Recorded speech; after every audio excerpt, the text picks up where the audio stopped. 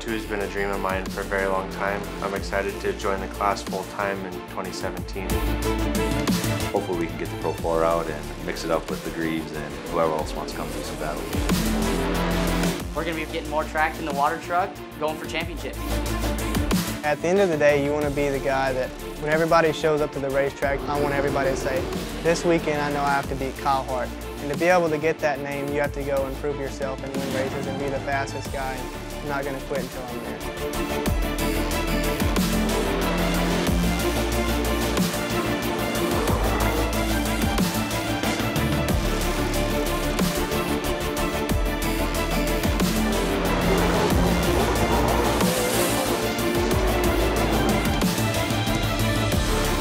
The overall future for off-road, it looks really good. We finally have a stepping stone of young guys coming up.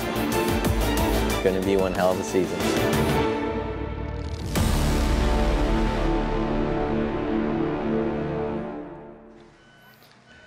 Welcome everybody, it's round 7 of the 2017 season for the TORC, the Off-Road Championship Series presented by AMSOIL. It's the throwdown in the UP, and we're going to have a blast this weekend. Mother Nature has agreed with us today. Maybe in the low 80s, maybe a little bit of rain later on this afternoon, but right now it is pristine. My name is Scott Rain, and I'm joined right here with this guy. If you don't know him, you don't live in Bark River or Escanaba or anywhere around this UP area. Brent Smith, welcome home. It's awesome to be here, especially to be right at my hometown track, and beautiful day. I mean, for the amount of rain we've had in the last couple weeks around here, the track's shaping up beautifully, and we're going to see some great racing here in Bark River. Well, let's now meet our third member of our broadcast team, Tiffany Stone, who's down at the podium with, I think, is the best job of the weekend. Tiffany?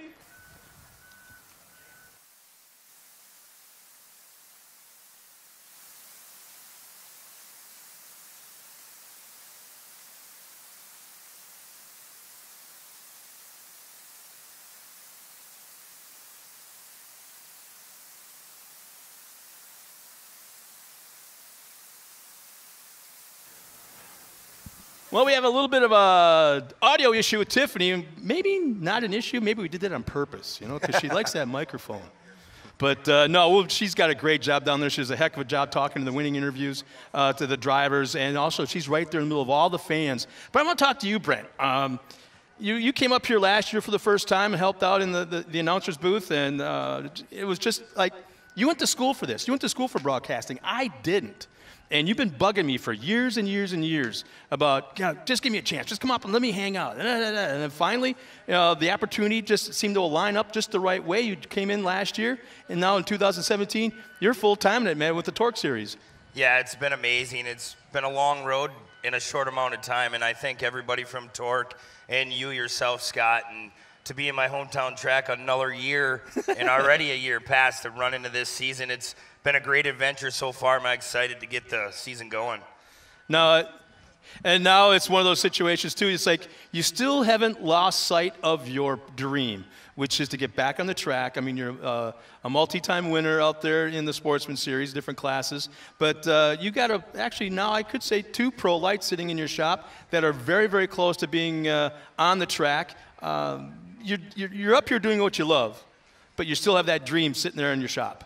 Yeah, and I would love the end of both worlds, like the best of both worlds. Like, I want to race, I want to do this, and this like fell into my lap, and I enjoy it. I wanted to get into something that I went to school for, but it's been a passion and a dream with me and my brother, and everybody's always like, when are you getting that pro light done, And I'm like, I'm too busy announcing. But I want that opportunity, but when it comes, I'll be ready for it, and I want to get all my ducks in a row and come out and swing. I mean, we've been proven winners. We just want a chance, and that's what I'm here to do, and I want to do anything to be around the best sport in the world. Well, what's kind of neat also about Bark River is the fans.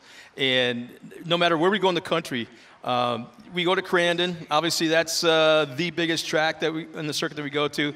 And that's just a flat-out, no doubt about it, 100% party atmosphere. And, oh, yeah, there's off-road racing going on as well.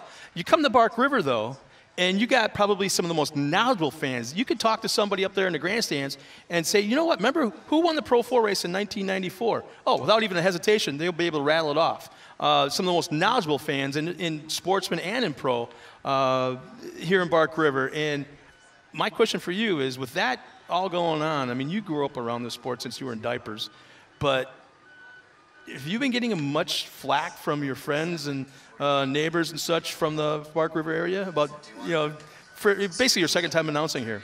Yeah, they always give you a hard time, but it's like anything. It's a job, and I love to do it. And I can come to work every weekend and get to announce with you. And to me, I say it all the time, the best sport in the world, because I'm brainwashed with this short course stuff, and I live my life to try to make my dream happen. And a lot of kids don't get the opportunity to do it, but I think I'm on the right path. So. Well, and not only that, but it's like you, your brother have been like knee deep in this, and then your family as well. Every once in a while, you have your mom up here singing the national anthem a lot over the years. Everybody comes here, everybody. Yeah, it's a big family-based organization. I mean, the Bark River Lions Club do a wonderful job, and I always tell everyone, it's a TORC family. Like, we all get along, and it's amazing what it's come to be, and it's exciting to see what's going to go on this weekend. Well, you know what? It sounds like they got everything taken care of. Let's go down one more time to Tiffany Stone. And Tiffany, welcome back to Bark River. No. In fact, let's go down to, ladies and gentlemen, let's go right into opening ceremonies. Let's go down to our podium and our opening invocation with our Racers for Christ representative, Jay Schaefer. Good morning, ladies and gentlemen. As Scott mentioned, my name is Jay Schaefer. I'm the Racer for Christ chaplain here, and we're going to have a service tomorrow morning at 7 in the bleachers. If you're interested in coming, that's an hour before the drivers' meeting. If I could please have you remove your hats and bow your head now as we pray to the good Lord. Heavenly Father, thank you so much for the Bark River Lions Club, for all the efforts that they and the community put together so that we can have this wonderful day here today. And thank you, Lord, for all the different groups and charities that they are able to benefit through this event throughout the year. Please, Lord, be with Whitey and Tom and Richie and Faye and Mark and the whole safety crew. Give them the ability to be there for the drivers when the drivers need them in an incident and keep them safe. And just thank you, Lord, for this entire weekend. Especially, Lord, thank you for blessing the Vandenhoevel family and keeping our friend Dan safe as he had his health concerns last week. And Lord, you're there with us. Please continue to be us with the Off-Road Nation throughout this entire summer. Amen. And now, ladies and gentlemen, please remain standing. Gentlemen, remove those hats. As once again, we are about to hear the greatest song in the world about the greatest country in the world. And once again, singing our national anthem this afternoon is Kendra Kleiman. Oh, say, can you see by the dawn's early light what so proudly we hailed at the twilight's last gleaming, whose broad stripes and bright stars through the perilous fight o'er the ramparts we watched were so gallantly streaming, and the rockets' red glare, the bombs bursting in air, gave proof through the night that our flag was still there. Oh, say, does that star-spangled banner yet wave o'er the land of the free and the home of the brave? Ladies and gentlemen, once again, Kendra Kleiman. She's just one of the many members of the Kleiman off-road racing team, as I guess you'd say her brother's right now on a 4-win streak in Pro Light. Once again, ladies and gentlemen, welcome to round 7 of the TORC Series, the Off-Road Championship Series presented by AMSOIL. It's the Throwdown in the UP. And welcome everybody that's watching us at home at TORCseries.com or on YouTube.com. We're going to have a great afternoon of racing, starting with the Sportsman. in the stock trucks. We haven't been running them all season long. They come out for Crandon and Bark River races, but this is the grassroots class. These boys, in fact, I believe this is where the first class you got into, Brent. Yeah, we started in this class in the 545 truck, and it was a good beginner's class, and now it's upgraded. I mean, more suspension, more travel. I mean, more ability to drive the truck, and you can't call them. Back in the day, they called them enduro. Now they're stock, and it's just a stepping stone to get into super stock or race every weekend, and it's going to be a good show. I'm glad we have them back this weekend. In fact, yeah, that's just like you mentioned, a stepping stone. You either work your way through the truck classes or through the buggy classes, and we're going to come out with later on this morning with the largest class. I believe 40 cars are out there in the light buggy division. Just astronomical numbers in that class, and very, very limited. And it's basically you can race on a budget. But the thing is, they run a restrictor plates. Everything is completely stock on a VW motor. But the thing is, your butt's only about 3 inches or 4 inches off the ground, and when you got 40 cars in a race, and I don't care how fast you're going, you're bumping and banging and hopping tires in that class, and it's got to be darn exciting. Chaos.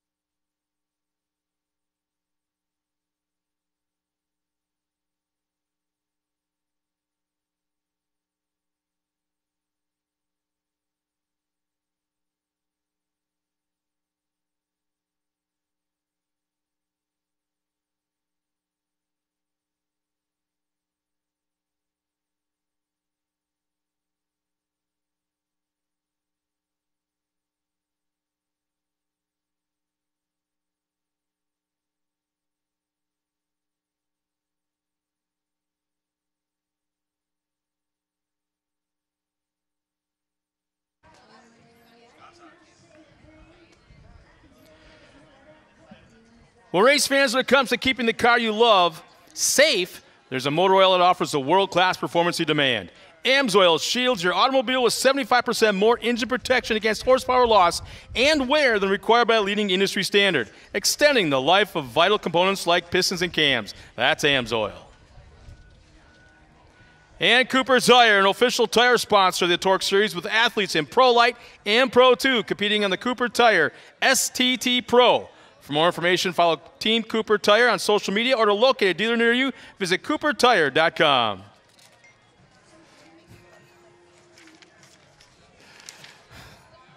Maxxis tires are trusted by TORC champions because our products take drivers to the podium year after year. Be sure to visit the new Maxxis.com or stop by the Maxxis support truck to learn more about Maxxis tire products, including the ultra-high performance passenger, trailer, light truck, and SUV tires.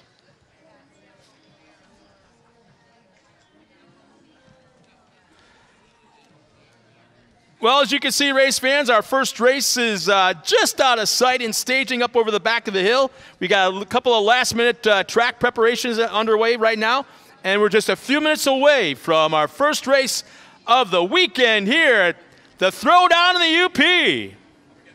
Oh, and by the way, you can't come out to Bark River without having the traditional Bark River Bloody Mary first thing Saturday morning. And in case you're wondering, yes, I do have one here at the table. Brent, I didn't get one for you. You're on your own. But this is, I want to say, like the 5th, 6th year I've been opening the place up. And darn good, by the way. Hey, we got a trucks on the track. And you know what, Brent? I'm going to turn it over to you right now because this kind of like is a little favorite of yours between this and Superstock. These are your boys. Starting on the pole in the Superstock division in the 520, Brad Millen. The 556 starting alongside of Millen is Mike Kirkham. 577, Ronald Kasiska. 545 of Jordan Fellens. In the 511 in the 5th position of Brandon Rouse. In the 6th spot, the number 566 of Gary Gottschalk. In the 7th spot, the 537 of Kevin Myers. Caitlin Wurzma in the 517. Starting in the 9th spot, Stan Wood. Dylan Sharkey in the 541. Starting in the 11th spot, Dylan Shannock in the 593. And rounding out our 13-truck field, Colin Witchman in the 515 and the 581 of Zane Roberts. Yeah, how about that? Zane Roberts out there in the 581 racing against his son, Dylan Sharkey. It's been a while since we've seen Zane out here on the track, but kind of neat right now. We got a father-son race team out there. Actually, I don't know if they're a race team per se as much as they're racing against each other right now. So keep an eye on those two if they ever come together on the racetrack. Between Zane Roberts and Dylan Sharkey, it can be kind of maybe something fun to watch. As you can see, they're ducking now. They're just past, it looks like the cemetery turn. Aimed their way. They'll get a full lap recon. As this track has changed a lot in the last 3 days. Gone from very, very soupy, very heavy, where you couldn't even get on the track with the equipment to work on it like 2 days ago, to yesterday in practice, we had dust on the track during practice sessions. And now this morning, absolutely perfect track conditions. Yeah, it's amazing the amount of rain we have had in the Midwest, and the Bark River crew did a great job, them and the Lions Club, to turn in this track earlier this week, and they worked with the weather, and now you can see that this is what you want to see on a beautiful Saturday morning, and it's going to dry out fast, and hopefully the moisture stays in, and we're going to have some great racing. Well, the track crew between the Bark River Lions Club and the staff and Jeff Nordstrom and his crew, you can see just the small army of heavy equipment out there. Once the race is done, they'll zing out on the track, take care of things where it needs to be done, throw down some water, and we talk about this at Crandon all the time. They stay on top of it. Yep. Once they lose the track, and it'll dry out some, but if it goes beyond drying out, you're never going to get it back without disking it up and really plowing the thing up. But it looks like we're getting ready to take the green flag. Face Desney's right there by the TORC starting line. There's the green flag. First race of the weekend is underway. Once again, welcome everybody to round 7 of the Off-Road Championship Series presented by AMSOIL. Stock truck. Green flag into turn 1.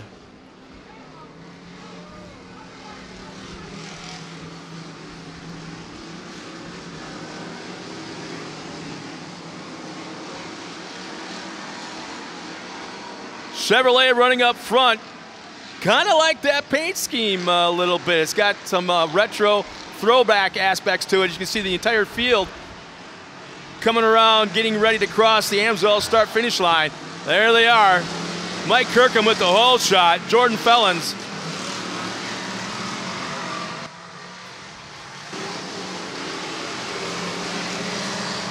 Yeah, it looks like Fellens out to a great start. Track really nicely in the back by the cemetery. You can see that later on you're going to see a lot of developing, a lot of inside line. It's going to get a big rut, and you're going to develop a cushion far left. And those guys, you don't want to, once the blue grooves get down on that bottom, you'll just sit around and spin. Yeah, you can see right now. The first lap or two of this race is where you're really, it looks like dust, but it's not. It's just really heavy, fine mud, just a real fine gravel almost being kicked up into those trucks. And that's like getting punched in the chest. Yeah, 5-gallon buckets at a time.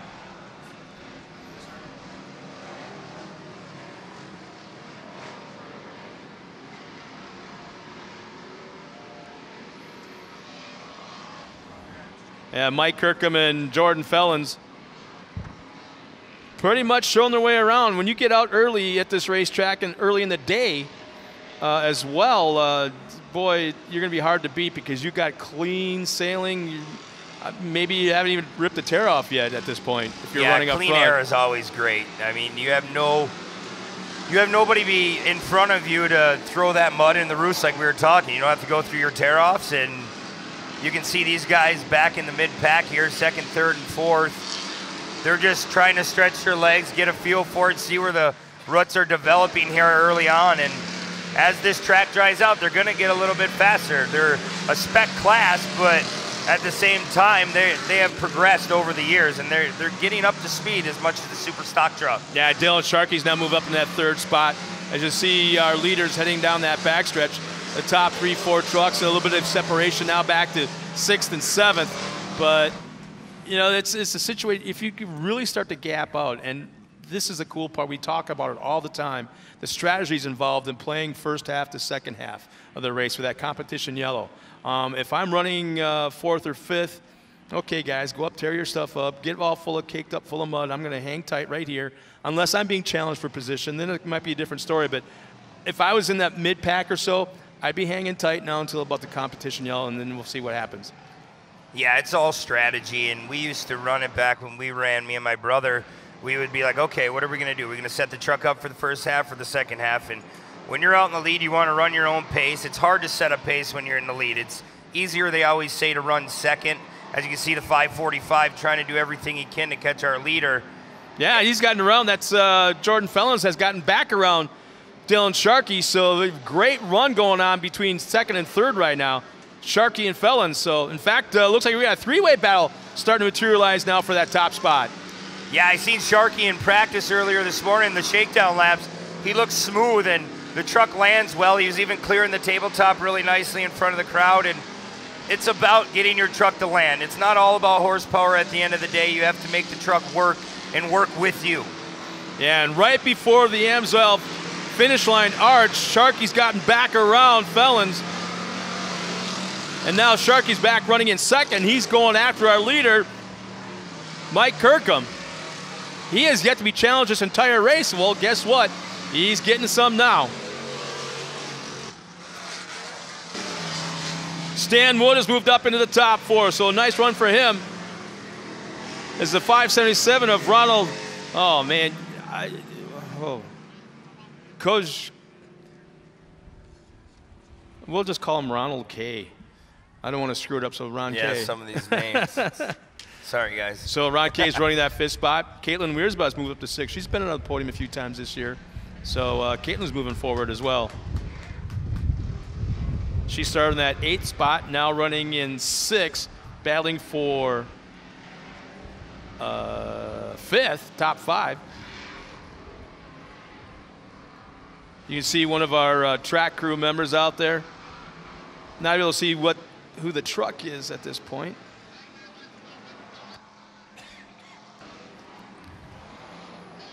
I believe that's just past, just out of sight to the, your right side of the grandstands there. There's the downhill section past the TORC starting line. Good Sharky look goes at by. Shannick. Yeah. I'm sorry, Shannick, yeah. Yeah, Shannick. Awesome camera views we have throughout the whole facility. Yeah, they're all over the place. Later in the day, that hill is just going to be one spectacular view.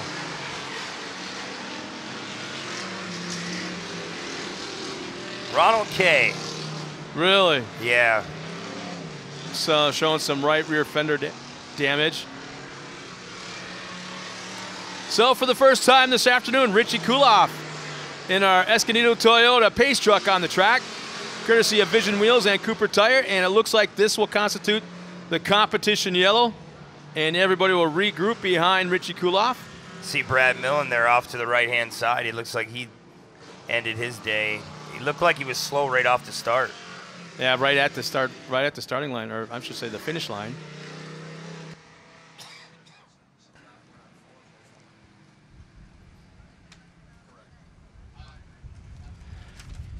Well, I got to throw this out there to one of our characters of the TORC series.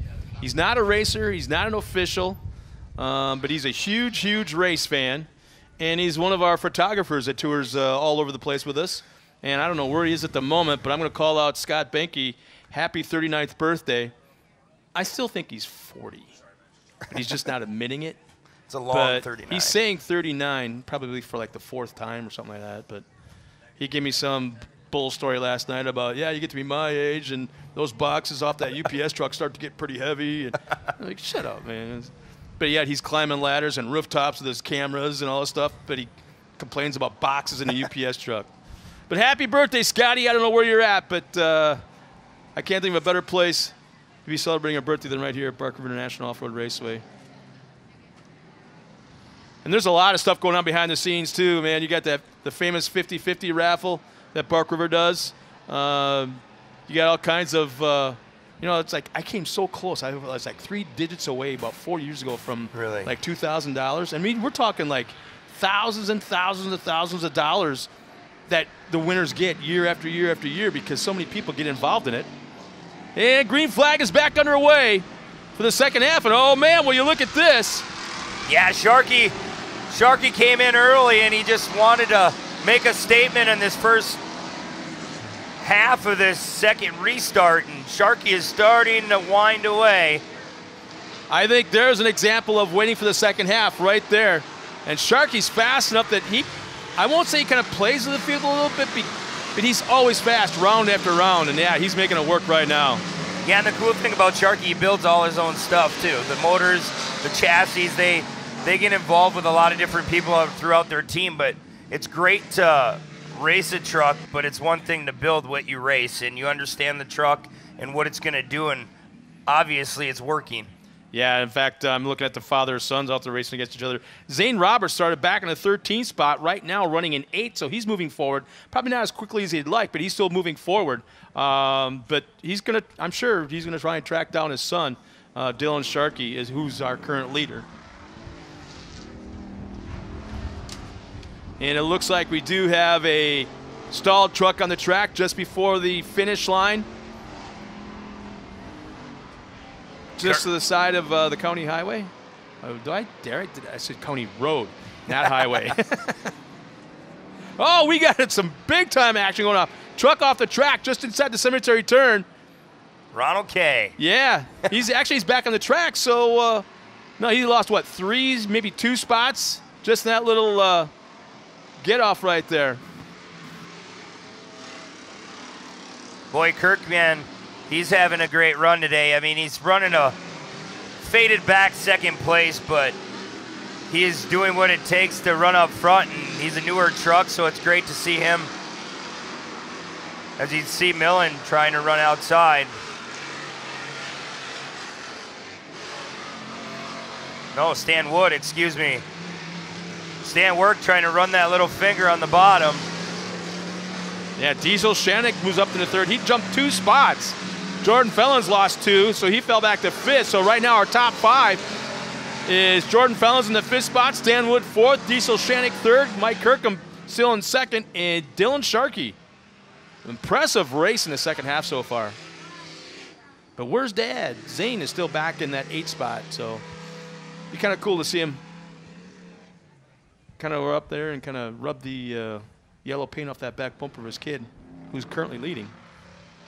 Oh, no, I should say yellow bumper. No, Dylan's been at this for a little while.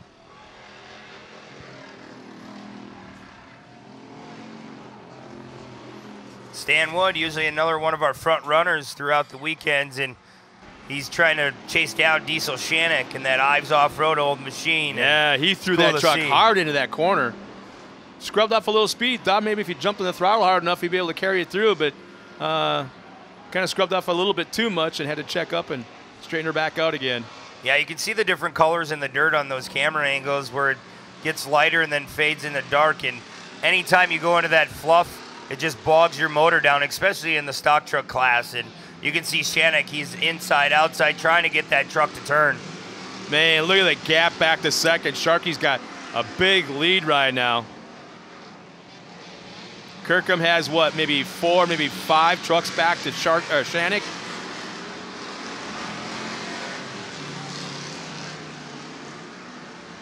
Yeah, I like the back of his head.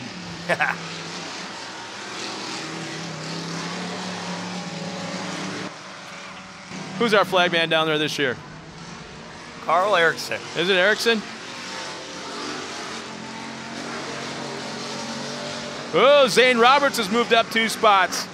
So Zane Roberts is up into 6, having started 13th, so he's having a nice afternoon.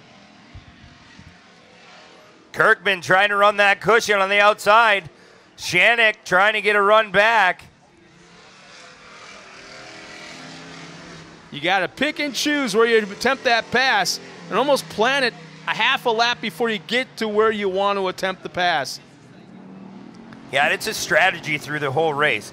If they say you're going to plan a race out, well, you can throw that out the window. I mean, the minute the green flag comes, and once you're running, you already should know what you're doing, and a lot of these guys really do, and they catch on to it, but you want to hit your marks, especially on Bark River. It gets to be about a line and a half, and if you can get out in front of that guy and make your pace on track, you can get that clean air and run away and hide. And as Shannick is nowhere to be found on camera. Yeah, you got Kirkham, Shannick, Stan Wood, Jordan Fellons, all battling for that second spot. Kirkman, Shannick, Wood, just trying to run each other's pace, but yet you're getting to the later parts of the race. White flag, as I'm saying, coming out this time by. Don't get no later than that. And look at the 4 trucks battling, actually struggling, it looks like, to get through that little bit of a rhythm section, that double area, right before the Amsoil finish line. So right now, Shannick's up in that 3rd, Stan Wood falls back to 4th. Fellons is right there in that 5th spot, but we got 4 trucks battling for 2 podium positions right now. But we've seen this at Crandon, Scott, in the stock truck class. There was 5, 6, 7 at one time going at it. And it shows that the class reps are doing their job to keep the trucks equal, other than our leader. You know, we talked about, they're doing a wonderful job. We talked about how at the start of the race, obviously all the trucks together, then about halfway point, they kind of gap out. And what is it with the whole, what do you say, the yin and the yang of the thing, where all of a sudden towards the last 2 laps of the race, they all come back together again? What that, I've never been able to figure out that dynamic. And here it is, we're seeing it all over again.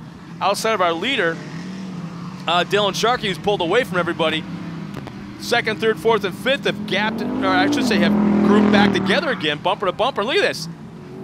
Yeah, Shannick looks like he's a little bit faster than Kirkman, but if Kirkman can run his line and don't hog your line, but just run your own line, it's hard to get around here at Bark River. Oh, you're making that truck as wide as possible right now. You're blocking, without a doubt. If he's just a tick faster, you're making that thing as wide as possible. There ain't nothing. Especially on the final lap on the white flag. Yeah, it looks like Kirkham just for a moment. He's got that inside line opened up.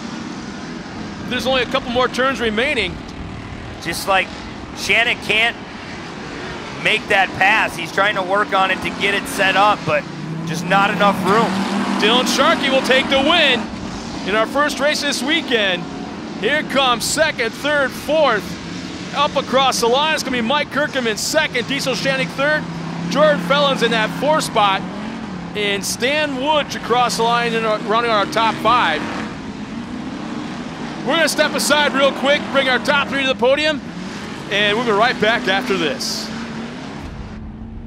it comes to guarding your engine, AMSOIL offers the next level performance enthusiasts demand.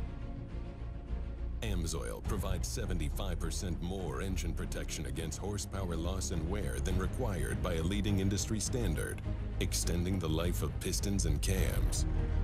Give the vehicle you love the above and beyond protection it deserves. AMSOIL, devoted to protection.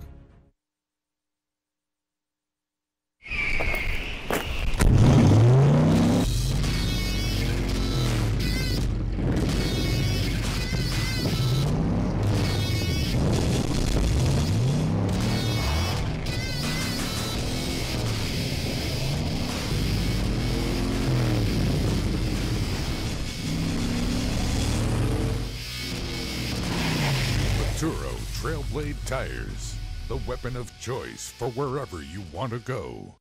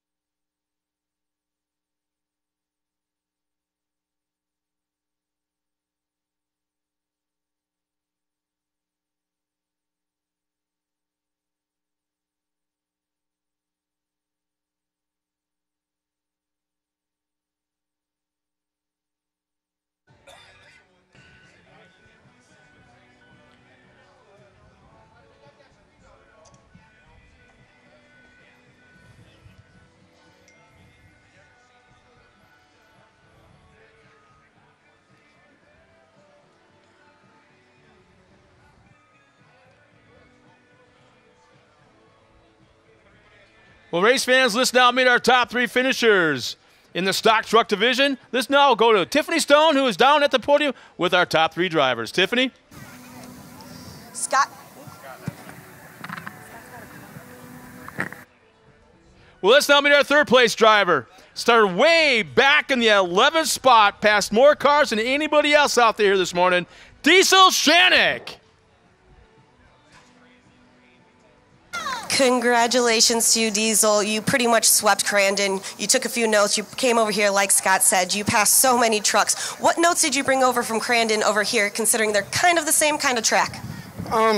Just to stay out of trouble is the biggest thing. You know, there's a lot of rookies in our class, and starting 11th is very hard to work through the field without getting tangled up with somebody. So we ran a good race. We wanted to get on the box, and so here we are. I'd like to thank Big Iron Equipment, Cold Iron, L&L Propane, Lunderville Steel for helping our class out, Tyree Lights, everybody else that helps us out with sponsorship, Napa Auto Parts, especially my crew. We wouldn't be here if it wasn't for them guys. They work on this thing all the time for me, and I can't thank them enough. So this is another one for you guys.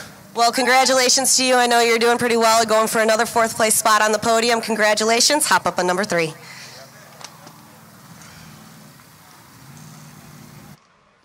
And let's now meet our 2nd place finisher, starting that 2nd spot on the front row, the 556 of Mike Kirkham. Congratulations to you, Mike. I was just asking how you're doing. You said you did a great job. When you're going out there determining when you want to pass, how many laps, how many turns are in your mind before you determine where you want to pass? Yeah, I really count on my crew chief, Zach Barron. He's always talking to me what's going on, because when you're out there, it's your head spinning. I mean, you got so much on your mind. So I just rely on him. I don't even know what lap I'm on half the time. What was your spotter saying to you when you were pretty much trying to get up into second? You see that Dylan had pulled away a little bit, but you knew you got a little bit of fight in you. Yeah, he said just hold your line, and he said there's a guy behind me and just hold your line where you're running. That's what I did, and it paid off. Oh, I want to thank my sponsors, Napa Auto Parts out of Rhinelander, P. Dank, Launderville Steel, a lot of my family, Trent Johnson, my mom and dad. A lot of late nights in the garage to get here. Well, you've done a great job. I know 2nd place podium isn't particularly where you want. You're going to go back, take some notes, hop up on number 2. Thank you.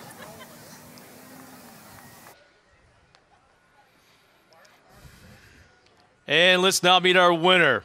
For a while there, I was hoping for a father-son battle up front, but Zane Roberts came a little bit short. But you know what, Dylan? You had the fastest lap of the race by almost a full 1.5 seconds, taking the win this morning. Dylan Sharkey! Congratulations to you, Dylan. Like Scott's saying, you're the fastest out there. Your shocks are pretty much dialed in for this track right now. How difficult is it racing with your dad? Do you put any of that into mindset, or you're like, he's just another racer right now? As of today, he's just another guy on the track. I could drive through him and he'd get over it. With your shocks being dialed in, do you prepare for the second half of the race or the first half? Because you pretty much pulled away right off of the start. I knew I had to get out front right away. Clean air is always easier to drive in. And the manual transmission is paying off. This is a driver's track, as you know. So, I mean, get out front, run your lines, and you'll do good. I'd like to thank Launderville Steel, Buffalo Wild Wings, Parsons, Hilltop Auto Salvage, TRW, Dunright, and my family, Grandma, Grandpa at home. They do everything for me, so thank you guys. Well, you've done a great job. Hop up on number 1. One more round of applause for these guys right here, and back up to Scott and Brent. Once again, congratulations, guys. I'm just wondering, okay, you got father, son out there in the racetrack, but then you got Grandpa and Grandma supporting him. Who do you think Grandpa and Grandma supports more, the grandson or the son? I don't know. You know what I'm saying here? But nice job, guys. Our top 3 finishers, once again, Diesel Shanik, Mike Kirkham, and Dylan Sharkey. As we get ready for our next race, we'll step aside one more time. We'll be right back.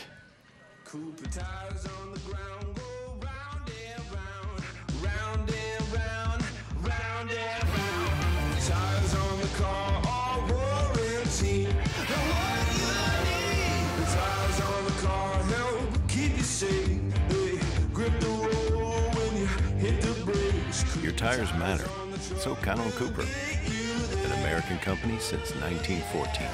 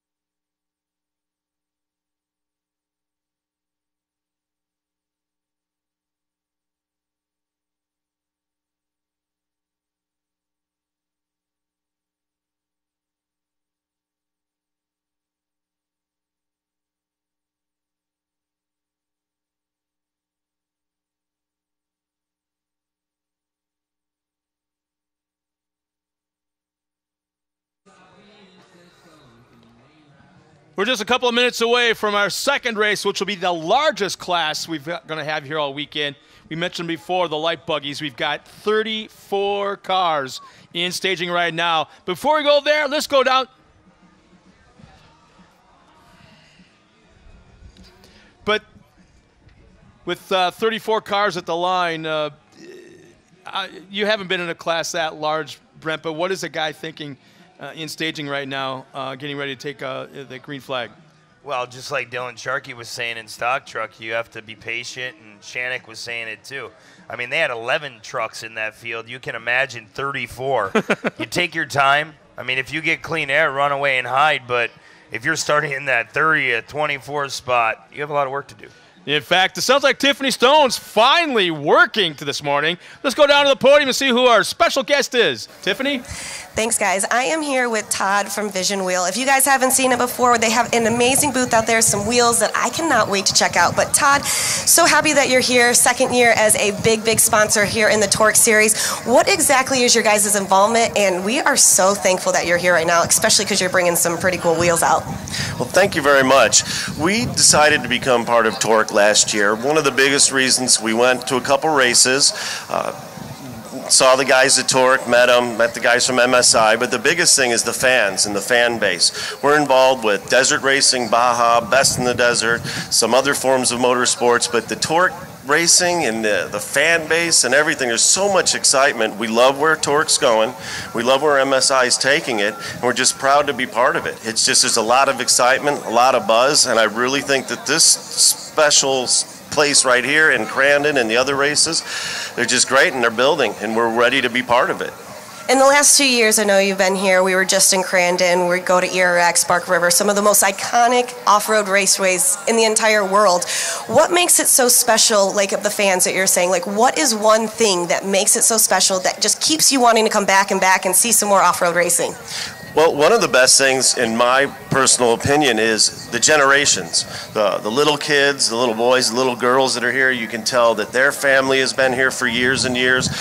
Some are third generations. I'm pretty sure there's probably a fourth generation involved somewhere. And just to see the look in their eyes when they see the trucks, that's one part of it. The other part of it is walking through the pits, shaking CJ's hands, shaking Keegan's hand, that generation, their fathers, Jeff and Johnny and Ross and Scott and Chad, and I could just go on, and all these guys that are very warm, accepting people. It's just great because they're just like you and I, but they drive really cool toys, fast, and everyone loves to get invited or get excited about watching them. So that's the big thing, is just to see it's a pretty big family environment.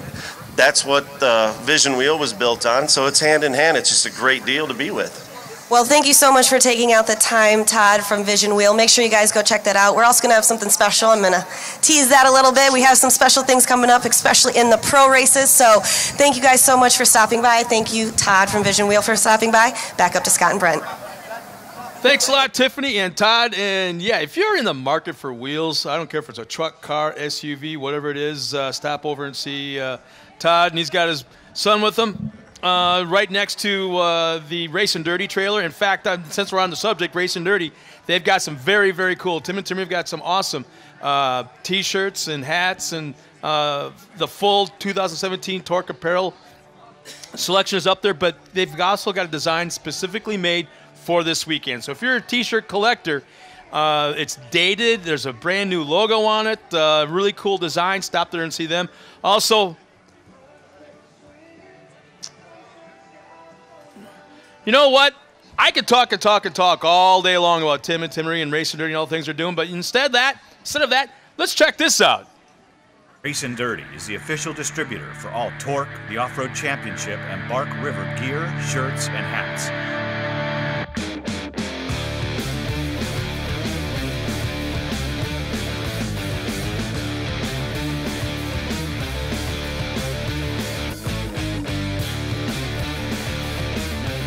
Check it all out at the south end of the grandstands between races. You can't miss it. And online, hit up raceanddirty.com, where to go for all the best gear. Thank you for supporting TORC, the Off-Road Championship. Yeah, I forgot to mention a demographic that they have also over there. Not only men's, women's, but also newborns. So you need to go over there. Some very, very cool, some funny. Tim is like a mad scientist when it comes to the phrases and the thoughts and everything you see on those shirts, but does a great job. Well, ladies and gentlemen, on the track right now, we've got 34, the largest class of the weekend, light buggies.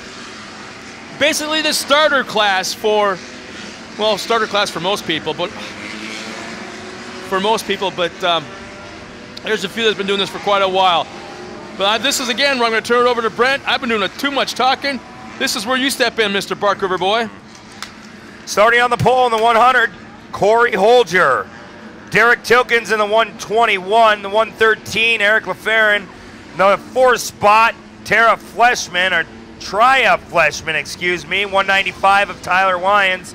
The 177 of Colin Schultz, Todd Limke in the 109, Dylan Morcourt in the 122, Billy Booth in the 151 in the 9th spot. 172 of Greg Stingle in the bright orange car will be starting in the 10th position. Bo Ambo starting in the 11th position. Jake Nelson in the 141. Sean Stringstro in the 117, the 129 of Connor Schultz. Tom Benevenuti in the 156. Scott Booth, the 134. Starting in the 17th spot, Hunter Tingley, 147, Ryan Josh. Kyle Penatinuti in the 20th spot. Kara Graff in the 137, the 159 of Chad Moenberg, the 145 of James Thompson, the 24th spot, Brandon Graff, Stephanie Padel in the 25th position, the 173 of McKenna Edvik, the 27th spot of Adam Limke, and the 28th spot of Barry Wallen. In the 29th, there's a lot of cars. Pete Delory in the 199. Allison Wanasega from Bark River in the 197. William Huntley in the 111. Jordan Hawkers in the 110. Jeff Fannin in the 152. And rounding out the 34-car field of Ryan Tredrow. And that's a mouthful. We've already started racing, and here they come as the clock will actually start right now as they cross the Amsoil finish line. And we got Derek Tilkins with the whole shot started on the outside of row 1. Corey Holcher, Tracy Fleischman, Colin Schultz, and Eric Lafreniere starting in the top 5. So that's how they are across the line. And now they'll start to dice it out. And we talked about this earlier where, you know, the limited, just about, they choke everything. Suspension, the motor, the carburetor, everything to keep it limited, keep it economical, and keep those speeds down. But your butt's only about 5-6 inches off the ground, and look at all the cars. It's got to be exciting as a driver. Yeah, a lot of people look at them and go, they don't look very fast, but get yourself, your butt that low to the ground. It's like an overpowered go-kart, and I was able to drive one at one time just practicing it, and it's still pretty fast. So, I mean, these guys, they know what they need to do, and you have to hit your marks like you said about having stock suspension, stock setup. You can't over-rotate just like that, our leader, because you lose 3-4 spots in a class like this with limited power. Yeah, they're basically, when you got 34 cars, they're pretty much nose to nose to nose to nose all the way around this racetrack as Derek Tilkins has the whole shot. It looks like Holter, yeah. Holter's moved up to that 2nd spot.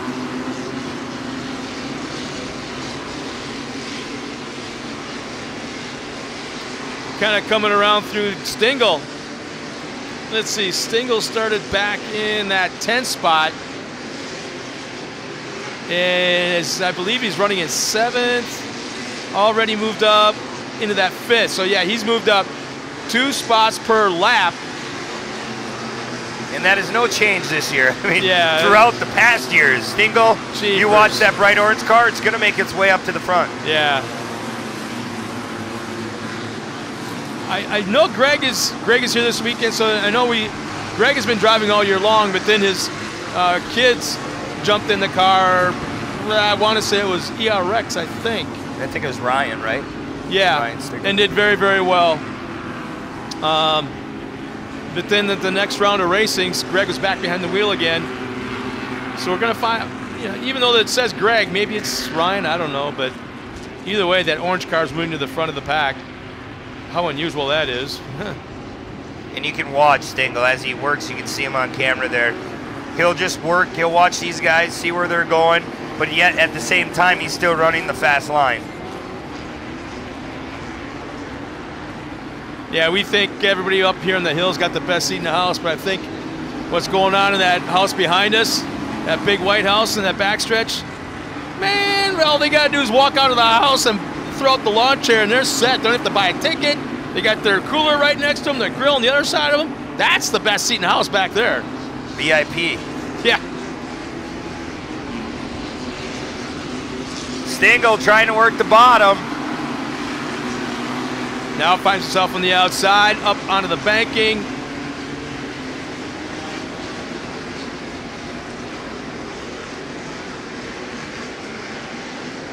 Yeah, Derek Tilken still maintains the lead as they come across the line. But, yeah, it's Court. So I'm not sure if it's Corey or Ed that's running today for the Holcher car. I think it's actually Corey. But Colin Schultz, Stingle up into fourth. Tracy Fleischman falls back to the top 5. Tyler Weens, 6th. Bo Ambo, 7th. Todd Lemke, 8th. Eric Lafreniere falls back to 9th. And Dylan Marquardt in the top 10. And there goes Stingle. Stingle to the bottom. Coming back towards the hill. Stingle kind of trapped in that, which would be the second spot in that little group of cars. I love the social medias. Right now I'm getting messages by Kirk Kowalski. Man, Kirk, how come you're not here, man?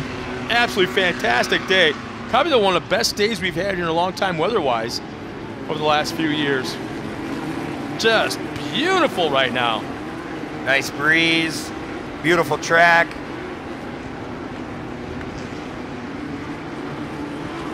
An unlimited number of light buggies. Yeah. Colin Schultz gets hung up on the outside, up in that fluff through the cemetery turn. He'll lose one spot. Again, Stingle now, I believe, up into the top 3. It's hard to tell orange from that background and that dirt, but yeah, there it is. So Stingle now up into 3rd. Yeah, he just picks away. Man. You see it throughout the year. He just we picks need to away start day calling by him day. Shark. Yeah, exactly. Hammerhead or something, you know, great white. He is like a shark in the water, just, and it's every single round of racing, no matter where we are.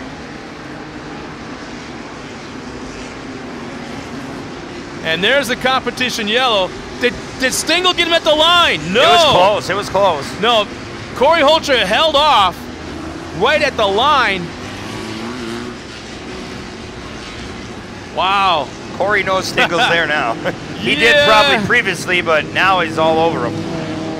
Holger, he wants that spot back. Yeah, right now. See, what a lot of fans don't know, A, is that all the drivers have radio communication with spotters. So they have a radio inside their car, but they also have what's called a B. What the heck? What exactly are they called? Like a radio. They're about the size of a Bic lighter kind of thing almost, or a butane lighter. But that's also connected inside the car. So that's a listen-only receiver radio. And that is so USAC officials, race control, can talk to the drivers and tell them bad, you know, not good, don't do it again, or just some informational stuff. But the drivers cannot talk to USAC. So I think what you saw just for a moment there was between Corey Holcher and Greg Stingle, that you saw them side by side just past the finish line, trying to figure out, because they didn't know who crossed the line in front of the other. Yeah, it's hard to tell. So at a moment like that, that's when USAC jumps on the radio, tells these guys who had second, who had third. And that's what you can saw. see, look at Stingle, he's still undecided. I think he's decided. He's just like dicking around. Yeah, he's ready to get this restart underway. And well, here's the thing to keep in mind too. Yeah, they have to be bumper to bumper, nose to tail. They can't kind of take a peek to the outside or the inside. They have to stay directly behind the car in front of them until they cross that starting line at the restart. Yeah, they have to wait to shake it all out. And Stingle, I can guarantee he doesn't like that idea. Well, you're going to see probably coming back into turn 1 how big this first lap on the initial restart is. You know what? I don't think Stingle is worried one bit. I mean, he's tracked his way through the field. I mean, keep in mind, he started in that 10th spot, and right now running 3rd. It sounds like he's only moved up 7 spots, but he's done it so easily. And I'm being mobbed right now by Ricky Johnson. Hey, Ricky, how you doing, bud? Long time no see, man. Good seeing you, bud. I know, pal. So we got Kate Osborne, Ricky Johnson. And who's that guy right there? Who's that? Yeah? He's not even paying attention. Robbie's in the house. Yeah, Robbie Floyd's here. Green flag is back out. We're underway. Another great shot of Carl's back. Yeah. Oh, man, Stingle. Did he get caught napping, I think? No, he's still running that third spot. No, he fell back to fourth. Yeah, that's something like happened at the restart, yeah. He might have gotten caught with his fire suit down around his ankles a little bit. Tilkin stretching it out. Holger's starting to look on side of Tilkins. Really? Couldn't we all get in this shot, Brian? Couldn't we all just like get in this whole thing all together here? We got our TV crew up here, our producer. Come on, get everybody in there. We'll keep. Man, we got the whole bunch up here. We're back on the track. Derek Tilkins doing a heck of a job. And you know something? You really got to throw it out to Holger right now, as he's had one of the best in the business come up there and basically bump him the back bumper a little bit on and off, and he still stayed strong, still kept his head on his shoulders. And maybe the second half isn't going to be quite as easy for Stingle as what we first thought. Could have woke up Holger a little bit too. I mean, anytime you see Stingle on your back door, and these leaders, they're running fast. Holger, Tilkins, Stingle is going to have to put it together to run this second half and get back up to that top three. He's been running through the pack so much, I'm wondering if he's got a snoot full of mud in his helmet and has vision problems. Yeah, you could have something with this kind of track conditions, yeah. I mean, the track is perfect. Yeah, Stingle, he's slowing down a little bit. Boy, Holger has... Who is that behind Holger? Hey, Robbie, don't even get a high five? Nothing?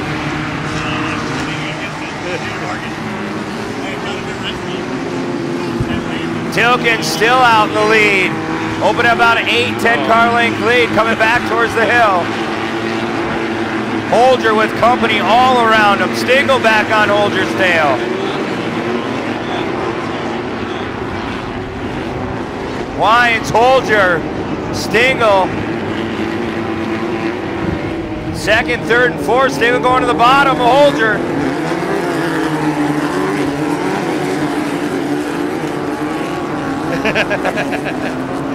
Hey, we like to have fun up here. Man, what a great crowd here watching the second race of the morning. I love this track. I love this area. The people are fantastic, but my Bloody Mary's empty. I don't know about you, Double O, but I need a refill, brother. Wow, where did that come from? Double O back there's got a spray can of whipped cream. I don't know how that goes with Bloody Mary, but no, we got some great racing action. Stingle's moving his way back into third right now. Haven't gotten around Colin Schultz. And it's tight racing, man. This is probably one of the best races we've had in light buggy all season long. Boy, give props to Tilkins running up front. Like you said, he's got the best in the business, charging in that third spot. Don't take nothing away from Tyler White. He's been in the class for a while and just trying to chase down Tilkins. If you don't make a mistake, it's going to be hard to follow or try to pass him early or late on in this race. Man, you can see right now Stingle in that orange car trying different lines. He's got the inside run now on Schultz, and he didn't shove him off, but Schultz gave him the line. And now we've got Stingle up into second. The white flag is coming out this time by, but a lap and a half remaining, and it's game on right now. Tilkins is about to get, in fact, he's getting it right now, a ton of pressure from Stingle. Stingle now going to the inside. And we talk about getting late into the race, how everybody just climbs back on top of each other, and Tilkins has a mirror full of Stingle. And there's a lot, I guarantee you this is a ton of radio chatter right now between the spotters and the drivers. Drivers are not saying a lot probably, but you know the spotters are just going off. If you're Tilkins' spotter, and if you're sitting in Tilkins' seat, you want to hear 9, 10 car lengths, but You can say all you want. He's right on the back door. If you're saying 9, 10 spots, you're a total liar. Wow. They wouldn't do that. Spotters? Oh, hell yeah. I'm telling my driver running up front, keep that inside line. Don't open up the inside, because that looks like where Stingle's looking. Yeah, he's not gonna working bother that the bottom. outside. Yeah. Now watch, he'll toe that. He'll take the outside line all the way around, but on the exit, right by the cemetery, he'll go to the inside. He's making a run.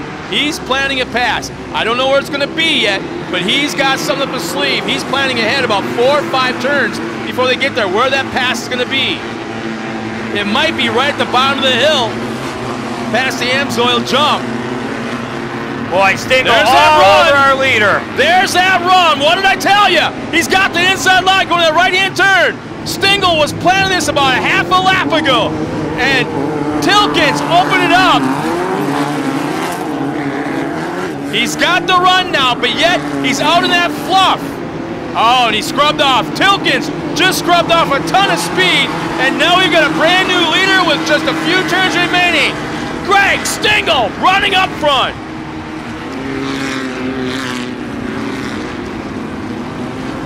Is he getting that predictable? Man, it's been pretty easy calling it up here early on in this season, and he just becomes dominant as he has been his whole life. But right now, Tilkins ran a flawless first half, flawless 3/4 second half, and got bit on the last lap. A flawless race minus 1 turn. Man. And here they come across the Yamaha finish line. Stingle will take the win. Tilkins second. Colin Schulz third. Bo Ambos, how about that? Who's in the top 4? And Corey Holster rounds out the top 5. That was a great race. Let's step aside. We'll be at the podium in just a moment. How about a few words from our sponsors? Work, race, play. Hey Steve, where you at? Experience clear communications through headsets or helmet kits. I'm up on the hill to your right. Oh, there you are. Talk vehicle to vehicle. Keep radio contact going. Copy? Talk to passengers. Copy that, I gotcha. And stream your favorite music. Complete communications for UTVs, base camp, toy haulers, or off-road vehicles. Rugged Radios, the authority in communications. For 41 years, winning drivers in all forms of motorsports have relied on VP Racing Fuels for leading-edge technology to optimize performance and power them to the winner's circle. Now you can get the same benefit with VP Additives, formulated for gas and diesel engines. It's race fuel technology for your daily driver and the perfect way to clean out your fuel system and put the power back in your drive. VP Additives are available at your local AutoZone store. For more information, visit vpracingfuels.com.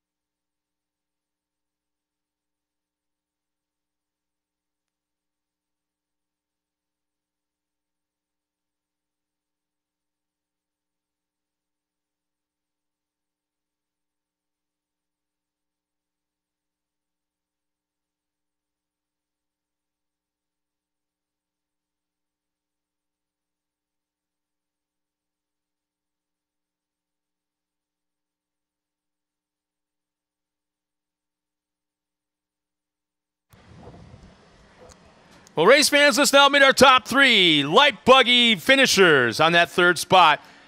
Man, a heck of a race, finishing 3rd in 177, Colin Scholes. Congratulations to you, Colin. You podiumed in Crandon 2nd and also took a 4th place. You've got this great momentum going on. Like I've said before, Crandon is very similar to this, most iconic over here. What is the most difficult turn on this track? Oh, definitely the graveyard turn back there. I kept losing all my momentum back there. That was mainly where Stingle passed me too at the end. And that's where I passed Holter to get into 3rd. So I want to thank Mikey Vandenhoevel for building me the fastest car. He's got most experience in welding and building cars, and we're definitely going to build another one for next year. So watch out. Well, you guys have heard it first. Watch out if Mikey is building that car for you. I mean, he's taking a race. He builds all the Flying Dutchmans. You got a great one. Hop up on number 3 right over here.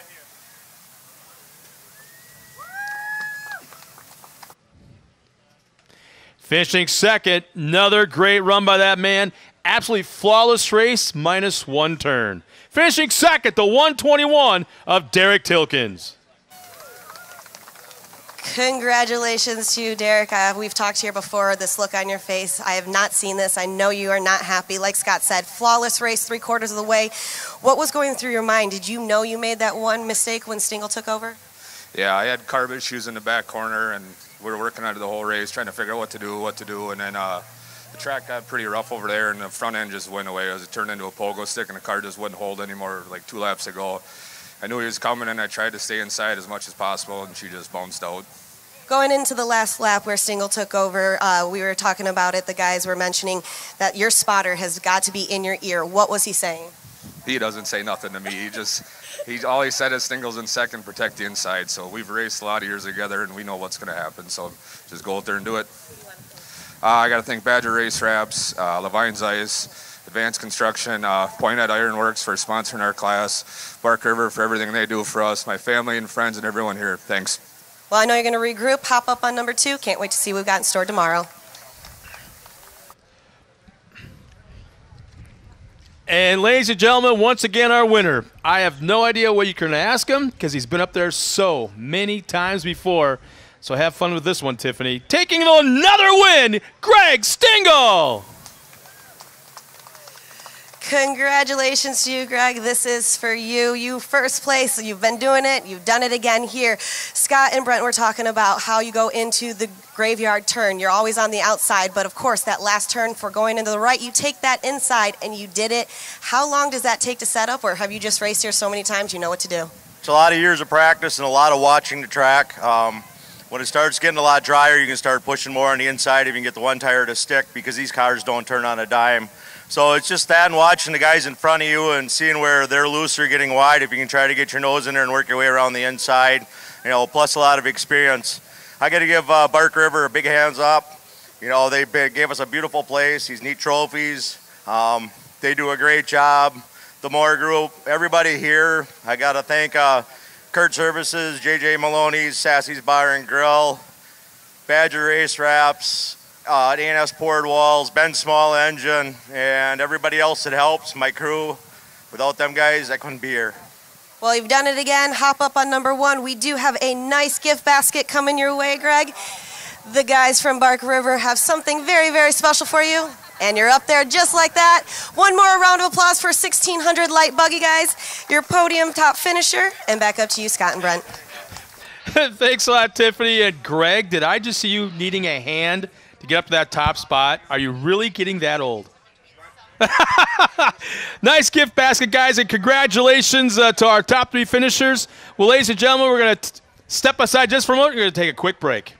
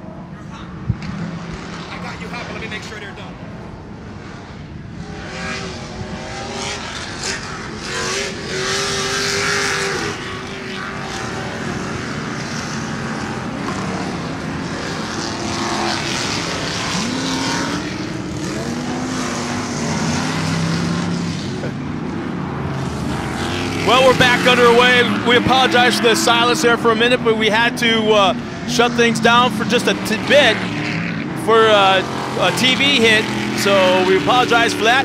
But we're underway with classics and Formula 4x4. The first green flag we watched was the Formula 4x4 class. The second is the classics. So as we got the classics in front of us, here's our lineup. We got TJ Ewert, the 620, Kyle Schneider in the 621, Aaron Conitzer and the Farmer John Conitzer looking, El Camino in the 640, Dale Chestnut, who is on a lifelong win streak in the 613, Cody Wood in the 603, and Jason Gee Jr. in the 655. In the Formula 4x4s in the 454 of Michael Platt. Ben Passa in the 474, Justin Monty in the 424, starting in the third row, Ryan Redmond in the 402, Andy Holtz in the 476, John Holtz in the 477, Troy Anderson in the 7th spot in the 473, and in the 8th spot, Dave Mia in the 475. So what you see in front of us right now is the Formula 4x4, the old Class 3s. How about this? Something is going on right now in the classics. For the first time in a long time, we've got Aaron Conitzer out in front of the perennial, lifelong. I don't think he's lost a race in 15 years, it seems like. Man, but he's 14, 15 man, in a row. Conitzer taking it to Dale Chestnut right now. Yeah, and we've seen Conitzer. We've seen him back at Crandon have a good run and then mechanical failure. So we'll see what happens today. I'm trying to see, we got a yellow flag out, but I'm not sure it's just for a certain zone or if it's a full course yellow.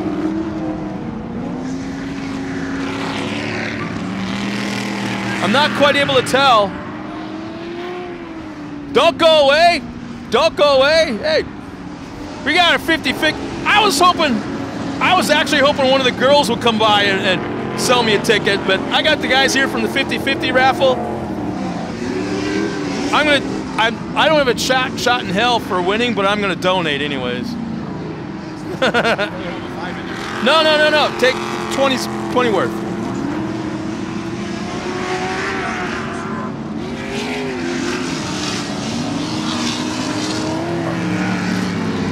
Oh. No, these are raffle tickets, 50-50, man.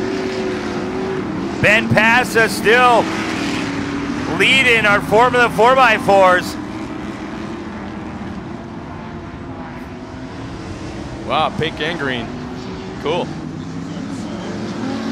2 years ago, I came 2 digits away. 2 digits. Thank you. Passa still leading. And that distinctive sounded 474.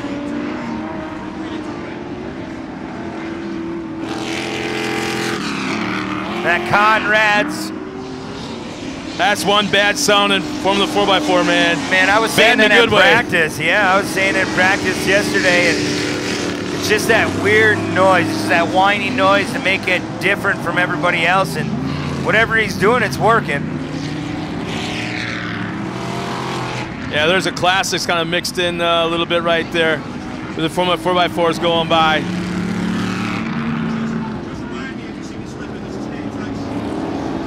Yeah, what a great crowd here. Once again, beautiful, beautiful weather. Barely a cloud in the sky as we're watching our leaders right now, Ben Passa and Ryan Redmond. Redmond having a pretty good last couple rounds of racing, running up front in the Formula 4x4. Yeah, he showed his strengths at Crandon and Passa. He's been fast all year long, and Redmond sending it off that top tabletop. I'm kind of glancing back a little bit to the classics race for the lead there. We got Aaron Conitzer, Dale Chestnut. They're actually 7th and 8th on the course, but running 1 and 2 in their class. So we got 2 classes out there running at the same time. And man, Aaron, his lap time was 137 flat with his best lap time, and Dale Chestnut's 137.7. So it's really interesting racing going on in the classics. As we're watching right now the Formula 4x4, that yellow flag is still out in that area.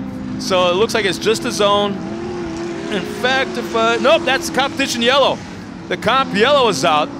So Richie Kuloff is out there once again. The simultaneous red and yellow flags being waved. as they go by personal close friend of Brent Smith here. But yeah, Redmond, though, early on in the race, you could see he was just pacing himself. Passes pretty fast, but if I'm Redmond right now, you have to learn, you have to sink in what you learned in that first half, where the track is the best. He's looking at the bottom right now. If you're in second, you want to go opposite where the guy ahead of you is going. You know in that first half you can run that pace, but now it's your time to shine. You have to put your gloves, throw them on the ground, and work towards that final couple laps here. And Passa, he's going to have his hands full. Yeah, I'm looking back once again at the classics. Our leaders, they're running 7th and 8th on the course, but Aaron Conitzer is running 1st in class. Dale Chestnut still 2nd in class, and Chestnut,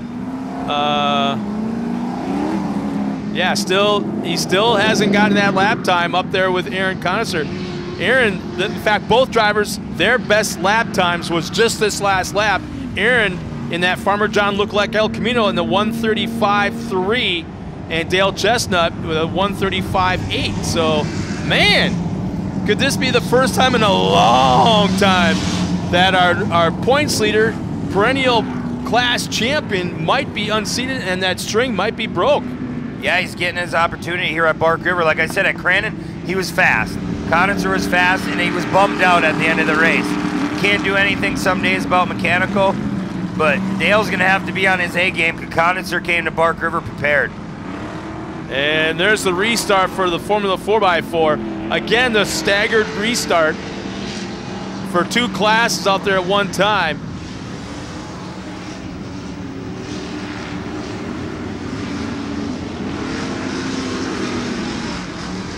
Yeah, Redmond out there in the former Keiko Formula 4x4. Still running Keiko Motorsports on the door.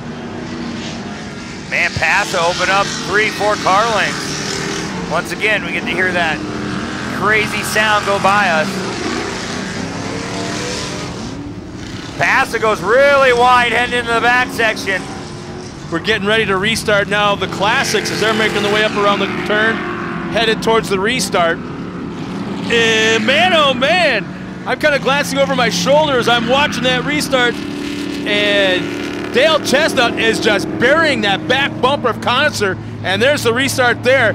Oh boy, just for a second there I thought we were going to keep on camera, but it looked like Chestnut was going to take a peek to the inside of Conitzer as they come to turn 1. Oh man, he passed in the air Ryan Redmond with an unbelievable move. Now our leader made the pass, started the pass in the air, completed the pass in the air, and landed and kept on going.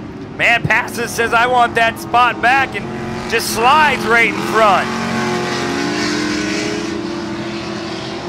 Man, Redmond, he used it. He seatbed Passa early in the race, check up every time he come to the hill jump. Yeah. And he took that advantage, but Passa, I mean, I think it woke him up. It was basically a yeehaw moment. Yeah. He's probably like, what in the heck? He just bonsai past me.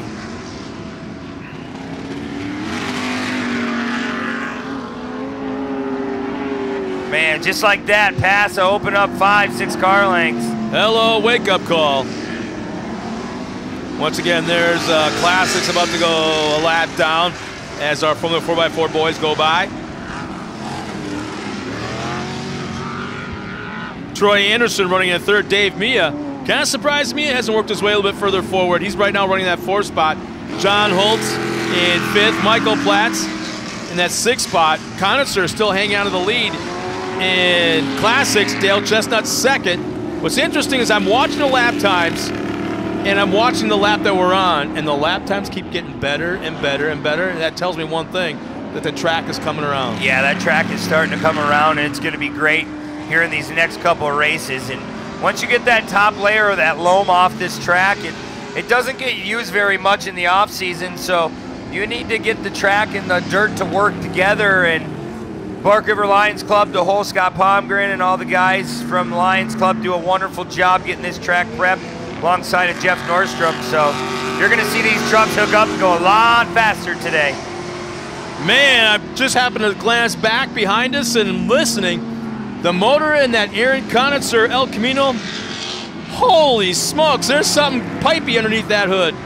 Yeah, As he he's still looks smooth. maintaining the lead. Yeah, he's still hanging on that lead, and the lap times are still getting better. Glancing back up to our Formula 4x4 leaders. Passa still hanging on to that top spot. And again, it looks like Redmond slowly whittling away at that lead. Yeah, he takes his time to get back up there. He's creeping up lap after lap, but Passa keeps making those mistakes, pushing wide in that loam. That's all he needs, one chance to slap on the back. We'll see if Redmond tries to go that bonsai move after the cemetery turn. Yeah, Redmond is pulling him in. He's got that anchor wrapped around that back bumper, and he is reeling in our leader once again. Like you said, a little bit at a time. But this coming up, this jump right now, this is where Passa checked up just a little bit, and Redmond, not so much last time by. Oh, just shy of 150 feet, which, by the way, was those signs that were in the background, the 100, 150, and 200 foot marker, provided by, what's that company called again? Little Smith Graphics. Smith Graphics, just down the road. A couple of signages. Yeah, I enjoy doing that. We have a good, fun time. It's always since I've been a kid. The fans want to see how far they're really flying, and they're give or take in the right positions out there. But we've seen trucks fly past that 200 mark in the previous years. So as this track starts to dry out, you're going to see the pro trucks, even in our pro mods, they're going to get some airtime off that hill jump. I'm kind of glancing at, once again, lap times. And both Chestnut and Conitzer in our Classics division bettered their lap times. But Chestnut, his lap time, 1/10 of a second back behind Conitzer. Passa with slower traffic ahead of him. See if Redmond, it looks like Passa's gonna get by on the inside pretty easily. See if Redmond can squeak through the door. You've heard a lot of guys talk about that cemetery turn is like the hardest one on the track. And when you were racing here, what did you think? Well, it kind of fades away when you enter. Before you enter in the cemetery turn, you want to try to enter a little middle of the track, if not a little bit wider. You want to exit on the bottom, but at the same time, the dirt is so loamy back there, it's unbelievable. Oh man, we got some big time action going on in Classics. Our leader, Eric Conitzer, goes around. Not sure if there was help or not, but now our leader is going to be, once again, Dale Chestnut. Passa still running out front. Passa still trying to get that truck to turn. Conitzer still sitting, pointing the wrong direction. Looks like his car is stalled. If he didn't have bad luck, he would not have any luck this year. It's a shame, but I'm sure he'll get it back to the pits and start wrenching on that thing if there's any mechanical failure on it, but I think he just looped it himself.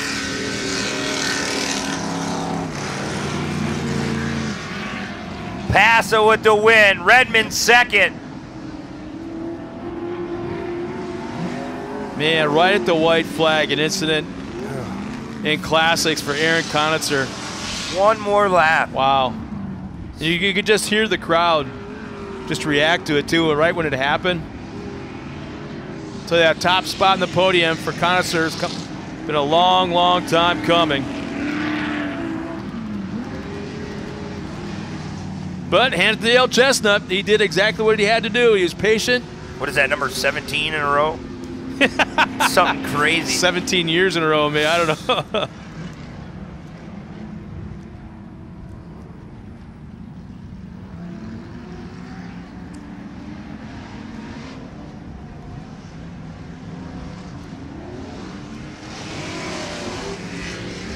Well, as the rest of our race crosses the line, we'll be right back after this with our winning interviews.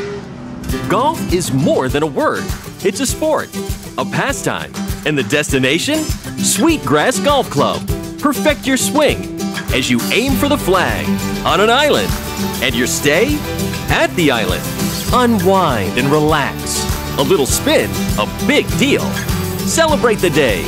All part of your total experience at the island. Stay and play Sweetgrass. Call 877-ISL-GREEN today. Born into a family of builders, Randy View has a long history in the building industry. He began his career as a builder, but life events moved Randy in a new direction, where he became a registered architect. With a passion for both building and design, Randy's dream became a reality, and View Incorporated, a design-build firm, was born. Design-build is a project delivery method where the designer and builder is the same company. This delivery method is growing in popularity for a few reasons. It saves our client time, money, and gives them more control over their project. At View Incorporated, we believe the success of a project relies on the details, and that's where we shine. We design everything in-house, from the architectural, structural, to the plumbing, heating, electrical, and civil. This results in saving both time and money because we are not paying multiple firms for design and waiting for that design. A design-build project is more efficient because communication and planning happens between just two people, you, the owner, and our firm. We specialize in commercial projects with an emphasis in metal buildings made with American steel. As an authorized Nucor builder, we design, deliver, and build from start to finish. We take pride in understanding every component of your project, considering your short-term and long-term goals. For example, with our metal buildings, we conduct a heat loss analysis and install a high-performance energy-efficient system to ensure that your investment provides long-term comfort and savings. Your project is our passion. Our goal is simple: to provide you the commercial space that you'll be proud of for years to come while saving time and money. Build it better. Build it faster. Build it with View Incorporated.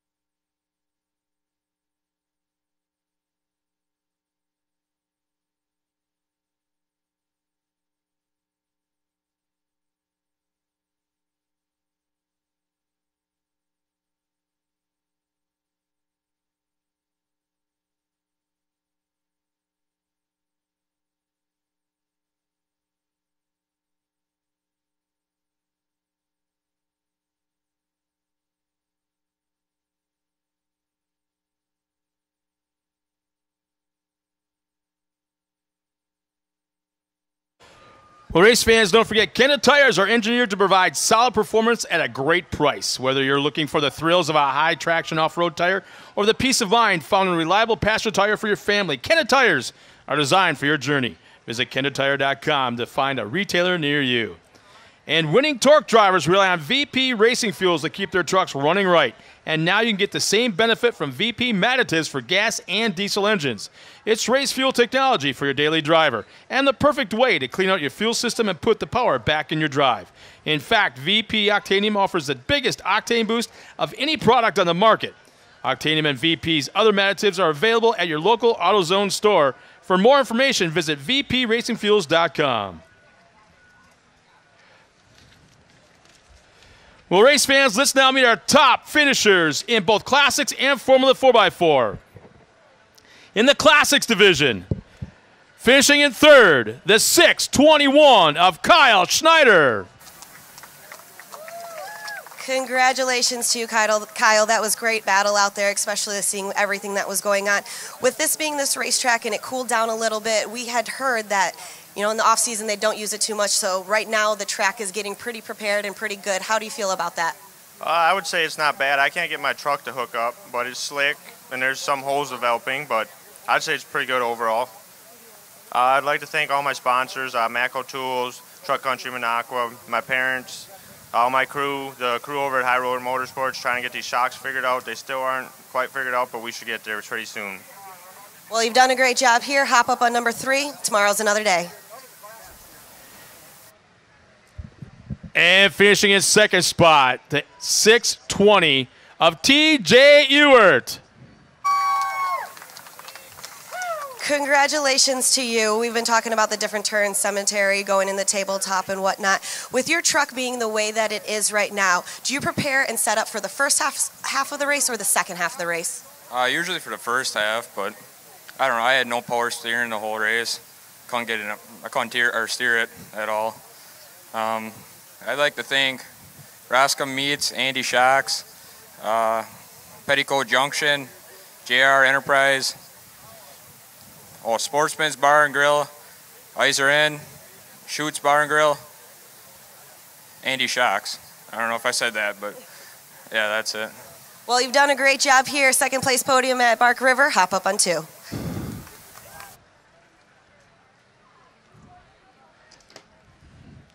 And once again, talk about a shark in the waters, man. Just biding his time, waiting for something to happen. And the experience really worked out this afternoon. Winning his 1,700th race in a row, the 6:13 of Dale Chestnut. Congratulations to you, Dale. Yes, this is the 17th millionth one in a row, and that woo every single time always still gets me. Aaron was a little bit on your tail right there, and you told me you were like, I had to wait till the perfect time. Are you waiting till the last turn of the last lap? What was going through your mind having Aaron on you that quickly? Well, Aaron pulled a really good race. I got hats off to Aaron. He drove excellent race, and I'm just trying to give him a little more push, and hopefully maybe he'd have a problem or make a mistake. And I'm not sure what happened, but he got into that tire, and we were on each other all the way to the last lap, and I thought, well, I'm running out of opportunities here. I'm going to have to take it, but I wanted to make sure it was good and clean because I didn't want to have any difficulties between us, and we've always tried to be good and clean with each other. So it's a great race. The track kind of changed towards the end, and it came around a little faster for us. I think a little faster for him maybe in the beginning. So. Yeah, you guys were pushing at like 130, 135. You were getting into the 135s as the track was going around. So who do you want to thank for bringing you once again on top of that box? Well, I think Thorough Tires working up and getting us here, putting on those Ultra wheels that are holding up flawlessly for us. ATD Transmissions, Off-Road Fraternity, AMS Oil, everybody else that gets us here, my family, my crew, the tracks, everybody that puts it on, all the workers, everybody like you. Well, you've done a great job. Hop up on there. One more round of applause for your classic top podium finisher and for the rest of the guys. Back up to you, Scott and Brunt. Once again, congratulations to Kyle Schneider, TJ Ewert, and Dale Chestnut again. Hey, by the way, you've gotten so many of those baskets, those crates over the years. Do you think I could get that one, Dale? Thanks, guys. Congratulations once again to our Classics top 3 finishers.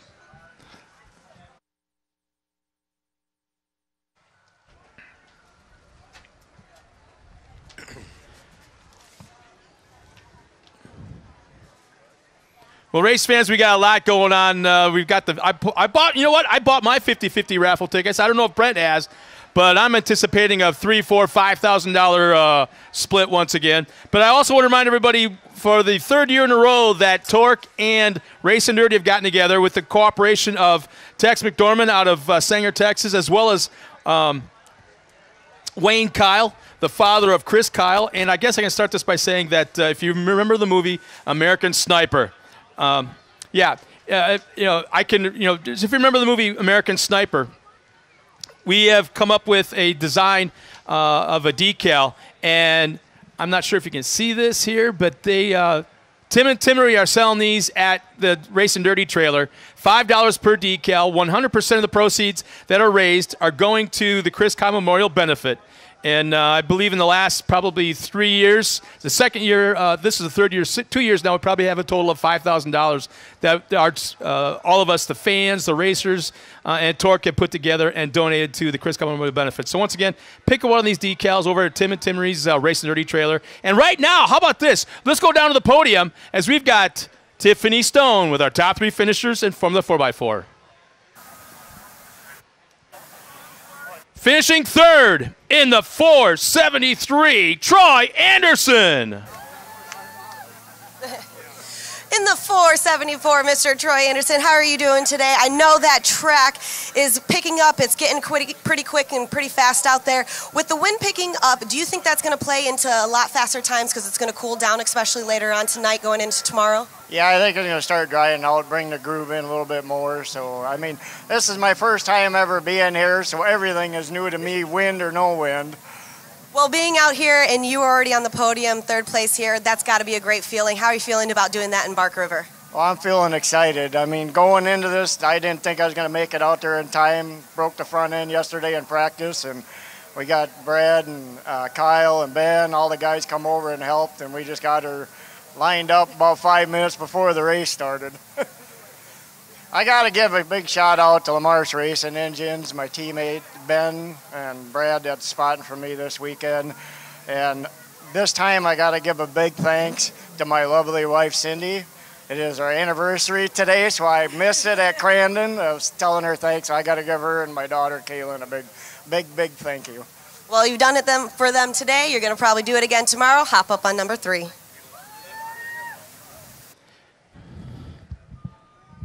And man, oh man, I thought this was your day, Ryan, but finishing second, the 402 of Ryan Redman. Congratulations to you, Ryan. I'm not sure if a lot of people saw this, but you started a pass, made that pass in the air, and finished that pass. How was that, and what goes through your mind when you do something like that? Oh, you just step on it and hope for the best, and I can't believe I landed right on top of them, and both trucks held together, didn't lose anything, and just kept going. I gotta say sorry, Ben. I kind of messed your pretty body up. Well, I know when you're going through something like that, that's got to be a little bit scary. How do you regroup from that? Oh, after I lost him and he got around me in the next corner, it's just okay. I'm gonna go get him again. You just focus on getting him and try not to hit him one more time. I gotta thank Hayden Meat, Keiko Motorsports, everybody that helps me, the crew, my wife, the family. Just the local IBEW, just all the sponsors on the truck. I gotta throw a shout out to Chris Keiko. It's a Ricky Bobby kind of day today. Well, you heard it. It's a Ricky Bobby kind of day. Mr. Ricky Bobby, take number 2. And taking the win, a very hard-fought battle, back and forth, but on the top, it'll be the 454 of Michael Platts. Congratulations to you, Ben, doing this back and forth throughout. Everybody right over here, they're cheering for you. You've got your teammate over here. You're on the top place box right now. How are you feeling? Can't explain it. This is awesome. Yeah, this is great being here. It's been a long way getting here, but yeah, with Ryan racing there and stuff, this is awesome to be up here on top of the box today. I need to thank Carrie, first of all. She's put up with a lot from me and long hours and stuff and getting this here because it's not easy and it's tough with that. I think Tyler there, he's helped me a lot. I got to thank Jerry Conrad's Auto Salvage. If it wasn't for Jerry and them guys there, I wouldn't have the truck I have today. So thank you, Jerry, and everybody there. Dale Chestnut and them guys, they're always there to help. And as long as Lamar's Racing and Brad and Kyle there, they're always there making sure we got everything we need and everything. So it's great having everybody there. Well, you've done a nice job. Congratulations. Hop up on number 1. Round of applause for Ben, the rest of these guys, and back up to you, Scott and Brent. Yeah, thanks a lot. And Ben, I'm so sorry, man. I guess I deserve a kick in the shins after that one. But congratulations to our top 3, Troy Anderson, Ryan Redman, and Ben Passa.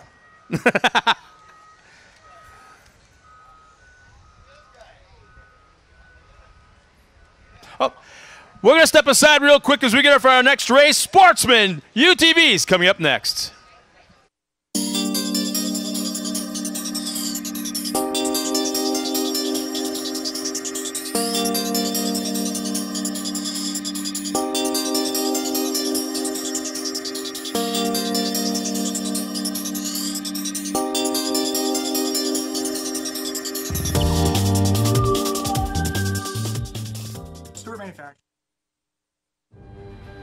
When it comes to protecting your engine, AMSOIL offers the next level performance truck owners demand.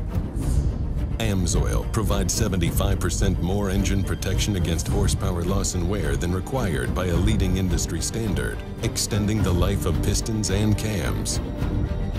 Give the vehicle you love the above and beyond fortification it deserves.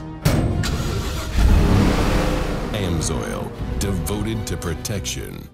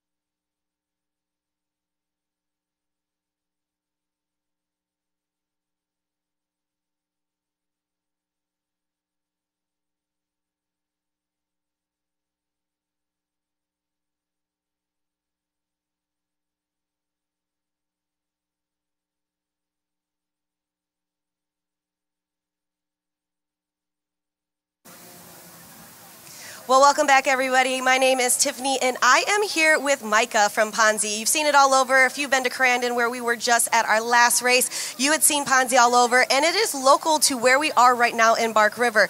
And I'm noticing something on here that says Ponzi, a logger's best friend, which is actually kind of funny because not only are your customers your customers are actually your drivers. So guys, if you have seen Cody or Kyle climbing out there, or Michael Meister, and they're wearing the black and yellow Ponzi, it is all because of this guy and this company right here. So Micah, what exactly is Ponzi, and how does that pretty much bring everything into the TORC series? Yeah, so we manufacture timber harvesting equipment. And we had a number of customers that were into this off-road racing. And Ponzi's a very customer-focused company, so we saw a great opportunity to get our brand out there and just, really help our customers accomplish their dreams. And then we also have Paul Hayward, who's an employee of Ponzi that races as well. Well, that's awesome. I know we've seen a little video of that we shot in Crandon with some of the equipment that you guys have, some of the drivers, and I feel like that is so awesome. If people have questions, where can they find you? Do you guys have a booth down here, or where can they find you online? Yeah, so we're located right next to the climb-in pits. And then if you also just go on Google and Google Ponzi or Ponzi.com, you can find us. We're on Snapchat at PonziNA, and we also got Facebook. Well, thank you so much, Micah, for stopping by, letting us know a little bit. We do have those drivers coming up. Like I said, Kyle Kleiman, Cody Kleiman, Michael Meister, Hayworth, they're all going to be out there. Stay tuned. We got so much more racing. Back out to you guys. Take care.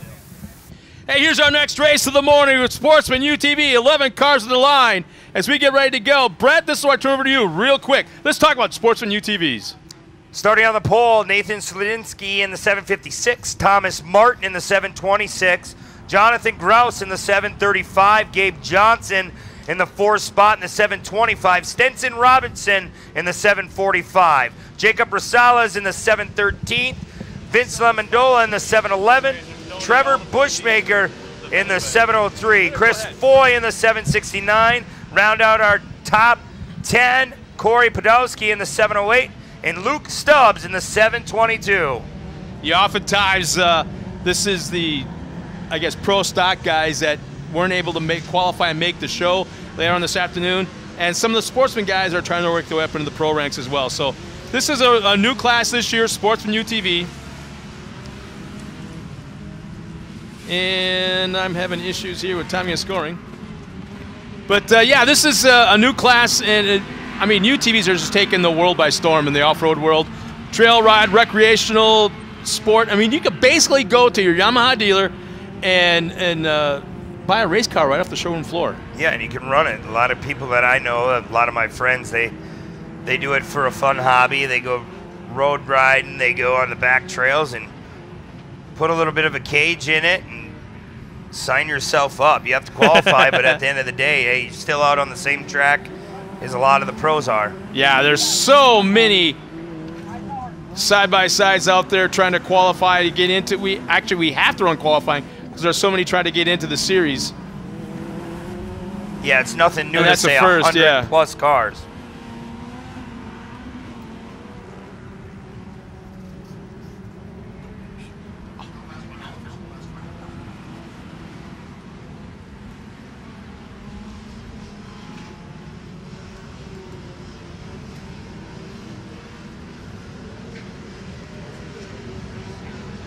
Slatinsky still out in that lead.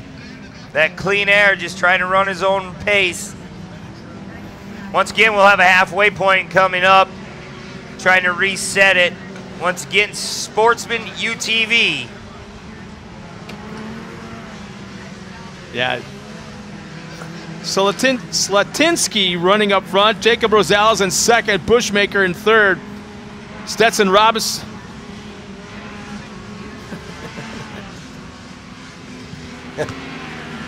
Gotta love our timing and scoring. So we got Stetson Robinson running that 4th spot, and running at the top 5 is Gabe Johnson. Man, some nice running up front. Boy, you gotta love it when there's parity between the manufacturers. Polaris and Yamaha, Dyson back and forth a little bit further back. I believe that's Bushmaker, I believe. Stetson Robinson, Gabe Johnson all involved in that battle going on right now.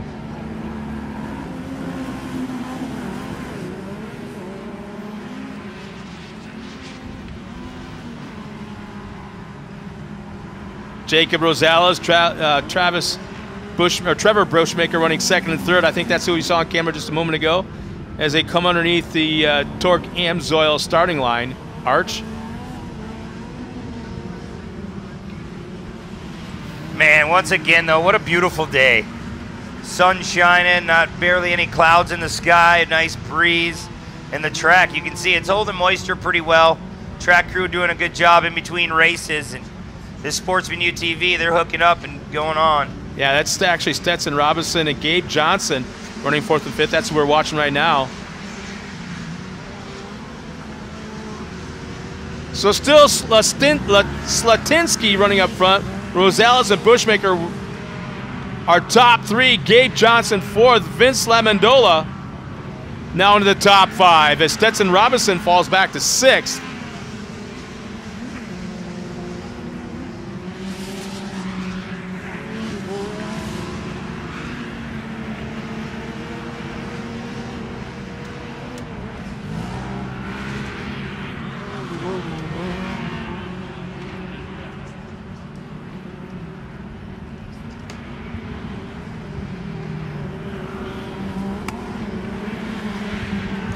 Slatinsky still out front.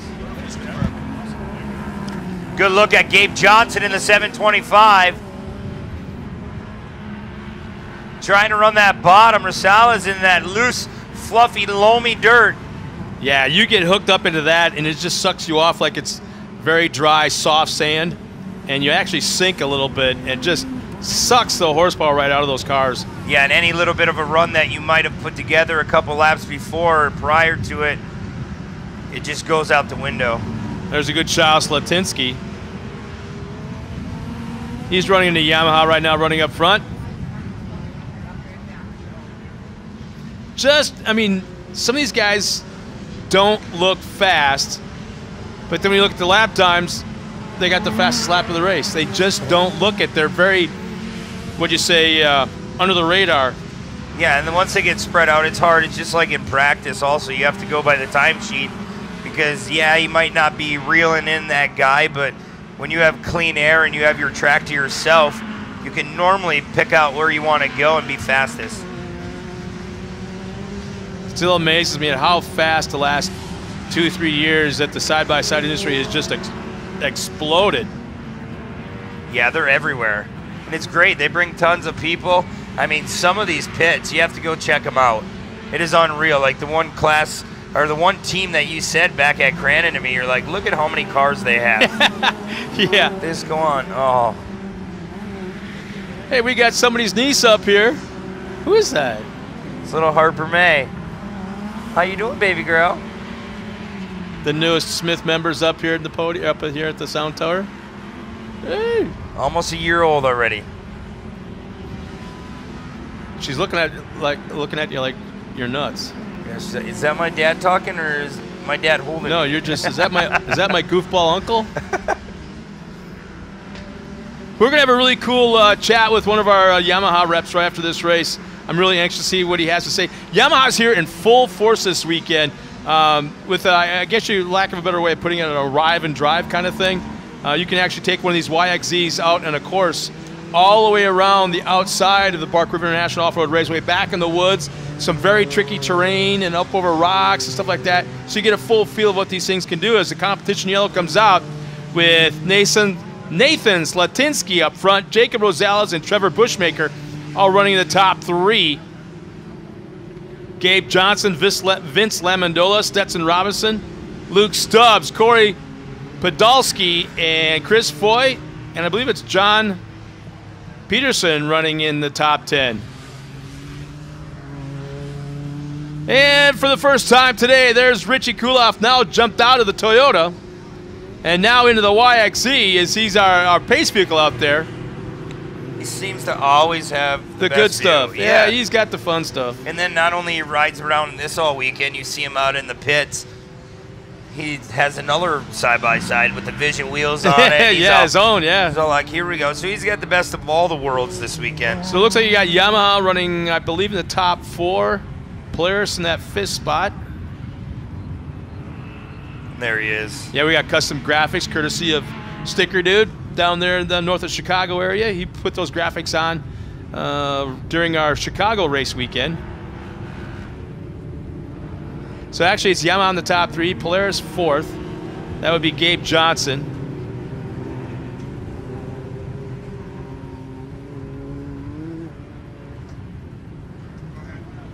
Should be going back to green flag racing in about 200 yards.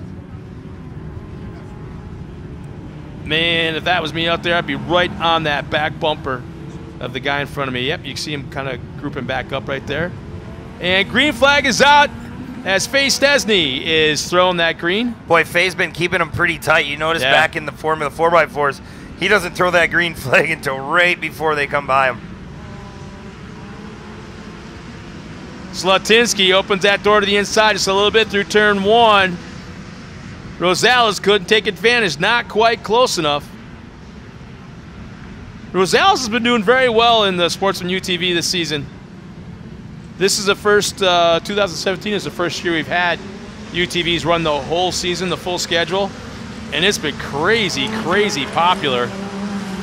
The car count's unbelievable. Yeah. Like, you have to explain to people, we have to qualify. Yeah. Because if we don't qualify, we can't put all these on the track at once. It's like a Friday night stock car race at the fairgrounds kind of thing, you know?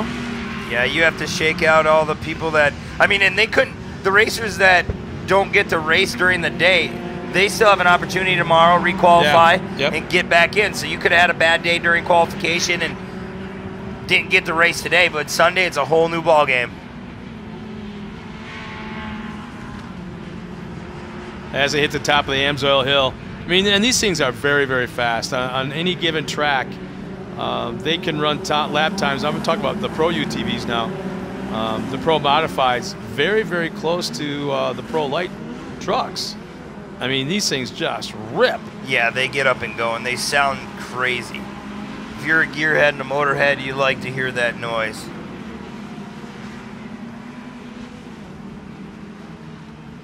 Man, all in single file. They're all in lockstep. There's not much track in between each one of the top 5.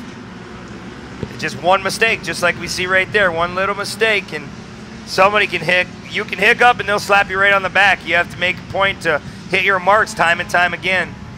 So it looks like it's Bushmaker and Gabe Johnson battling for that final podium spot.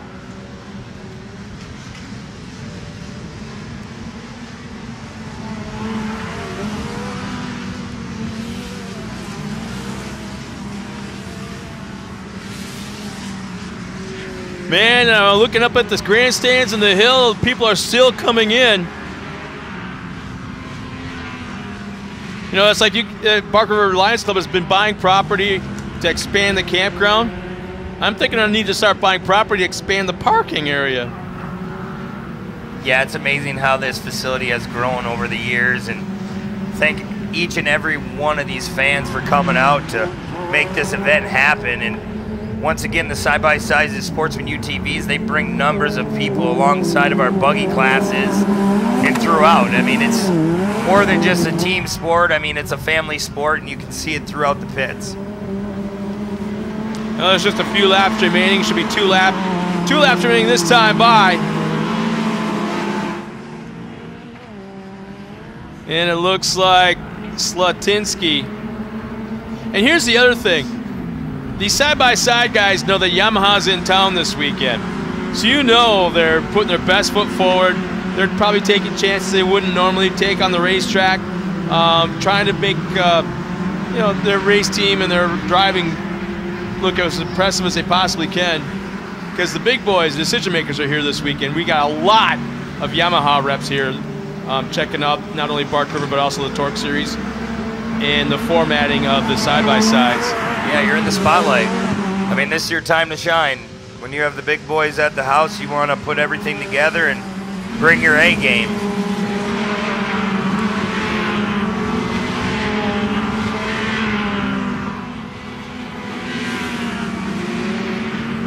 You can see that cushion starting to push out wide or going through Cemetery Turn, coming back towards the hill. Well, something happened to Gabe Johnson. He's fallen all the way back to 10th as he was running the top 3 there for quite a while. But still Slatinsky in that top spot. Rosales 2nd, Bushmaker 3rd, Lamondola 4th, and Stetson Robinson in that top 5. As the white flag should be coming out this time by.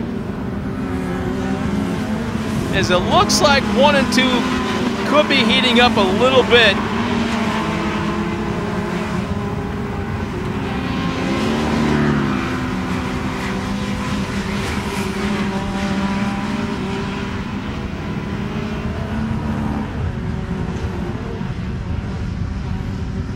Slatinsky making some mistakes late in this race. It doesn't take much. Rosales trying to make a point to capitalize on it, but yet stays about 3 car lengths behind. Yeah, white flag, we'll see. It should be up. There it is. White flag coming out this time around. For Slatinsky, Rosales, and Bushmaker, 1, 2, and 3.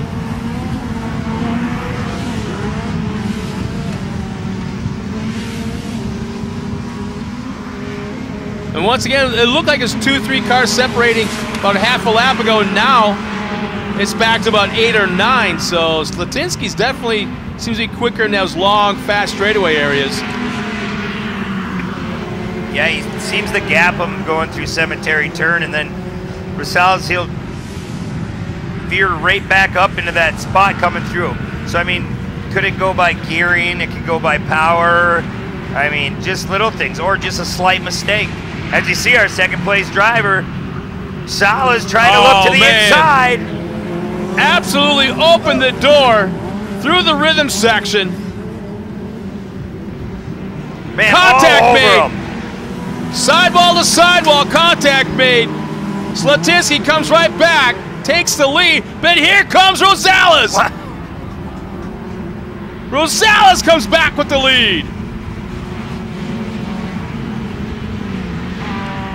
Rosales just trying to hook that inside, trying to get whatever grip's left by those tractor tires.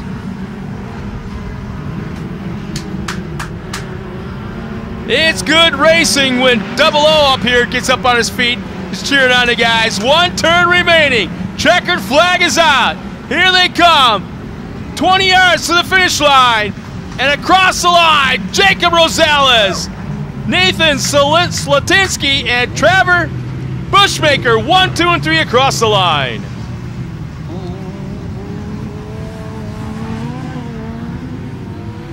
We'll be right back after this with our top 3 finishers at the podium.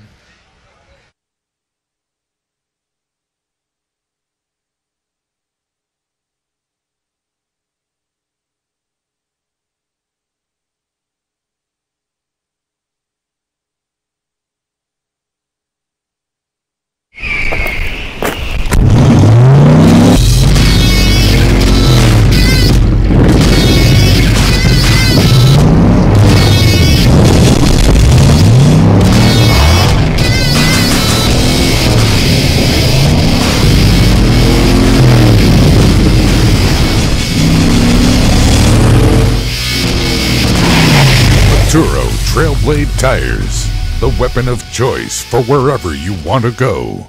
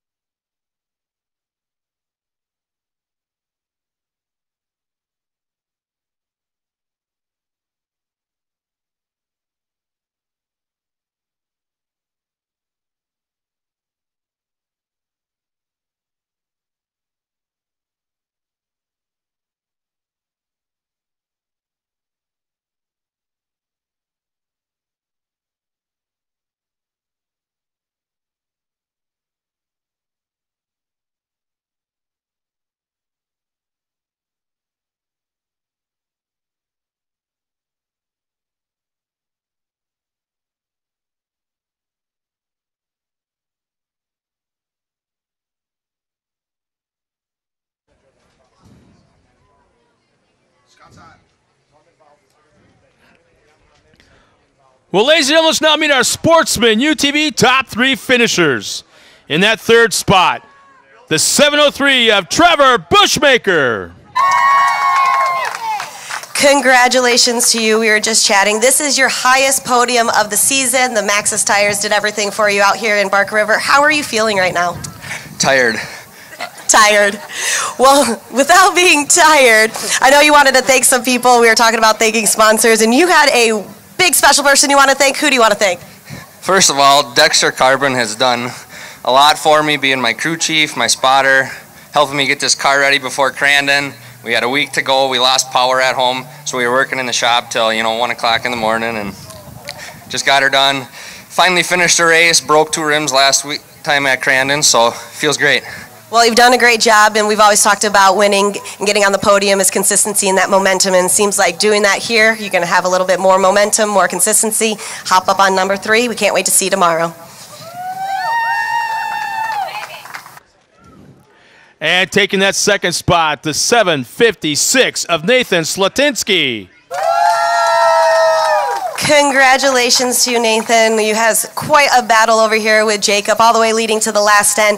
When you're doing something like that and you know how tight it can be and how close it can be, and seeing this guy in the back and he makes that move, what do you think about in your head to regroup and try to get to that checkered flag? I don't know. I was kind of like, lead out every lap of the race, and then all of a sudden, last lap, he sneaks in there, and kind of disappointed in myself. I thought I had a little more room, but obviously didn't. But tried to get back at him, but he pulled away right in the end, and second place is good too. Never been up here, so happy with everything. But yeah, definitely like to thank Nick Leahy and Cooling out of Green Bay and WI Metalworks for helping me put this buggy together, and everybody that helped in the garage. Kate, my girlfriend, staying late nights and watching me weld all day, but it was just pretty good to be out front today. Well, you've done a great job. I know you're going to come back, take some notes, hop up on number 2.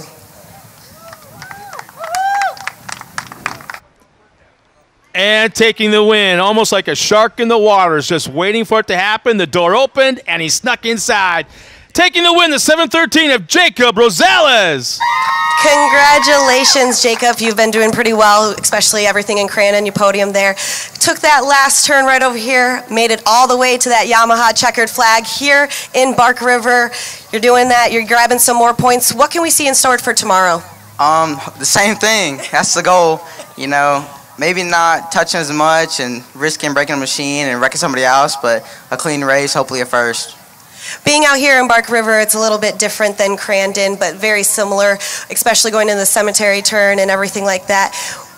Are you guys experiencing any blue groove right now in the UTVs? No, not really. Everything's been the same. It's pretty smooth. Well, you've done a great job. Who would you like to thank? I'd like to thank SOB Bill, my family, the Martin family, and Lemondola family, Jersey Mike Subs, and my boy Kaysen and Jacob Pierce.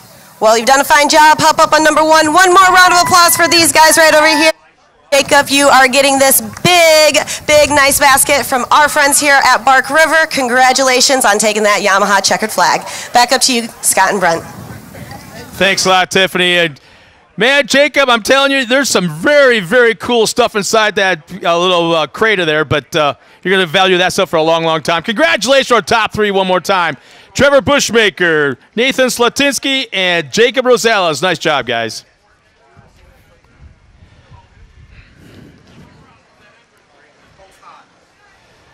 Well, race fans, it's always fun to have, I say it all the time, it's always fun to have a driver or a sponsor or somebody involved in the race series to come up here and talk to us in the booth. And I've got Kevin right now from Yamaha. There's a ton of guys from Yamaha here this weekend. Welcome to Bark River, and what do you think of this weekend so far? Oh, my goodness, this place is incredible. It's a great place for us to showcase the exciting YXZ, and we're all certainly happy to be here. Well, and here's the thing. I'm going to kind of probably let the cat out of the bag a little bit. You talk about the YXZ. Yesterday, I kind of had a chance to jump in on the Pace vehicle, the YXZ that we got for TORC, and I went around that little course. I should say little. It's a big, long course. Through the woods, up over rocks, kind of through the muddy terrain a little bit. You can see what these things do. It's a neat course that you guys got set up out there. It is. We're very fortunate. The folks here were able to put together an amazing track for us. It's pretty incredible to be at a great facility like this and have the ability to get away and do some demo rides and show off what the vehicle is really capable of. And what's fun about this, it's like Scott from who dropped the blade on the bulldozer and kind of just went through the woods up and did it. I'm like, you want me to go through that? I went for it, and it wasn't even a problem. I don't even think I got a second gear. I just plowed right through some of the obstacles, through the trees, over these rocks, and for a performance, I'll call it performance model. Absolutely. To be able to do what a utility model usually does, it was pretty cool back there.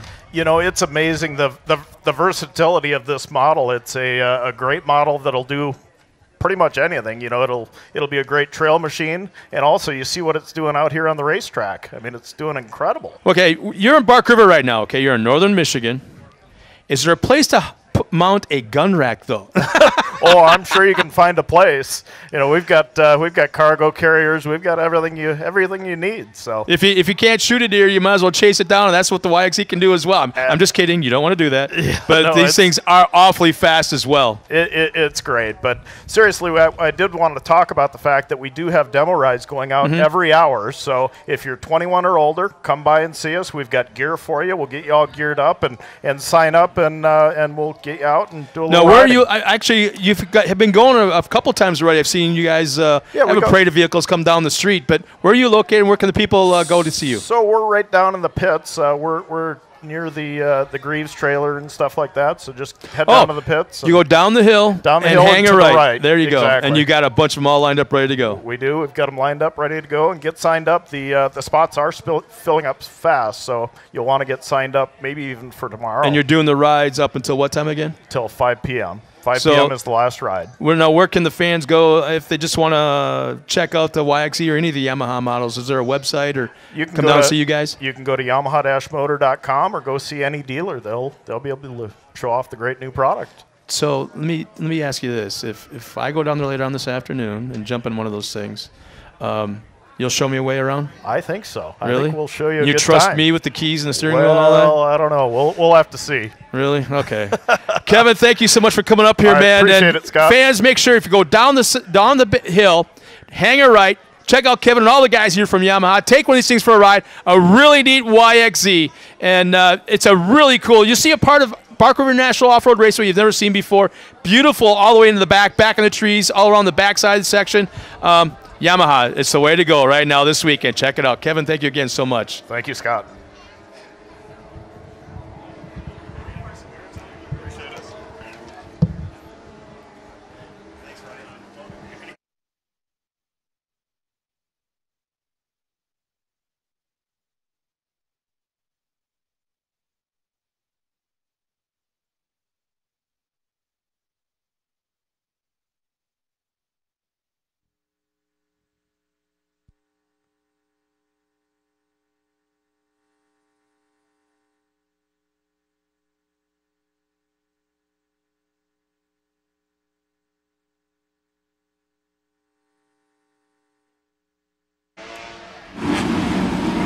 Well, race fans, here at Bark River National Off-Road Raceway, we're going to get a little bit quicker, a little bit faster as we go out through the day. And right now we're talking about the 1600 single buggy division, 15 cars strong from all over the country, not just here locally. I'm going to hand it over to Brent Smith one more time. Brent, who's our drivers?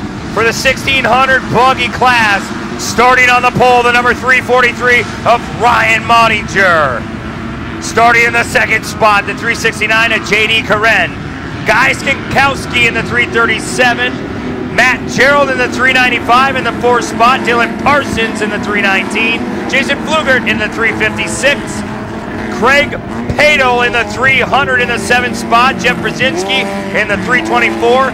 Dave Luger in the 328, starting in the ninth spot.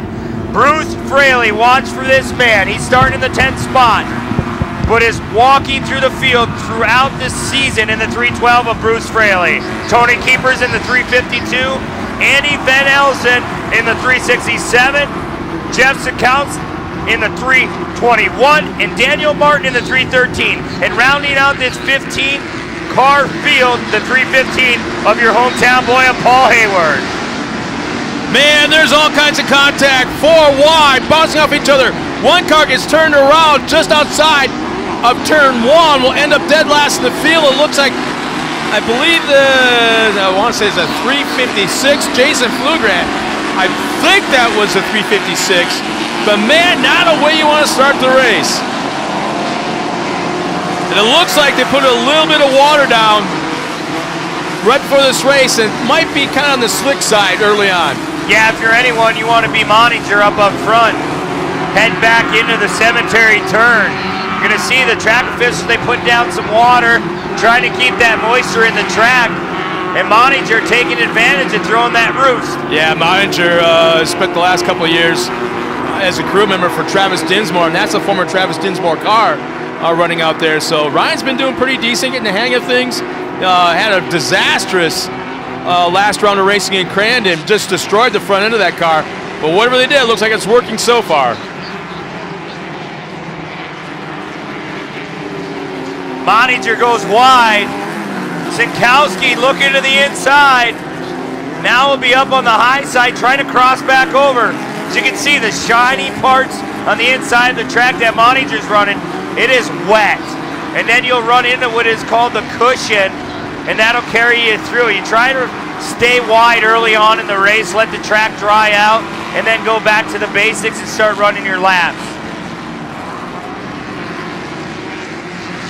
Sinkowski holding off third, fourth, and fifth, all in lockstep.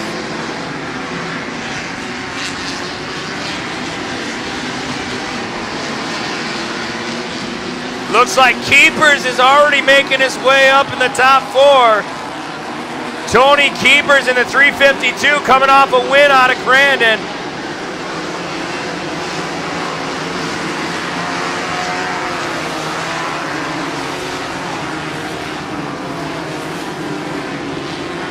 Keepers still trying to make that pass stick. Going to the inside, headed back towards the cemetery turn. Keepers takes the second spot.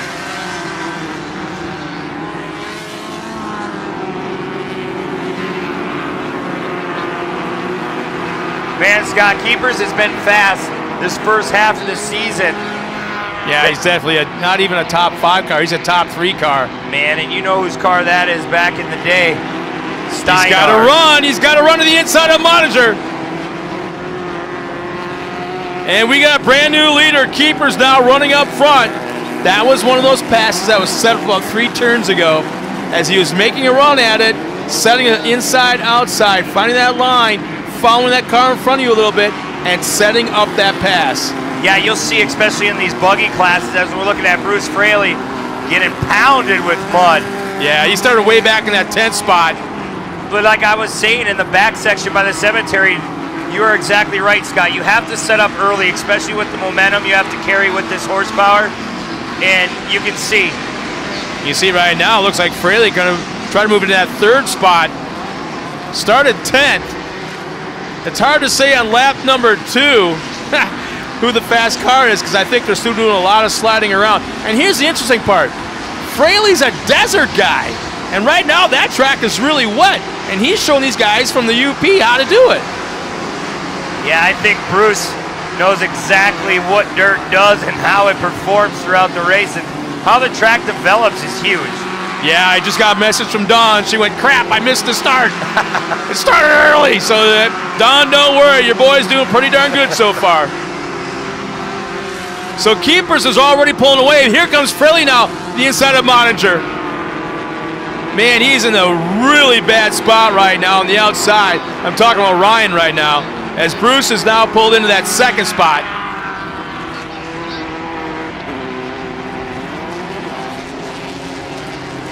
Some nice side-by-side racing action going on.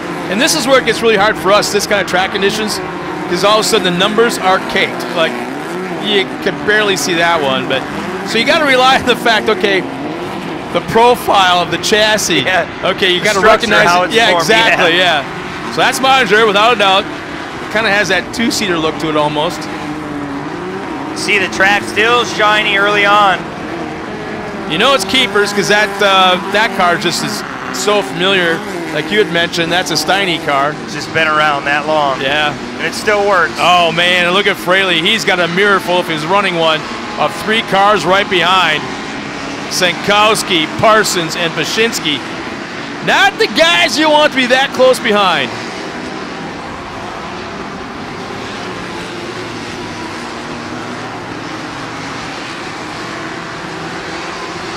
Fraley really opening up on Moninger. Fraley, it seems he's got a plan every time. I mean, he wants to go to the front. He loves to win like anybody else does. but you can see, you can throw the car on the bottom through the wet, slick, and it hooks up. I mean, the guy not only races, he builds his own stuff, and it shows, but Tilkins, I mean, Keepers has just been unreal through this whole first half of the season. We can talk about him time and time again, but he puts his laps together, and at the end of the day, coming off of Crandon's win, that's all he wants to do here at Bark River is put another podium on. Yeah, we're watching Bruce Fraley right now, pretty much all by himself. He's got a little bit of a gap up the Keepers running up front. But again, another one of those drivers that is so meticulous with his prep. The car looks brand new every single round of racing. I mean, that's the mistake that Fraley, Fraley goes around!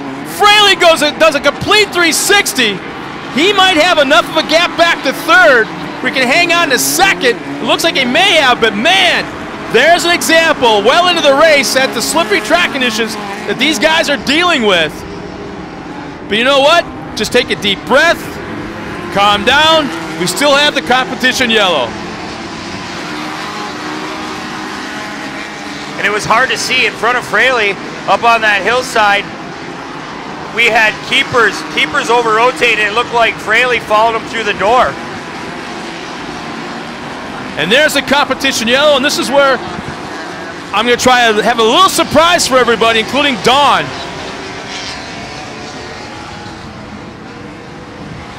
You're going to have to help me out because I won't be able to hear. So as the competition yellow flag is waving, well, our guys cross the line, and I'm going to try something. I actually have Bruce Fraley's spare spotter's radio. We're going to see if we can get a word in with Bruce as they're kind of calming down a little bit. Right now he's talking to his spotter, letting him know what's going on. And yeah, it sounds like Bruce is having issues with a lot of water, so I'm going to see if I can get a word in edgewise.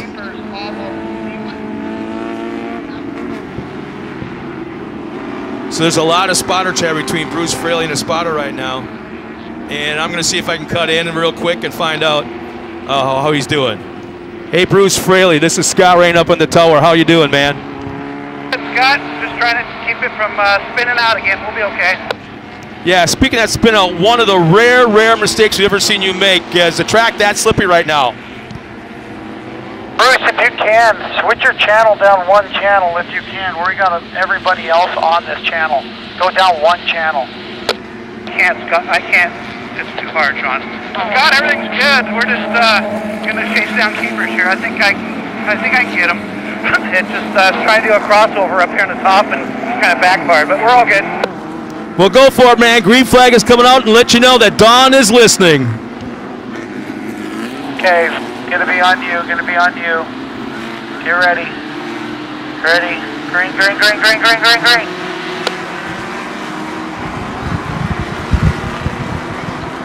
Well, how about that? We had a chance to talk to Bruce as well as a spotter at the same time. I don't think his spotter knew what was going on, but you got a little insight on what he was going to be doing. He's going to do that cut under and see what happens. But I think you heard the voice of Bruce, very, very confident. He's always done very well here. Yeah, he's calm, cool, and collect.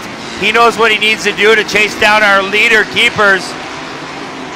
Hopefully we didn't startle him a little bit on that restart. Yeah, there's a big gap from first to second and even a bigger one back to third. So I think what kind of screwed that up a little bit is the spotters didn't know that we were going to be talking to Bruce. They're at the halfway point. But man, he's such a cool guy. It's so much fun to talk with. And I think I caught Dawn off because she wasn't ready for that. Yeah. Tony Keepers coming back towards the hill. Keepers hitting hard off that second jump. Fraley still trying to put a lap together to try to capture our leader. I don't think it's too hard for for Bruce to catch Tony. But I think with the track conditions the way they are, you just might see Tony. I don't say he's going to do it, but we often talk about drivers kind of get squirrely a little bit with the back of their car to spray the driver behind them. I'm not saying that happens, but we kind of joke about it, but you don't know that for sure. Yeah, you do everything you can to keep that guy behind you. Just roost the car behind you to kind of keep the the vision down to a minimum. But look at right there, Fraley. Yeah, nice little run off the turn.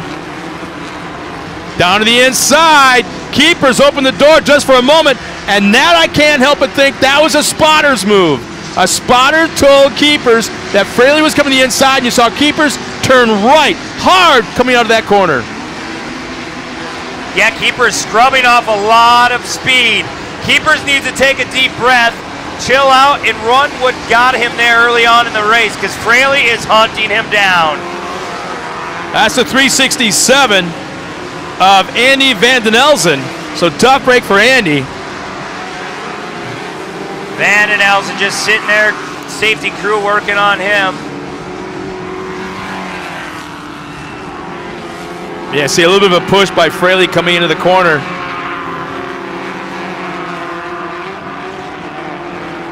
Man, you know something that's like, I can't help but think, I'm kind of surprised the track hasn't come around quicker than what it has. I'm sure these guys are running on what they grooved up to be like dry track tires. Here we go, that inside move. He's there, Keepers knows that Fraley's on the outside. Keepers up tight. Now watch Keepers, oh, he over-rotates just a little bit. Scrubs off speed. Here comes Fraley back to the inside. How did Keepers keep that lead? Bruce Fraley giving a little bit of a love tap. Keepers does know he's there, but it's again, you have to be patient. You have to, in this stressful situation, you hear him back there. You have a spotter telling you what's going on, but you need to be calm.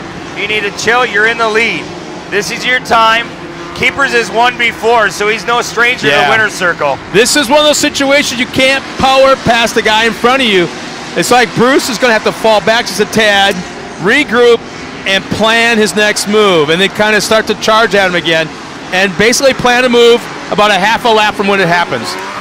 But time is running out. He's only got about a lap and a half to go. Yeah, I only think he's got one chance. Yeah, and right here, he's trying to put that run together all the way from the front tabletop.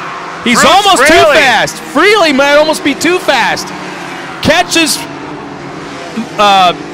Keepers at the wrong point. But Keepers is now on the outside. Keepers and goes hangs a long on, way yeah. around. It's not over yet. Fraley just trying to pick apart. Like you said earlier, Scott, the track conditions are a little bit different. You can see it's one line going through there.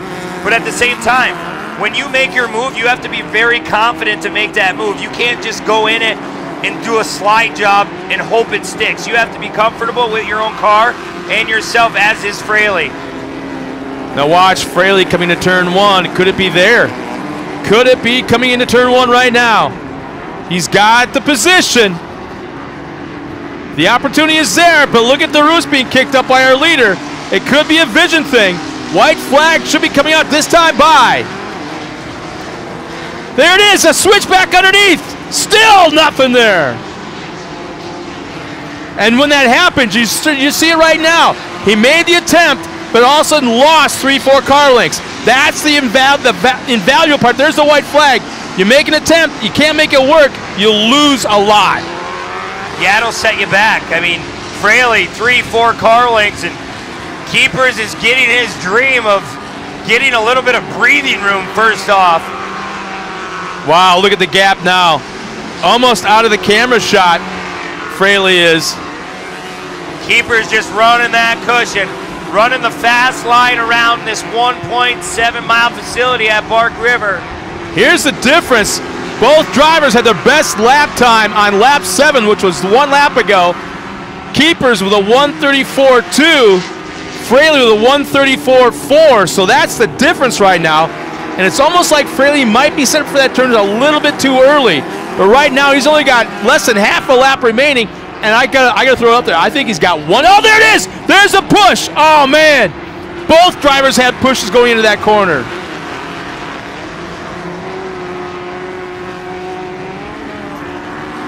But it's almost like he's got to set it up now for that last turn before the finish line. It's not going to happen here. Yeah, you wonder if Fraley's going to try to shove it back underneath. Tilkins trying to drive it hard straight across that bottom. just cannot get up to him. Yeah, I don't think he's going to be close enough. Nope, it's going to be Tony Keepers. Keepers will come across the line and take the Yamaha checkered flag. Bruce Fraley second, Dave Luger third. As the rest of the field comes around, I can't help but think, I would love to see what Fraley's helmet looks like right now in that visor. It's got to be just caked. Yeah, he was complaining about something with the water, and maybe the water getting in between the tear-offs. Yeah. And that is not fun. There's the Yamaha checkered flag being waved as the rest of the field crosses the line. We'll step aside for a quick second and be right back with our top three at the podium. Golf is more than a word. It's a sport, a pastime, and the destination? Sweetgrass Golf Club. Perfect your swing as you aim for the flag on an island. And your stay? At the island. Unwind and relax. A little spin, a big deal. Celebrate the day. All part of your total experience at the island. Stay and play Sweetgrass. Call 877-ISL-GREEN today. Born into a family of builders, Randy View has a long history in the building industry. He began his career as a builder, but life events moved Randy in a new direction, where he became a registered architect. With a passion for both building and design, Randy's dream became a reality, and View Incorporated, a design-build firm, was born. Design-build is a project delivery method where the designer and builder is the same company. This delivery method is growing in popularity for a few reasons. It saves our client time, money, and gives them more control over their project. At View Incorporated, we believe the success of a project relies on the details, and that's where we shine. We design everything in-house, from the architectural, structural, to the plumbing, heating, electrical, and civil. This results in saving both time and money because we are not paying multiple firms for design and waiting for that design. A design-build project is more efficient because communication and planning happens between just two people, you, the owner, and our firm. We specialize in commercial projects with an emphasis in metal buildings made with American steel. As an authorized Nucor builder, we design, deliver, and build from start to finish. We take pride in understanding every component of your project, considering your short-term and long-term goals. For example, with our metal buildings, we conduct a heat loss analysis and install a high-performance, energy-efficient system to ensure that your investment provides long-term comfort and savings. Your project is our passion. Our goal is simple: to provide you the commercial space that you'll be proud of for years to come while saving time and money. Build it better. Build it faster. Build it with View Incorporated.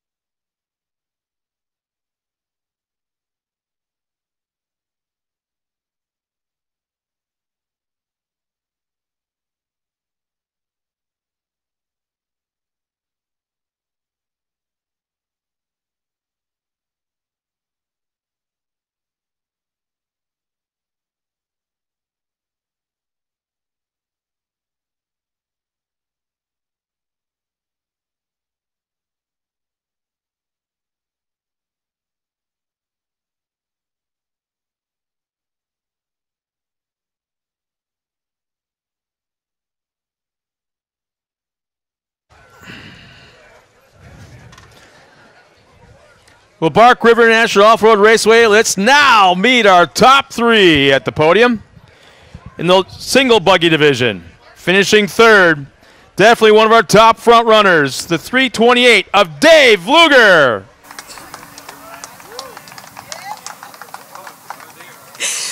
Congratulations to you, Dave. We had just a minute to talk in Bark River as you 3 guys on the podium both of the days today. You've done it again, 3rd place, 3rd time in a row.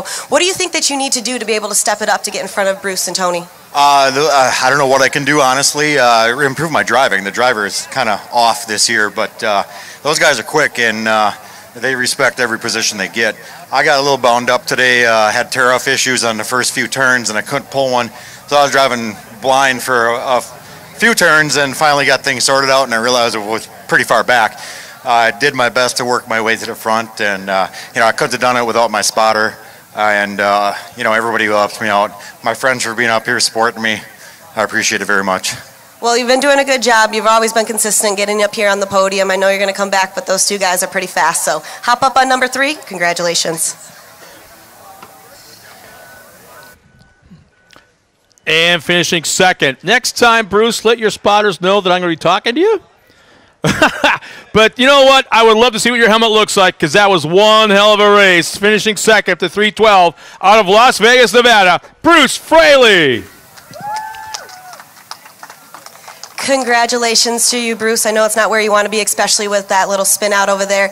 Going with Tony on lap 7, you guys are 134.04, 134.02. He's a little bit faster than you.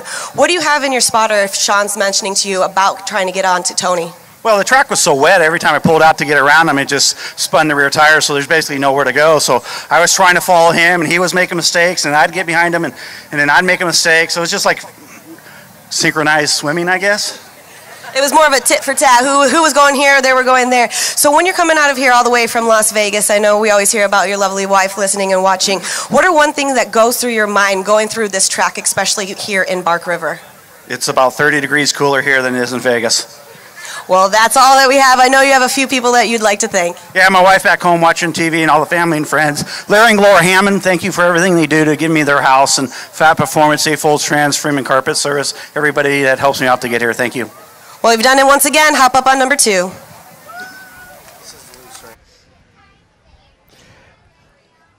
And our current points leader, starting that 11th spot this morning, and passing more than anybody else in this race, the 352 of Tony Keepers. Here you go, Tony. Congratulations. You've done it once again, all the way from the back of the pack to the front. Swept Crandon. You're halfway there of sweeping Bark River right now. What do you think is pretty much the consistency, that momentum? Where does that come from? Well, it comes from a good car, a lot of support from my friends and family, and Mark Steinhardt. This car works perfect every time I come out here. You know, Bark River's always been kind of a crutch for me. My cousin Joe calls the corner over there Keeper's Corner because it always would get the best of me in light buggy, but I guess that this track, I got the best of it today. So it was really wet, like Bruce said. They probably could have graded it before the track, so there wasn't much lines. It was a battle just to keep the car straight, but hey, we kept it straight in front of everybody else, so we're pretty happy with that. I got to thank all my family and friends. I got Jeff and Rick and Susie and my beautiful girlfriend Lacey there with our awesome 3-week-old baby there. My son Jackson.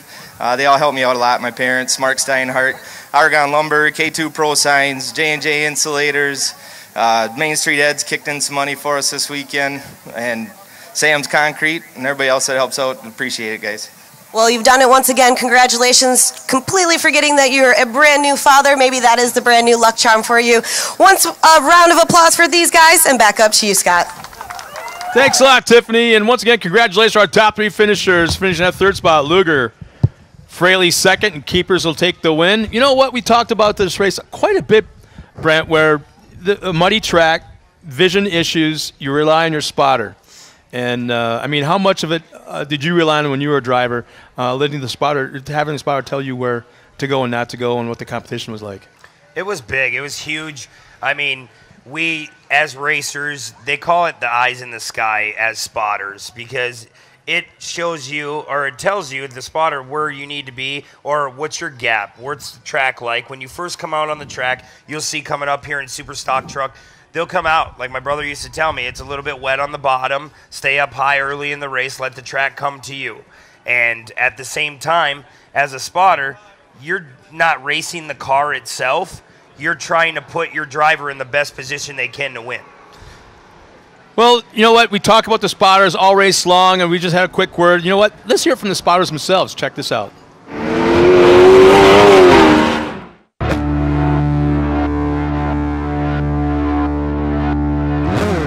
My dad, you know, Jeff Kincaid, who's been racing for over 25 years, he's my spotter.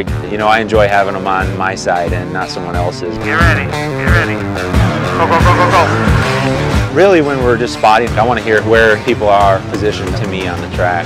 Okay, watch Brasso on the outside. All right, go by him, You're clear.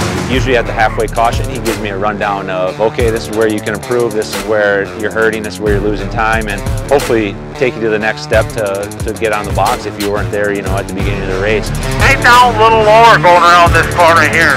See if you can come down a little bit unless it holds it too good.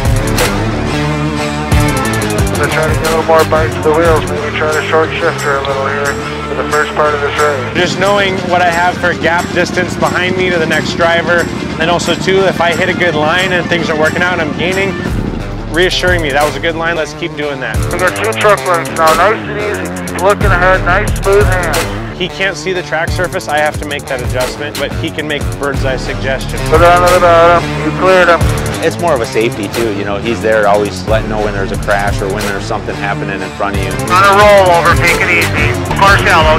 You don't drive with the spotter, he's just there to give you tips and pointers and keeps you settled in the seat as well. Just a hair wider, good corner, just like that. That's reassuring, okay, we're doing the right things, we're hitting the marks, we're doing good. He just continually improved throughout the race and throughout the weekend, and he's been a huge step to that, you know, guided. Check the plate coming up. Good job, son. Good job. First time running her.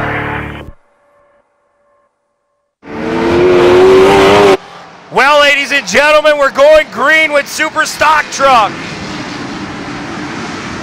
Michael Funk, your early leader. Troy Shaden in second. Nick Visser slams into Shaden. Tom Forner in the 4th spot.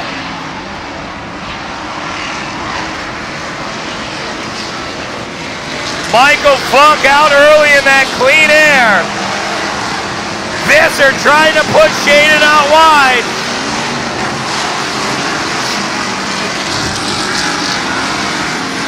Shaden takes a spot from Visser.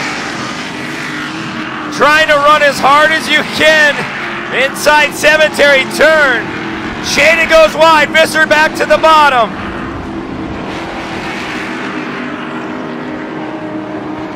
Troy Shaden securing that spot.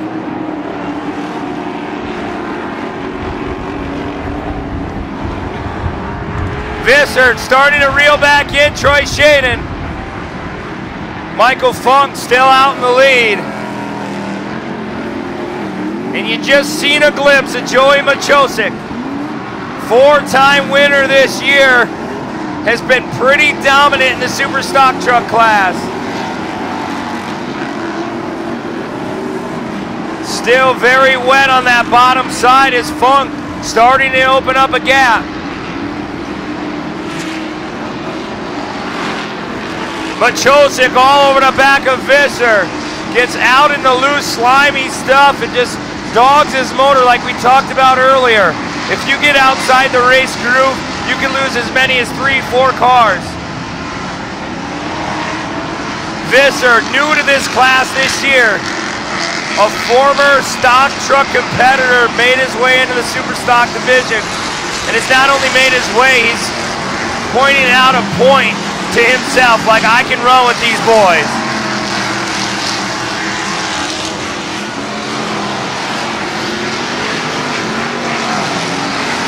Shaden still holding on to that second spot.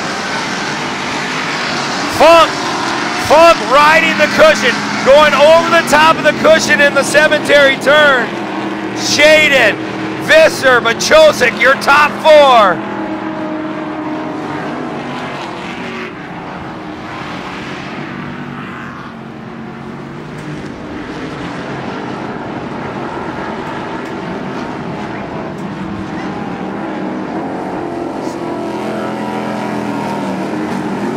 Funk, Shaden, Visser. Visser trying, he might lose a spot to Machosik. Machosik and Visser get into one another. And that's all Joey. Joey riding on Visser hard, showing him that he is there. You don't want to, it's a no-touch zone when you're entering a jump up on the hill. Man, Funk trying to make that truck as wide as possible.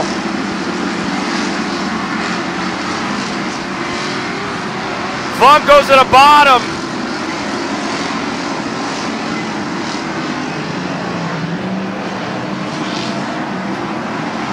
Shaden looks inside of Funk, and normally we see that white smoke come out of Shaden. It could be just an overflow, maybe a little dripping on the headers. Could be coming out of the axle seals anywhere, but normally Shaden, he blows right through it.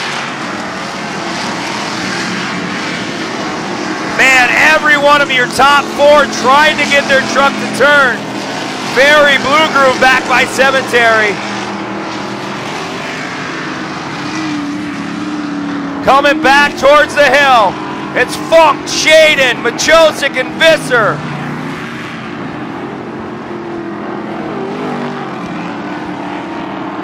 Machosik setting up wide, trying to go outside, inside of Shaden.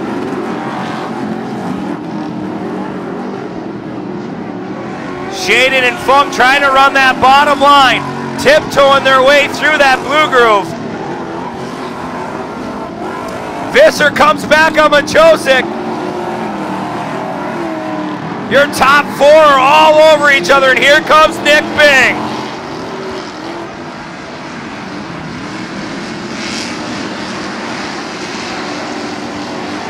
Man, Funk goes wide. Shaden gonna go the long way around, all the way around, and take the lead from Michael Funk.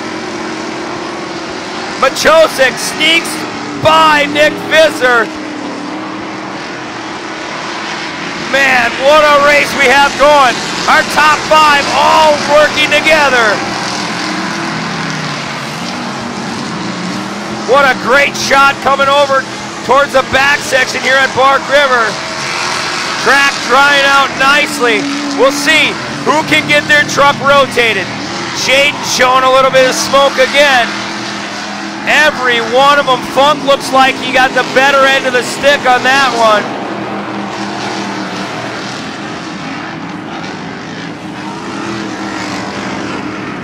Once again, Shaden, Machosik, Funk, Visser, and Nick Bing in the 833 starting to creep into our top five. We will be coming to the mandatory competition caution coming up in the next few laps. It's going to reset this whole field.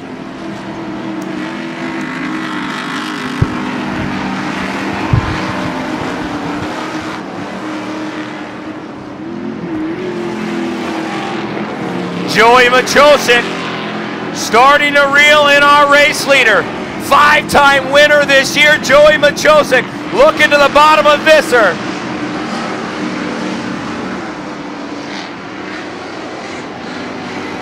Machosik follows Shaden through the door. As you can see, Nick Bing and Visser get into each other, leaving our top three all by themselves as we come to the competition caution. Man, oh man, what a race we have going in this first half of the Super Stock Truck.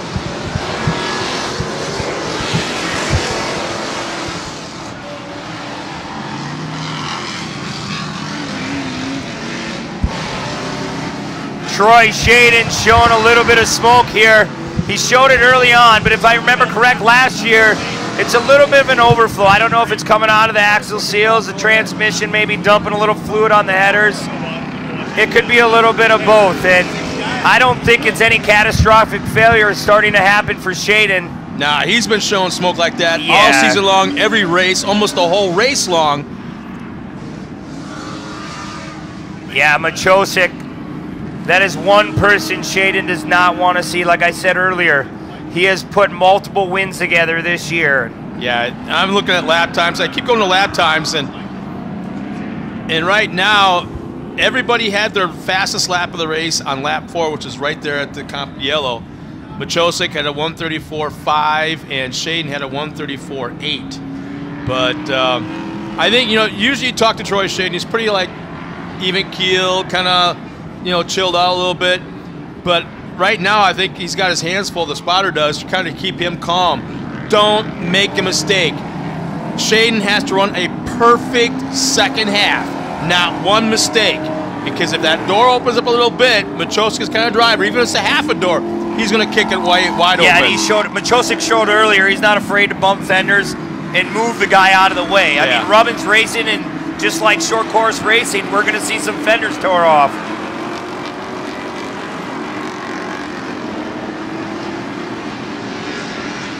Man, green flag is out. We're back underway. See just a glimpse of Jamie Kleikamp in the 825. Not a start that he wanted to have.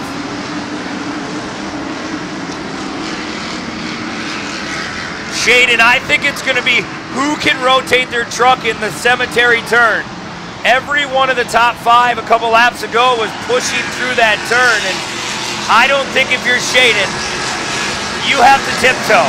Let the car turn before you get hard on the gas, because Machosik, he can be on your bumper, he can capitalize at any time. No, I'm watching the suspensions a little bit, and I'm watching the back of Shaden's truck. It kind of bounces or skips. There's a big push by our leader. Big push to the cemetery turn. And you call that one. But I'm watching this back suspension of Shaden, and it has a tendency to bounce or skip when there's a lot of weight on the front of the truck. And I'm watching Machosik, and his suspension is totally the opposite. I mean, he lands, it squats, and it goes on, yeah.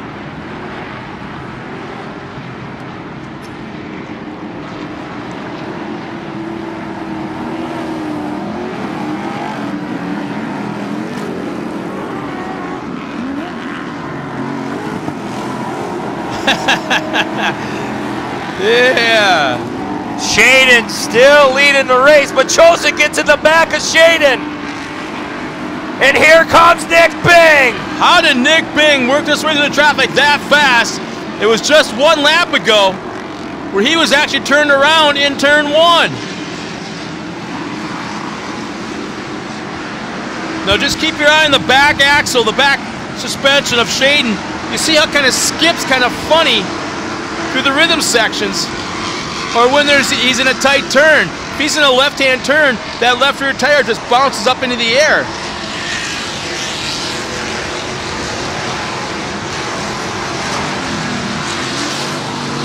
What a cool shot that is going in the back section. This could be Shaden's day. There's less than 3 laps remaining. And we'll see, can Shaden get the truck to turn? So we're looking at about 5 minutes yet to go in this race. A little bit less than 5 minutes. And I'm so surprised to see that gap back to second to Machosik.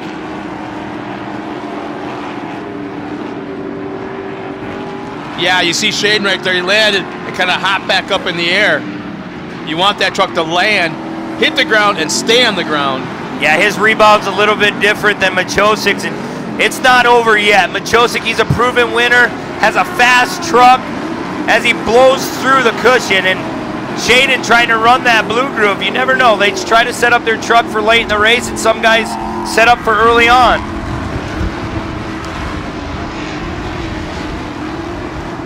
Machosik making a little bit of a run.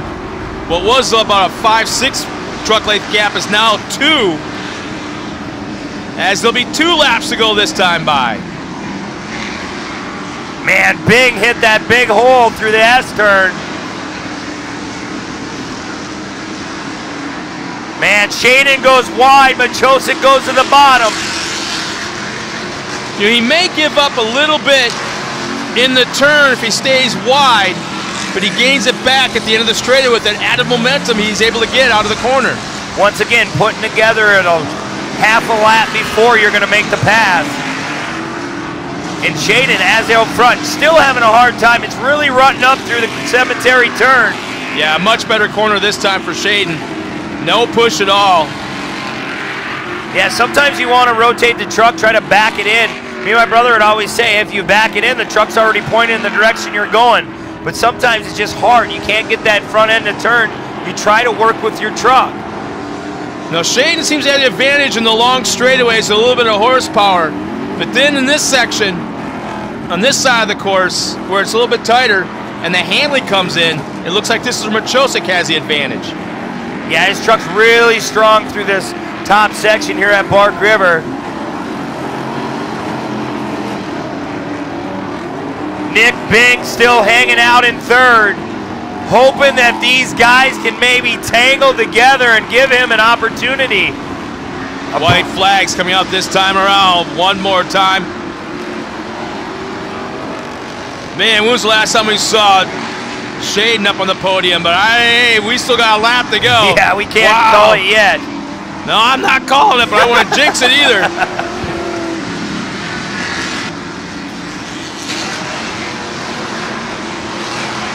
Shaden just needs to keep calm, make sure your truck turns through the cemetery like we talked about time and time again today, and just be consistent. Do what got you up there.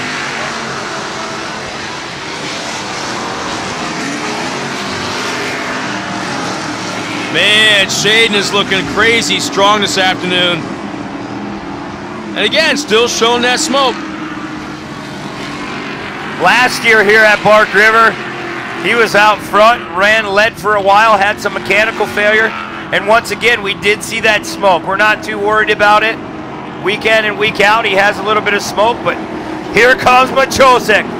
Machosik starting to try to pull inside of Shaden.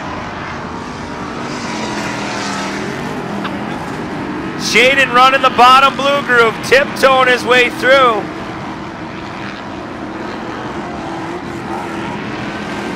Machosik running out of time. Just a few turns remaining. Where's he going to make that attempt?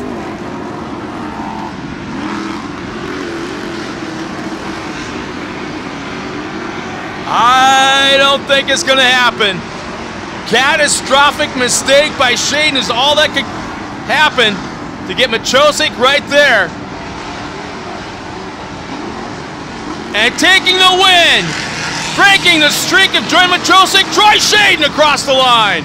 Machosik in second, Nick Bing third. Mike Funk up across the line. Kyle Cooper, very good run by him as well.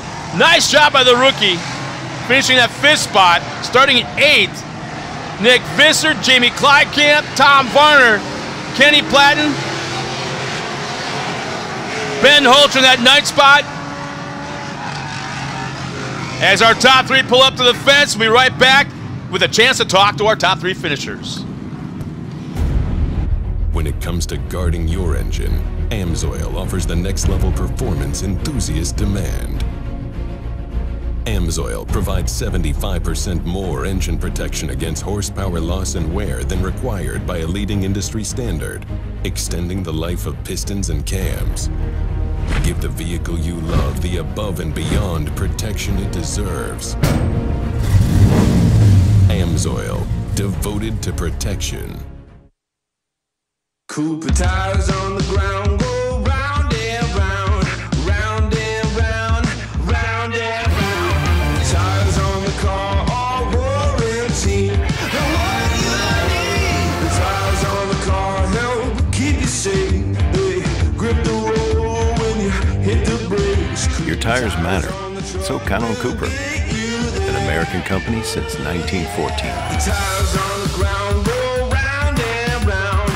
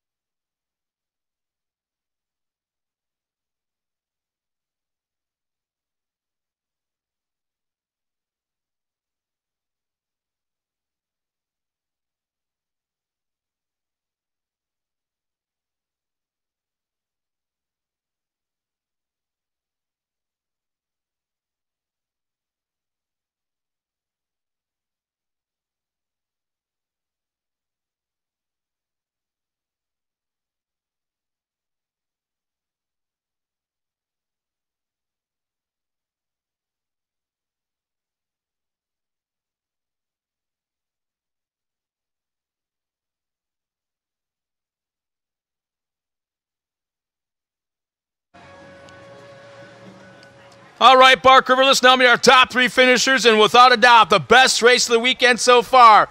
Finishing third, how did he come back after looping it in turn 1? The 833 of Nick Bing! Congratulations to you, Nick. Last year in 2016, you second and third place podium here. You've done it again, once again. How does it feel to be able to do this in Bark River, knowing that you know this track so well? It feels really good. We struggled here in the first couple of years we raced, and we really got it turned around. We did really good. Truck set up pretty well, and we got a little incident with Nick, but it's racing. I had nowhere to go, but we just got to keep digging, and I was getting a little winded, and that wasn't helping at all. So just keep digging and see what happens tomorrow. A lot of people I want to thank: Andy Shock Service, Point Ironworks, Holter Brothers, Maxis. It's a clean sweep. 1, 2, 3. That's a hell of a fucking deal for oops. Beep. For Maxis.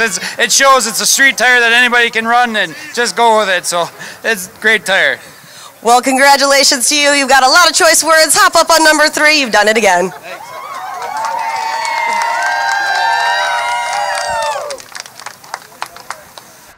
And finishing second, he made 1 attempt. He made 2 attempts. He made multiple attempts, but couldn't quite pull it off. The string has been broken, but he's still on the podium. The 851 of Joey Machosik.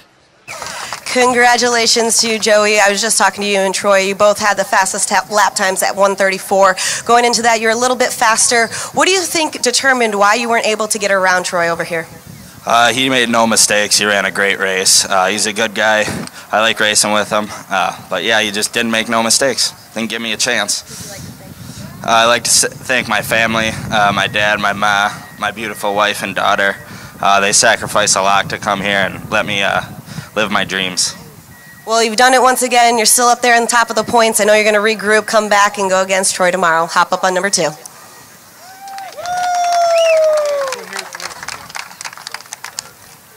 Well, this next driver had a chance to sit down and talk to him a little bit last night. Very, very relaxed. Very, very calm. And I'm thinking, he's got to be racing tomorrow. Well, guess what? I think he may have found that formula.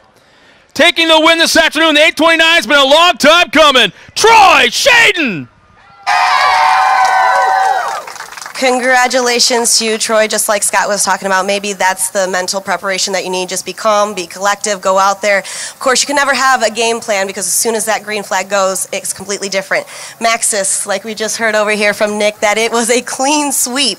How did those Maxis tires hold up here in Bark River? Maxis is a great tire. They hold up awesome for us. Obviously, the performance speaks for itself.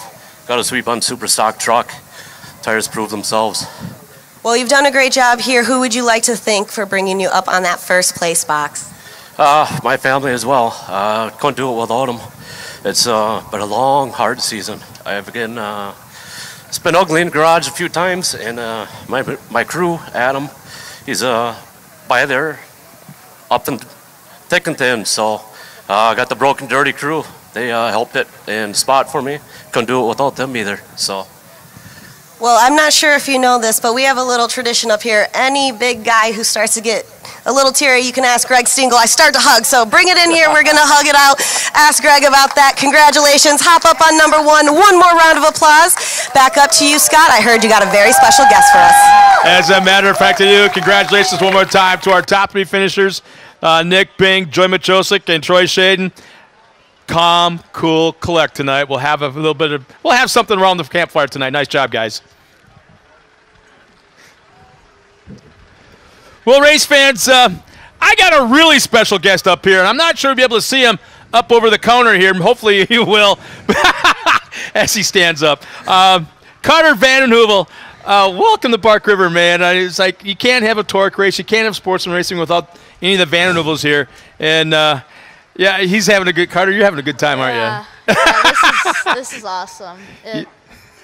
I'm not racing anymore, but it's still good to be here. I love doing it. It's nothing I'd rather do on a weekend. Even if you're not racing, you just want to come and hang out with all your buddies. Yeah, I mean, it's just so great. It's like I love doing everything here. Well, okay, your race is coming up next. Who is your favorite driver in that class? Out of all the people in that class, I'm best friends with I'm best of friends with Owen Van Eperen. He was one of my friends. So, yeah. So have you been kind of helping them out, since you're not racing this year, kind of coaching any of these guys?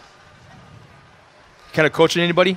No, not really. I'm just letting them see what they do, and So you got any plans to come back? Not yet. We're hoping we could come back, obviously. Well, But first off, how old are you? 11. 11. So you got a couple years yet. You could run in this class. I would. You can't get Uncle Mikey to, come on. You're not running Pro 2, so you got to have the money now to be able to run a cart, right? Sponsor me? He's actually running Pro 2 again later this year. Well, yeah, at ERX, but he's not here. Yeah, we sold my cart. Oh, okay, there we go. It's actually out here racing, I'm pretty sure. So who bought it? I'm pretty sure it's the number 88, Warren Shunk. Warren Shunk? I'm pretty sure that he's running my old truck. Oh, no kidding. This weekend. So if I ask you, will you stick around and help us out announce for this next race? No one knows the class better than you. A guy that's won the championship twice. I would gladly do that. All right. Yeah. Well, when we raced at Redbud in Michigan, I want to say probably 4 or 5 years ago. Did you go to that race? You remember that? Yes, I was actually there. I was actually there a few years. The last year was actually the exhibition season for the carts. Okay. So me and I believe it was Jason Folkman. Okay. We actually got to run our carts around that track. Did you have a good time there? Was that a cool track? Yeah, that was a cool track. I mean, I'm glad we're going back there this year. You're gonna be there though? I'm gonna try to be there. Yes, I hope to be at Redbud. Yeah. Well, you know what? Redbud is probably one of the favorite tracks as far as scenery and just the terrain changes. And basically running in the woods and in a park-like setting, and we're surrounded by vineyards and a river on one side. Beautiful area, Redbud, Michigan, just outside of Buchanan. You know what? There's a place I think that people need to go to. If you're here from Michigan, you can make the drive down to Redbud. Check it out.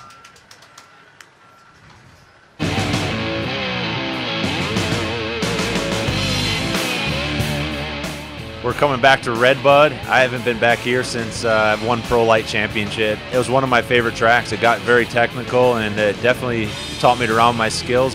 Hey guys, super excited to get back to Redbud. Really tight, technical, rooted up ground, big jumps. Hey, I mean, Redbud is known for motocross, but last time we were there, we put on quite the show, and the track's crazy, provides great racing. We're in and out of the woods, over the hills. With Redbud being such a tight technical course and all the trees, trading paint's definitely a risky maneuver. If you get offline, you might end up in one. It's awesome. I mean, it brings them back to the motocross days, and I can't wait to go back. They don't have the high speed, but they have the elevation. It's going to be a blast. The fans at Redbud are second to none. You know, I can remember the guys out there with painted chests years ago. A lot of motorcycle history there. We're proud to bring some truck action. The fans at Redbud are incredible. We get to experience a lot of great people all around the country, but Redbud's second to none. Redbud's a little bit narrower track. There's going to be a lot of beating and banging, and it provides for a great race all the time. For everyone, this is going to be a new course, even the guys that are returning and have raced there in the past. So it's going to level the playing field a little bit. It should shake things up, and I'm excited to get on the track. Hey, we're coming into Redbud to put on a show, so be there and watch this.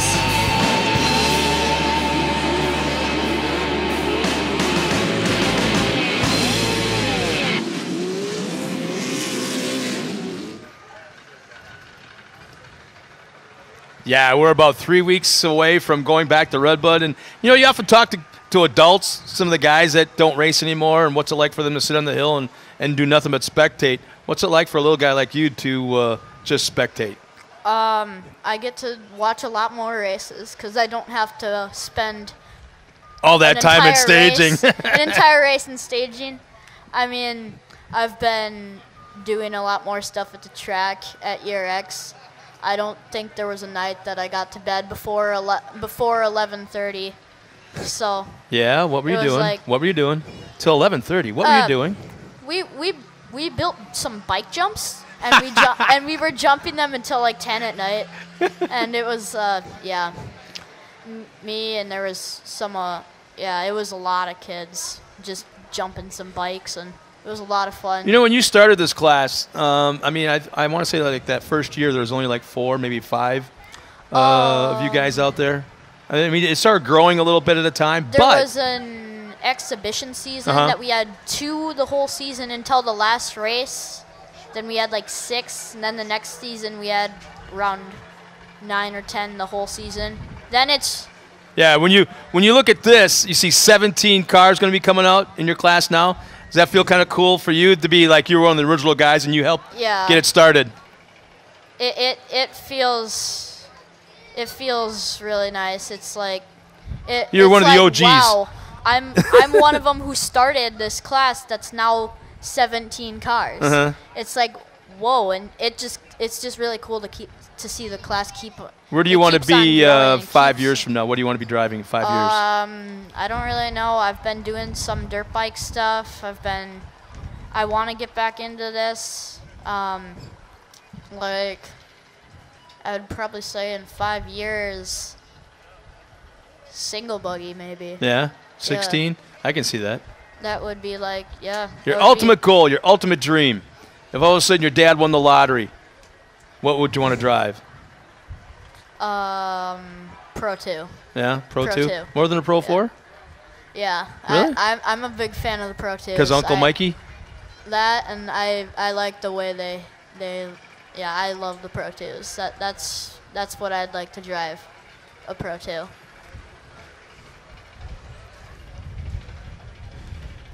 Well, one of the coolest things about Bark River, and I know you remember this, it wasn't that long ago that I think there's a lot of fans, a lot of manufacturers, even the drivers still talk about what took place here.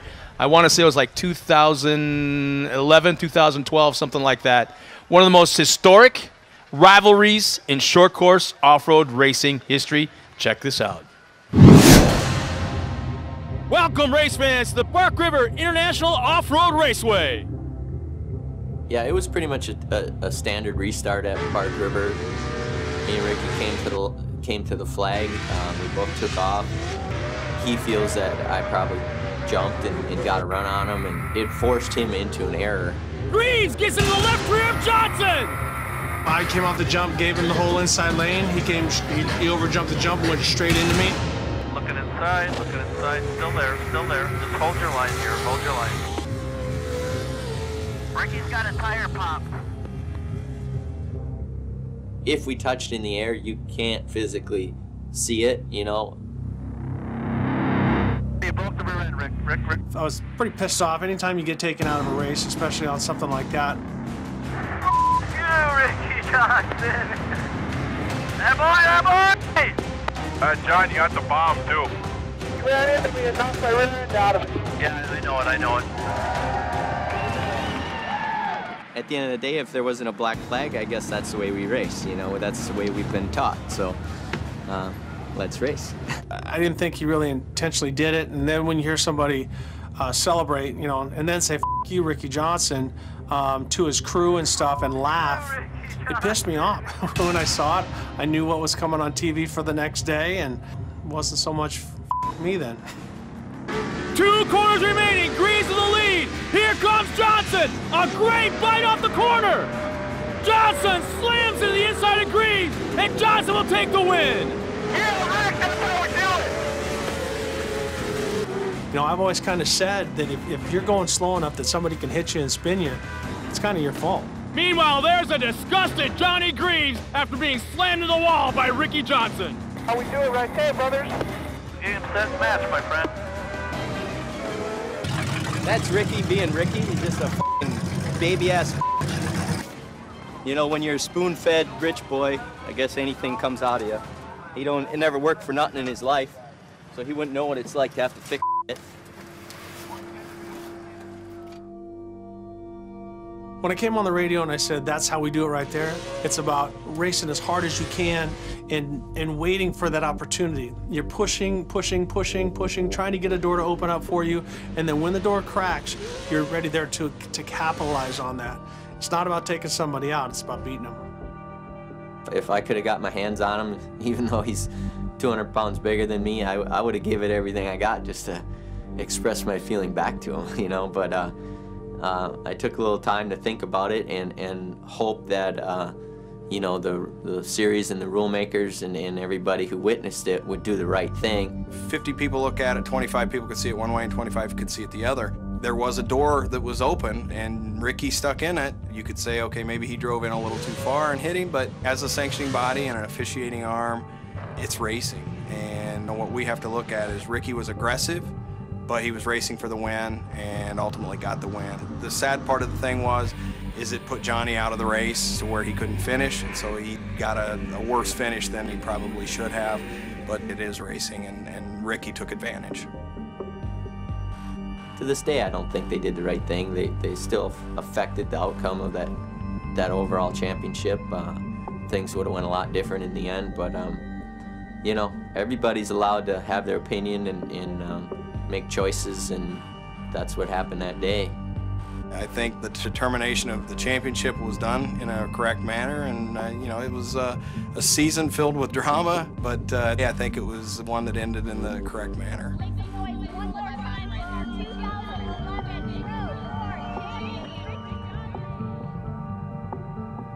The bottom line is Johnny and I are competitors, and we're going to be competitors. But I know as soon as Johnny straps that helmet on, it's 100%. He was that way on a motorcycle, he's that way in a truck.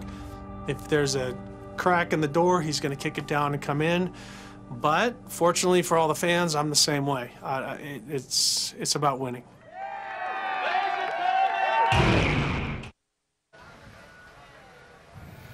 Yeah, without a doubt, that was one very, very dramatic, very cool season to watch that rivalry from the start to the finish at every single round of racing. Every day that we raced, the cameras were on those two guys, and they didn't disappoint. And none of it was made up. None of it was staged. It was all pure competitive nature. And you as a fan back then, I know you saw some of that. What was it like as a fan for you to watch cool racing like that kind of a rivalry? Oh, it was really cool. Like, every turn you'd see them just laying doors on each other. It was really fun to see. Yeah, there were a few years of it too, and it just kept going and kept going and kept going. Like, it's always cool when you see a rivalry like that, like a one-on-one driver rivalry. And it wasn't just the drivers; it was the crews. Yeah, the crews had issues with each other, and there was a couple of tussles going back and forth. And I know you remember some of those that were here, but no, it was a fun season, and we might be seeing some of that kind of rivalry coming up soon as some of these guys start working their way through the ranks. And you know, maybe even you get involved with somebody in Pro 2 again, you wanting to box them out or who knows what. But I don't know. It could anything can happen. Exactly. Anything can happen.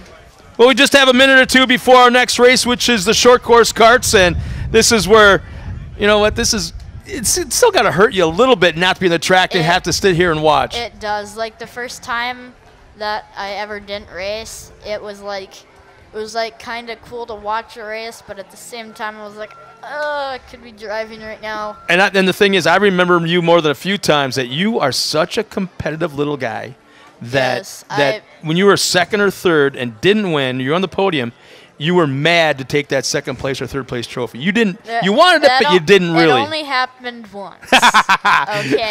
Okay, I'll give you that one. It only happened once. Where you cried? What? Were you cried on the podium? Where I was upset with You cried. my finish. You cried. Where I was saw upset tears. with my finish. I saw tears. Where I was upset with my finish, Scott. Well, here's our lineup for the short course kart kids as they come out 17 strong. As Carter had said, on the front row, the pole, Aiden Wandasega. She starts in the 97 alongside Troy Johnson in the 11. Second row will be Michael Funk in the 7. Zachary Hanowitz outside in row 2 in the 31. Paige Hanowitz inside of row 3. Kennedy Marquardt outside row 3 in the number 90. Next row back, Braden Beauchamp in the 20 alongside John Holter in the 44. Easton Sleeper starts in row number 5 on the inside, and number 13, Sam Marquardt in the 190 outside of him. Volan Van Eperen, our current points leader, and your best friend, right? One of them. One of them? Oh, you got more than one. All right.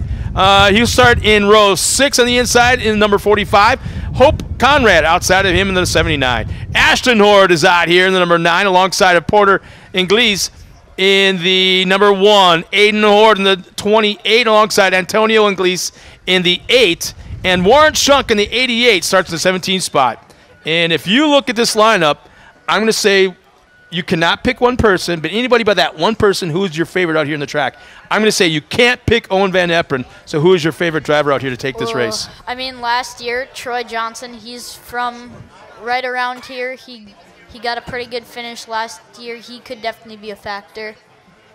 Sam Marquardt, who we've really seen shine more this year than any other year. He could do something. What about one of the girls? It's always a possibility because Hordes are from around here. So you're picking. I see Werhanowitz. Yeah, Paige has done real well. Both Werhanowitzes are from somewhere around here, I'm pretty sure. So you're thinking that the drivers that look relatively close to Bark River are the ones that you think might do the best? Yeah. Yeah? And Easton Sleeper, you got to throw him in because never count Easton out. He's always got something. Do you realize at Crandon that he passed a bunch of cars, started in the back, passed a bunch of cars, got spun out, went to the back again, passed a bunch of cars, got spun out again, and then still finished, I want to say, 6th. Yes. I'm like, holy cow. Some stuff that's crazy happens sometimes. Like last year, it was the decider for the championship race, and we actually, 3 of us, me, Gage Garvin, and Owen Van Eperen, we all got in a wreck because there was a cart lined up a little crooked on the start line, and that caused a chain reaction, which caused Gage to move over, which caused him to get into Owen. Chain which reaction. Caused Owen to get into me, and then Owen just happened to be at the front of the pile, so he got to go quick. And then I tried my hardest, but I just. And by the way, I did see you cry on the podium that time. You did cry. Right. You did cry. Yeah, right. Hey, we'll remind everybody, don't forget that Tim and Timmy are here from Race and Nerdy once again, and they've got all the cool official TORC apparel for 2017, as well as the event T-shirts for just this weekend. Special design, one-off, for Bark River International Off-Road Raceway. It's the Throwdown of the UP. They've got that design, that logo, so stop by and check them out. And while you're there, don't forget to pick up that Chris Cobb Memorial Benefit decal for $5. 100% of the proceeds go to the benefit in 2018. We're just a moment away from our next race. It looks like we've got him coming out. Oh, really? All right. Yeah. So here's the hard part of broadcasting, okay? You can't look behind you. You have to look what's on the screen, and that's what you call, all right? All right. All right? And I did see you cry on the podium. Yeah. Stop talking, Scott. Stop talking. All right. There we have, once again, Richie Kuloff out there in that Yamaha YXZ as our pace vehicle. So is it killing you not to be out there right now? It kind of It sucks, doesn't it? Yes, it's a little weird. So we'll give them one reconnaissance lap, as it's been a long time since anything's been on this track. And I want to say it was pretty early this morning, about 9:30ish. I want to say 9:15ish when not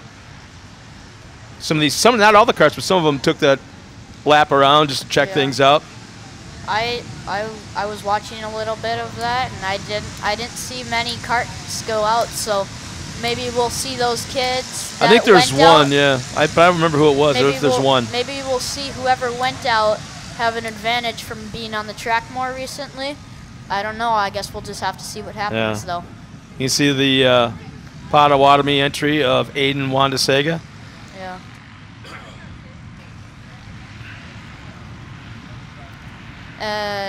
Are they racing already or something? Because this looks a little weird. No, not yet. No, this is the pace lap. Okay. Yeah, because. See how this works now, Mr. Racer Boy. When the pace vehicle pulls off the track. I didn't see the pace vehicle in the shot. Yeah, okay, yeah. They're going to bunch up real tight, I know, right before they start. I know this. Then the pace vehicle's going to pull off. They were not bunched. Then the flag's going to fly. That's when the race starts. You know that green thing, Yes, Scott. Yeah. I know this. See, now they're starting to slow down a little bit. They're going to group up. Yes. Oh, and where's the pace vehicle? Pace vehicle's off. Oh. And green. Guy, you sound like a spotter. I don't know. The race has started. Here they come to turn number 1, still side by side. 3 wide, 4 wide, jeepers, 6 wide possibly. It looks like Troy Johnson with the hole shot. Oh. Sneaky move by Wanda Sega. Tried that inside line crossover. Oh, and we've got 2 carts together. They got out fine. So Johnson has the hole shot. And is that Wanda Sega still in the 2nd spot? Looks like it. Zachary Werhanowitz in the 3 spot. Paige Werhanowitz looking like she's gonna challenge him for the 3rd spot though. Yeah, they race side by side a lot, don't they? It seems like. And whoa, what are they? Okay, that's a new track. Are they doing the whole track? Oh, there they go. Right here. Just at the bottom of the hill to a left-hander. Okay, that's a new track. We've done a different track before. I've never seen this one. See, you're one of the old guys. Yeah. Yeah, this isn't. That's a new track to me. So still Troy Johnson up front, Werhanowitz and Wanda Sega side by side. And here comes Easton Sleeper. Wow, Whoa, where did he come from? Man, way back in that 9th spot. He is battling for 3rd. He started in that 9th spot, and here he's coming for 3rd. He looks like he might try to make a move for 2nd. He's just got to be patient, a little patient. Let it happen. Oh, and now Wanda Saga making a move for the lead. There goes Sleeper to the inside. They're 3 wide. Sleeper might have it as they cross the starting line. And now Markwart coming up inside of Johnson as well. Sleeper now with the lead. You're gonna steal my job, dude. Okay. Don't be so good. Don't be so good at this. Okay. Sleeper with the lead has gone around the outside of Wanda Sega. And now it looks like Markwart's gonna try to get up into the 3 spot. And Markwart takes over 2nd. Well, we got one car around, Zachary Werhanowitz goes around. Now, when something like that happens during the race, you get all worried and kind of upset? Or do you, okay, check up, think for a second, you got that competition yell coming out, there's still a shot? Yeah, you've always got to stay calm. There's this one time I actually rolled over. I'm like, that's right, there's no comp yellow in this race. Because we didn't do a comp yellow that race. Okay. I'm like, I got to move. And like my front end's all messed up, and I'm just trying to get as many cars as possible. And I end up getting like 5 cars, and it was just like, if I wouldn't have not been worried about that, that's just, you've got to put 100% focus into it. Even you can't let anything slow you down. Mm-hmm. As I'm looking through the lineup right now, Easton Sleep with the lead, Sam Marquardt, Aiden Wanda Sega 2nd and 3rd, Paige and Zachary Werhanowitz 4th and 5th, Braden Boshaw in the top 6, Ashton Horde top 7, Owen Van Eppen, our current points leader, 2-time champion, way back in that 8th spot, so he's got a long way to go. Oh, it looks like, that's lap traffic. I thought our leader was slowing. That's not our leader. And Sleeper and Markwart actually 1 and 2 came from the 9 and 10 spots. Yeah, good call. So, but we haven't seen Owen Van Eppen make that kind of moves yet. He came from, he started 11th. I wonder where he's in this field. Well, he's a smart kid, like our lap traffic goes around. Okay, on the infield there. So Marquardt seems to be gaining on Sleeper a little bit. Not only about 1, maybe 2 car lengths separation. In fact, it might be 1 now. It looks like he's gaining very fast. I don't know if there's something with Marquardt's car he's got set up, or is Easton Sleeper having a little problem maybe? Oh! Oh, and there's Van Eppen, our points leader. And Beauchamp, it looks like. Van Eppen and Beauchamp, that might shake up the points this year a bit. That's going to happen quite a bit. I mean, those guys are always in the top 5, always. And it looks like there wasn't anybody going to get them either. That looked like they were all alone and no one was getting them yet. I'm wondering how long that'll be before they can get going. What if they end up being in that lap traffic and they're not able to use that competition yellow? What if that could happen at this point? So once again, it looks like Sleeper stretched out that lead now to about 4 car lengths. It was about, what, 1? But here, this is where Marquardt, Oh, that's where the wreck is. There's still no one coming over there. Way up on top of the hill in that back section. There's still no one coming to that wreck, so they are now both a lap down.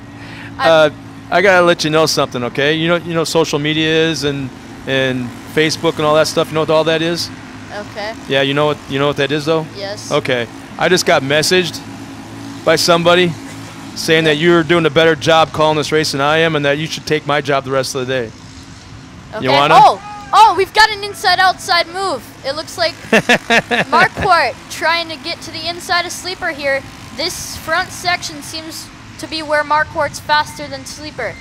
Sleeper seems to pull it out when we head into the back. I got another message saying that you're gonna take my job. Damn, people. There's the competition yellow coming out. We're at the halfway point. Easton Sleeper, Sam Marquardt having a great battle up front. Aiden Wandasega will hang on to third. Ashton Horde has moved into that fourth spot. How about that? Hasn't raced all year. Ashton's up into the top 5 with John Holter in 5th. Yeah. But I'm kind of surprised, like you are, that there hasn't been anybody up there on top of the hill to separate. Been no one separating those and they're already a lap down, yeah. So now that'll really shake up our points, because now Van Eperen might be all the way. Now we've finally got a couple people. That looks like that's their dads. That's Rodney and Scott. Yeah, that looks like Rodney and Scott there. Finally going. So to Owen's get them. back underway. I wonder now if they'll kind of slow down the pace up a little bit to give them a chance. Well, they're still going to be what? No, 2 laps down possibly even. No, there'll be 1 because they only went by once. The caution lap doesn't really count. But they're going to be a lap down, and they're going to have a lot of ground to make up. Pretty much the only ones they can beat. Pretty much the only ones they can beat at this point. Oh, Beauchamp might have a problem. Nope, he gets back underway as well. Without -1 quarter panel. Those things are meant to break off. They're fiberglass. We're meant to bang on the carts, so they break off easily. Fiberglass. Are you hearing that now? Now I got the producer saying I'm losing my job. Oh my God. Okay.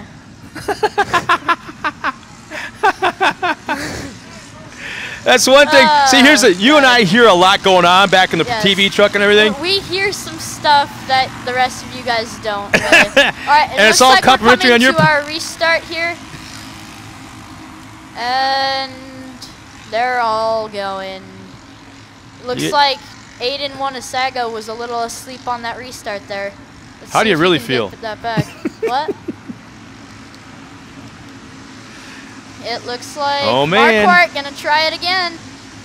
So there's that fine line between taking that inside line, scrubbing off speed, or go opening up the outside. Inside move here by Marquardt. Yeah. He might get to the inside of Sleeper here.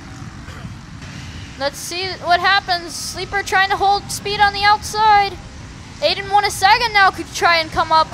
Wanasaga gains a ton of ground on our leaders. Sleeper will get the lead back. It looks like Marquardt was pushing a little on Sleeper. And at this point, we will see none of our points leader at this point, as he is back a lap. Oh, sliding sideways, Marquardt. Oh, and we've got one over. Is that Aiden Sleep? No, that's Wanasaga, yeah. Wanasaga goes right over. Tough break. She was doing so well too. That's a he. Aiden? Oh yeah, you're right, Aiden. I'm sorry.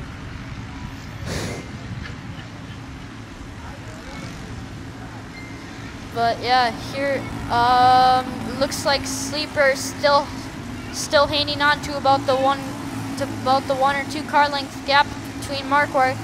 Marquardt looks to be gaining a little bit of a gap.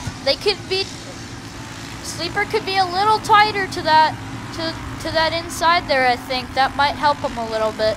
Sleeper now pulls a little bit, but it's really staying about the same gap in between our 2 leaders. You don't think he takes it too tight into the corner, he'll scrub off speed with a push or get a little sideways? That's a very long sweeper though. Yeah. I think they could just keep it smooth. But I don't know. I haven't been at this track in a while, so. And it looks like this is where you can usually see an inside-outside move. Nope, not this time around. Marquardt will usually set it up to the outside and dive to the inside of Sleeper on that corner. Look for that next time around. Should be 2 laps to go this time by as they cross the Amsoil finish line. 2 laps remaining. Our 2 leaders now putting quite the gap back on 3rd. They seem to be running away with this race today. Now Marquardt, he just can't scrub off that much speed in this corner. That's what's killing him every time. This time he goes to the inside.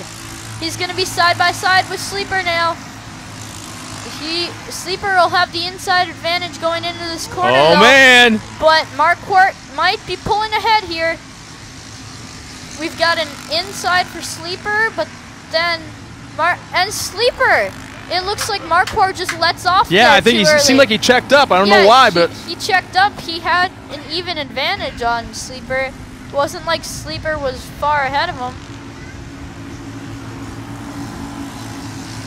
And it looks like now Sleeper gaining back that same sized lead again. We're just seeing Marquardt getting a lot of opportunities, but just not quite getting there. Look for the outside inside move on this not this corner, the corner after this one. Look for Marquardt to do an outside inside move here. Marquardt's got to stop scrubbing off speed in some of these corners though. this is one thing we should mention too, that these kids aren't, you don't have spotters, you don't have radios, so you're all driving on your own. Yes, you're not getting help from anybody. We'd all just drive on our own, and no one spots for us.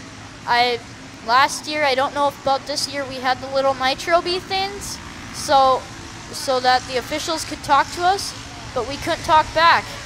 And it looks like Marquardt now gaining the gap on it a little bit. Oh, one to Sega. He was there a while ago when I saw him come around. So maybe something happened that he pulled off again. That's the kid that rolled over though. So, So we're on the white flag lap, less than 1 lap remaining, and it's got a great battle up front between Easton Sleeper and Sam Marquardt. Take her home, buddy. It looks like Marquardt closing in a little bit. It's only about, now Easton stretches it up. It's about 2 car lengths in between, maybe 3 now. But let's see if Marquardt can close up on this corner. It looks like he might be a little bit. This is Marquardt's last chance. His best move has been that outside inside on this one corner over here, but these last 2 times around he hasn't done that. If he can get close enough to Sleeper and do that move, I think he might be able to pull it off and take the win. Or will Sleeper hang on to take the win? We'll just have to find out here. It's 3 corners remaining here. I just want to let you know there's 7 people now that say that you should be doing this the rest of the day. So I've gotten 7 messages from people. Come on, call it home, buddy. Come on, Carter, call it home. Okay, they make their way around lap traffic, and another Marquardt spun out in the corner. It looks like Sleeper. Marquardt a little faster, but he's not going to have time. Sleeper takes the win. Marquardt second, and we'll have to see. That's lap traffic, Warren Chunk. And is this the race for 3rd? Ashton Horde takes 3rd. John Holter 4th. Zach Verhanowitz 5th. Michael Funk 6th. Paige Verhanowitz 7th. Antonio Inglese, or is he lap traffic? No, he should be in 7th. 8th is Troy Johnson. 9th, Aiden Horde. And 10th here is Zachary Verhanowitz. Do you practice this at home? Not really. No. You just come up here and just start doing this? Yeah. You want to take us to a commercial break? All right, we'll be right back to TORC, the Off-Road Championship. Rugged radios. Work, race, play. Hey, Steve, where you at? Experience clear communications through headsets or helmet kits. I'm up on the hill to your right. Oh, there you are. Talk vehicle to vehicle. Keep radio contact going. Copy? Talk to passengers. Copy that, I gotcha. And stream your favorite music. Complete communications for UTVs, base camp, toy haulers, or off-road vehicles. Rugged radios, the authority in communications. For 41 years, winning drivers in all forms of motorsports have relied on VP Racing Fuels for leading-edge technology to optimize performance and power them to the winner's circle. Now you can get the same benefit with VP Additives, formulated for gas and diesel engines. It's race fuel technology for your daily driver and the perfect way to clean out your fuel system and put the power back in your drive. VP Additives are available at your local AutoZone store. For more information, visit vpracingfuels.com.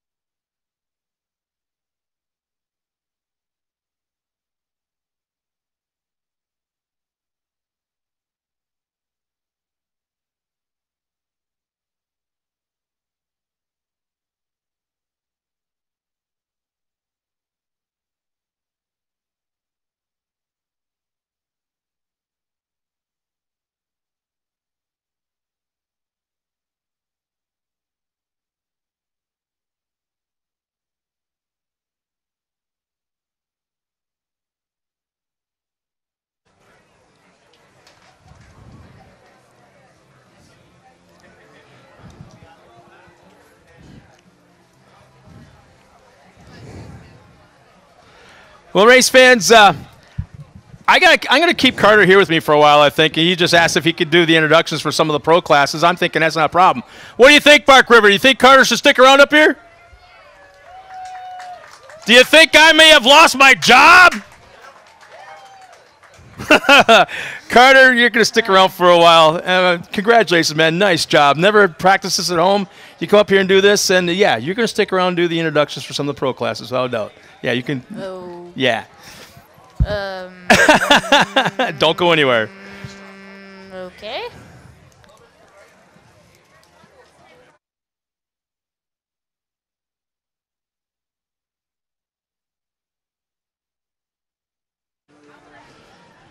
Well, race fans, let's now meet our top three finishers in the short course kart division, and I'm going to let you handle this one.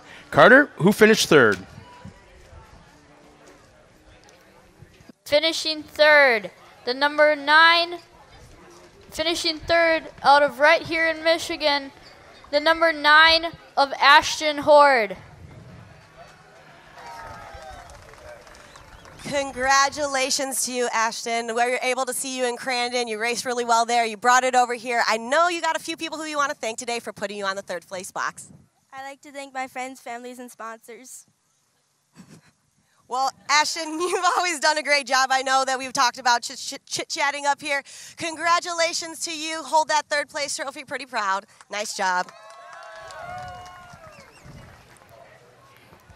Finishing second, very close. Had a great battle with our winner. Finishing second, the 190 of Sam Marquardt. Sam, congratulations to you. It was quite a battle between you and Easton out there. I was just telling you that Carter was calling that entire race. What's going through your mind when you and Easton are going back and forth, back and forth? Don't crash them. Don't crash them. Well, that is a great thing to think about. You know, when you guys are taking the inside-outside line, does that change lap by lap, or does it change turn by turn? Turn by turn. Well, you've done a great job. Who do you want to thank for putting you on that second place box? HPI, my mom, my dad, my sister, Heck Electric, Corey's Crink and Ale, Todd's Custom Paint, my grandma, my grandpa, Kurt, Evil Smile Photography. I did more, but I forgot. Well, that's okay. You've got everything that you need to be on that second place box. Congratulations. Finishing first with a very good battle. He had to be a little nervous seeing our second place finisher getting in his door a few times. Finishing first, the number 13 of Easton Sleeper. Congratulations to you, Easton. Take this. You did a great race out there. I know your finger is a little bit hurt, but that didn't do anything for you. How do you feel taking that first place box right now? I feel really good right now. A lot of bumping and banging. Me and Mark Court. Got a little nervous going in that corner over there. I seen him out. I thought he was going to win, but he didn't. Feels so bad, but Robin's racing. And I also got to thank High Roller Motorsports, Auto Gear, Ryanair GM, Neverlift, Race 1, B&D Plumbing, Mackel Tools, Amsoil, the Off-Road Fraternity, Nelson's County Market, Fleet Tech, and all my other sponsors. Well, you've done a good job. Here comes a big basket. I heard there's some wine in there, but Brian from Bark River tells me that is for your parents only. But nice job for you, Easton. Nice job for these three top finishers over here in the short course carts. Back up to you, Scott and Brent. And Carter. And Carter. Once again, congratulations to those top three guys. All guys are showing smiles. And the lady, nice guys, nice job. And Carter, before you go, or before you step aside and take a break, Mr. Hollywood, I just got another one of those messages, and he said, don't let the kid fool you. He practices all the time at home on his Hot Wheels. I guess something about a tape track on the floor, and so you do practice this, don't you? Who was that from? Guess. Grandpa? No, your grandpa's standing right there. Guess. Was it from my grandma? No, it wasn't grandma either. Then your dad threw you under the bus. Oh, my Dad! Your dad just threw you under the bus. You are getting pushed into the lake next weekend. Watch out. Well, ladies and gentlemen, Carter, I got to thank you so much for coming up here, man. Take a quick break. We'll bring you out here for pro introduction. What? One more thing. Okay. This race could have seriously shaken up the points standings right now. We've Yeah. got to be looking what could have happened to the points this race. Well, tell you what, you go to the USAC trailer right now. When- They'll have all the current points up after this race, and let me know how it goes. All right.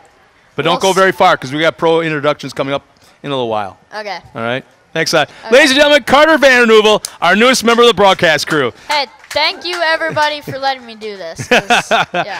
I didn't have a choice. Your grandpa brought you up here. We'll be right back after this with our next race of the afternoon, the Pro Super Buggies. Born into a family of builders, Randy View has a long history in the building industry. He began his career as a builder, but life events moved Randy in a new direction, where he became a registered architect. With a passion for both building and design, Randy's dream became a reality, and View Incorporated, a design-build firm, was born.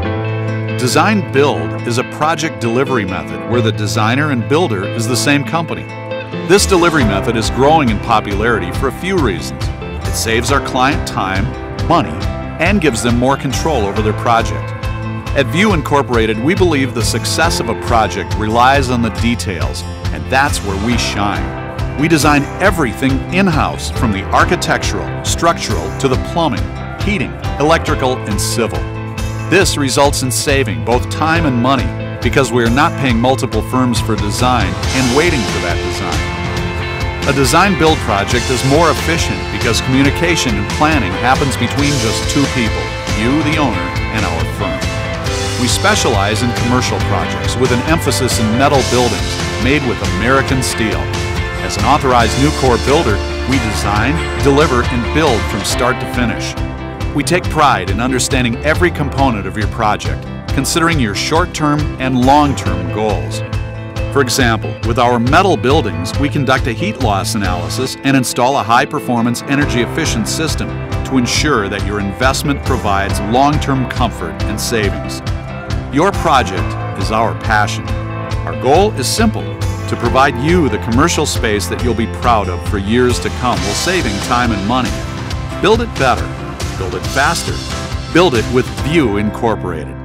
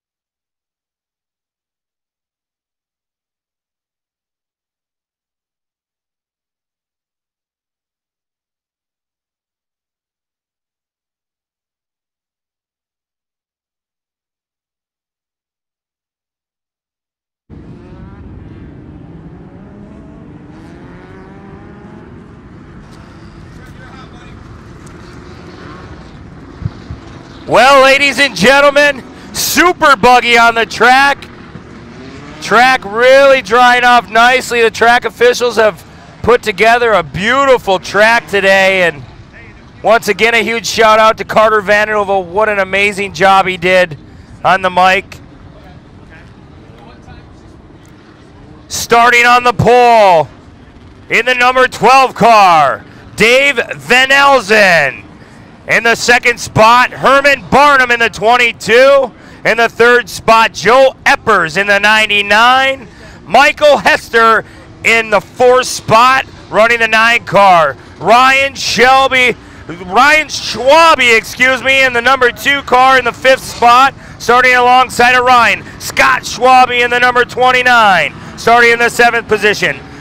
Used to run single buggy for a lot of different years. Now he has made his way into the super buggy division, and not only is in the division, is running in the top 3 consistently throughout the year. The number 31 of Mark Steinhardt. In the 8th spot, the Ponzi backed of Michael Meister in the 94. Daley Penteco starting in the 9th spot in the number 36. Steve Creeman in the 18, and rounding out our 11 car field, Brian Basha will bring us to green. Herman Barnum coming into turn 1.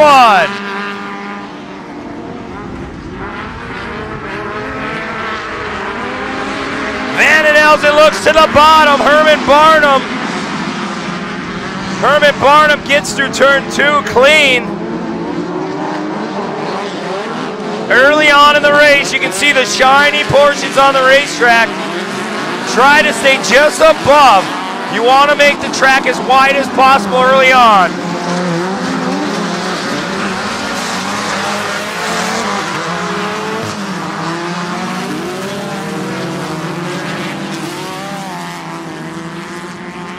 Daley Penteco, our new race leader, gets around Herman Barnum going into cemetery turn. The DPR car number 36 is out front, Daley Penteco.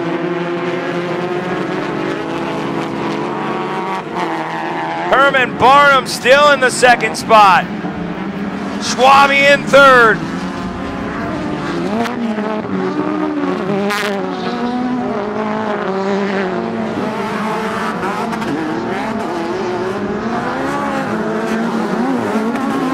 Barnum trying to push Schwabe out. Gets into Schwabe just a little bit, trying to get him out into that loose, slimy dirt. Barnum just roosts Schwabe.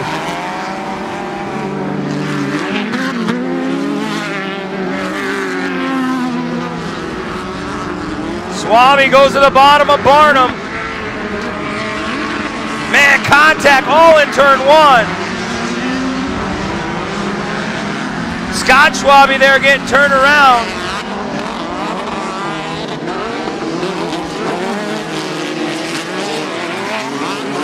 Barnum, Michael Meister. Meister goes to the outside of Barnum. Flies over the tabletop, going to the back section, taking over that 2nd spot. Meister now on the hunt, going after Daley Penteco. Remember, we have a competition caution halfway through this field. This race will come down to the 2nd half. They'll all get another chance to restart, get another shot at our leader, Daley Penteco. Good look at Mark Steinhardt trying to work on Barnum. Steinhardt with countless wins, not only in that 31 car, but back in the single buggy days. It was amazing to watch that boy run and also build those cars. Barnum trying to hang in there with Steinhardt.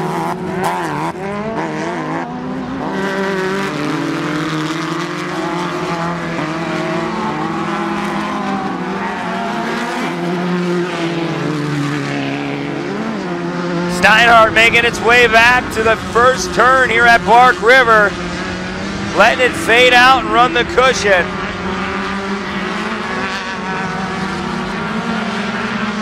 Here's a good look at the Ponzi number 94 car of Michael Meister. Been fast all year long.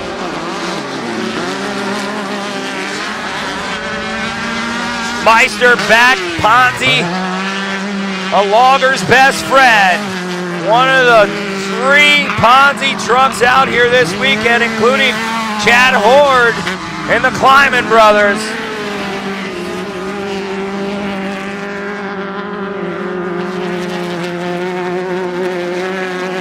Meister trying to put some laps together, seeing if he can run the pace of Daly Penteco.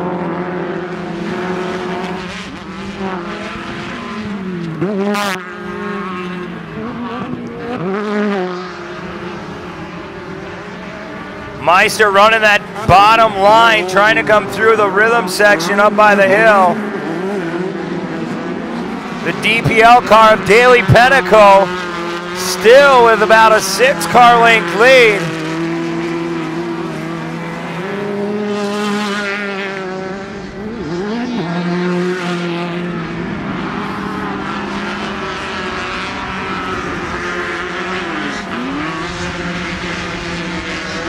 There's a good look at our leader in the DPL car, Daly Penteco, still maintaining this lead in the first half of the race in the 36.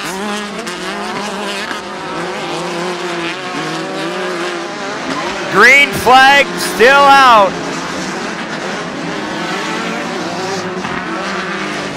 Penteco, Meister, your top 2.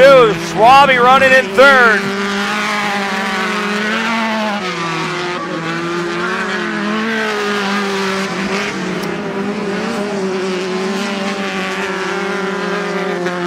Daly Penteco out in that clean air, picking the spot that he wants to run. This track is drying out nicely as Penteco comes back to the hill jump.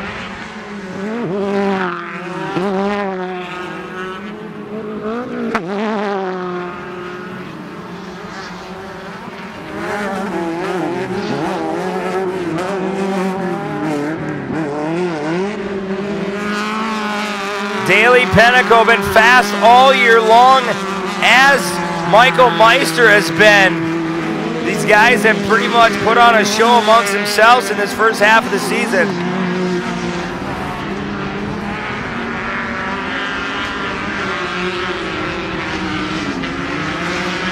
Meister trying to get a little run on that inside. Crisscrosses right over the blue groove.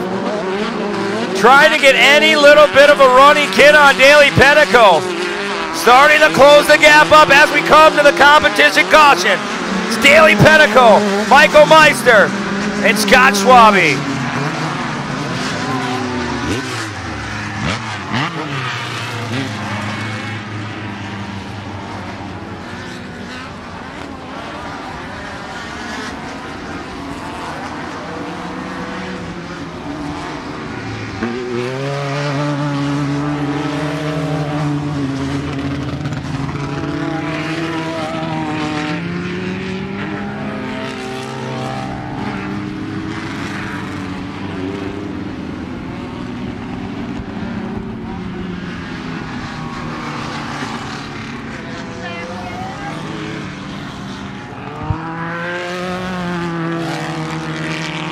With all the cars out in the back section, I want to give a shout out across the road over. You see the house across from the racetrack.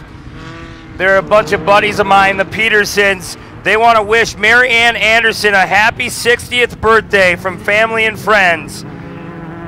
So hello to you guys. You have the best seats in the house, and as do we. So we can keep an eye on you guys. Happy birthday to Mary Ann, and hope you're having a wonderful day.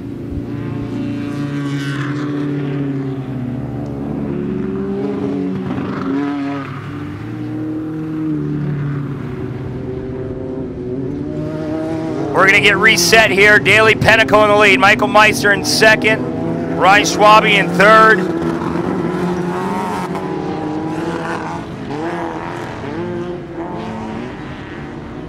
Daly Penteco going to set the pace. He has an opportunity to take off whenever he wants. Some guys will brake check. Some guys will just take off, and we'll see what Daly does here. Meister staying all over the back bumper of Daly Penteco.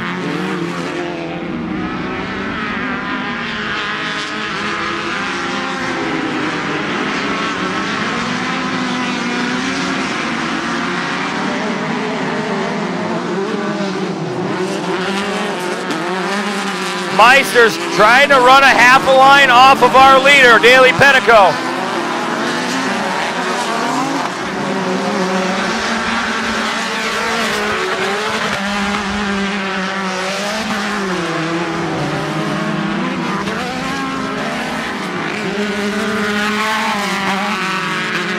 Penico entering cemetery turn. Penico playing the conservative line. Meister goes really wide. But on exit, you can see when you come across the front part of the hill, if Meister has put together a full quarter of a lap.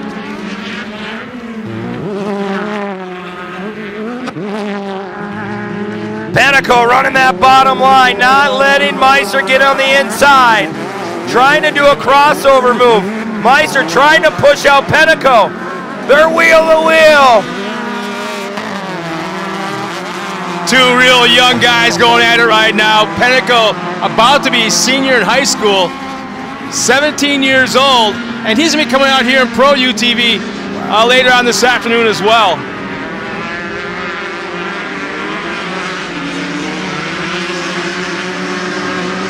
Man, Meister got by Penico and he just stretched out 4 or 5 car lengths.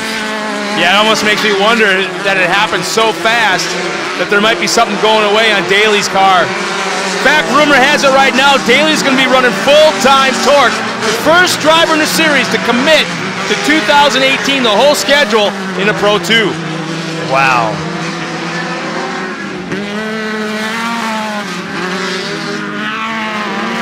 Track drying out nicely in the sweeper. We're actually seeing a lot of dust as they enter, which is crazy to even think about. Yeah, there's something got to be going on with Daly's car right now.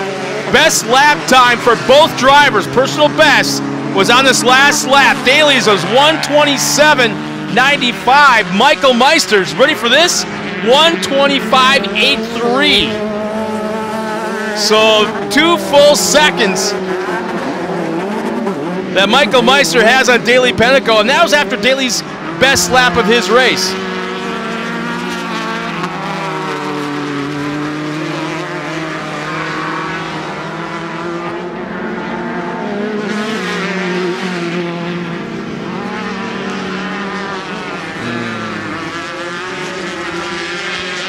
Yeah, I think you're right, Scott. As much as you want to think about it, like Penico, he's falling off the pace a little bit. In that beginning of the race, it seemed like Meister couldn't catch him.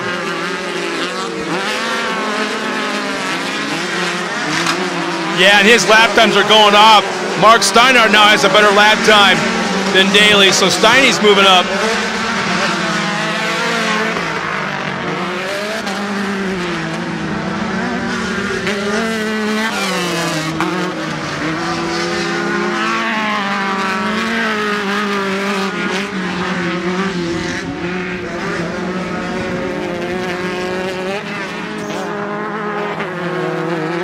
Meister coming back one more time over the big hill jump.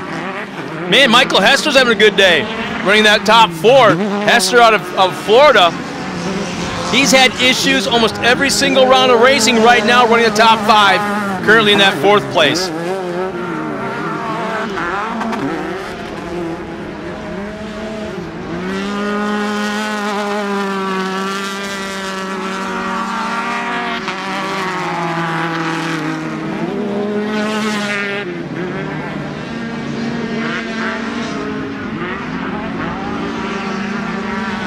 Meister just being conservative, just being patient and running his line. That clean air is something else. If you haven't raced anything, you can ask anyone. That clean air is the best air. If you're not pulling tear-offs, you're out front, just like Meister. Michael Meister taking the white flag one more time around here at Fork River, Michigan.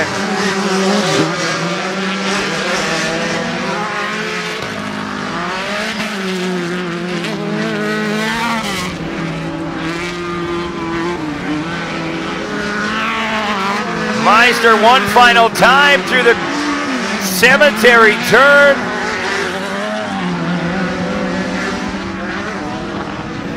Yeah, Meister's consistently running 2 seconds a lap faster than everybody else. That's including Penico, Steiny, and Schwabe, as Meister's just got this whole place covered. That's a kid right there that needs to step up.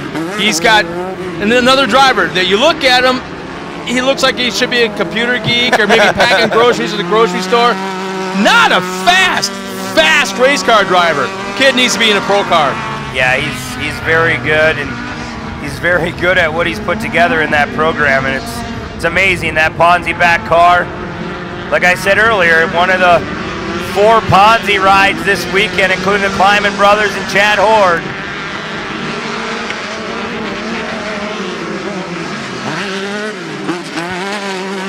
And he hasn't been around that long either, when you think about it. I mean, you heard the saying, his checkered flag is coming out. Michael Meister wins another one. Daley Penico will come around in second. Steiny's right there in third. Scott Schwabe should be coming around in that 4th spot along with Steve Creeman running up to top 5.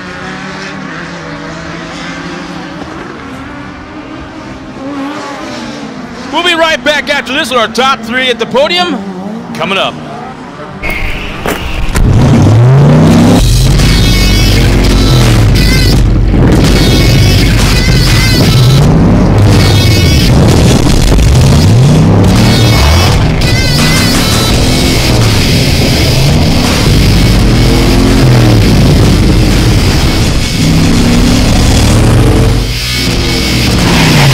Turo Trailblade Tires, the weapon of choice for wherever you want to go. Golf is more than a word. It's a sport, a pastime, and the destination? Sweetgrass Golf Club. Perfect your swing as you aim for the flag on an island, and your stay at the island. Unwind and relax. A little spin, a big deal. Celebrate the day. All part of your total experience at the island. Stay and play Sweetgrass. Call 877-ISL-GREEN today. Rugged Radios. Work, race, play. Hey Steve, where you at? Experience clear communications through headsets or helmet kits. I'm up on the hill to your right. Oh, there you are. Talk vehicle to vehicle. Keep the radio contact going. Copy? Talk to passengers. Copy that, I gotcha. And stream your favorite music. Complete communications for UTVs, base camp, toy haulers, or off-road vehicles. Rugged Radios, the authority in communications.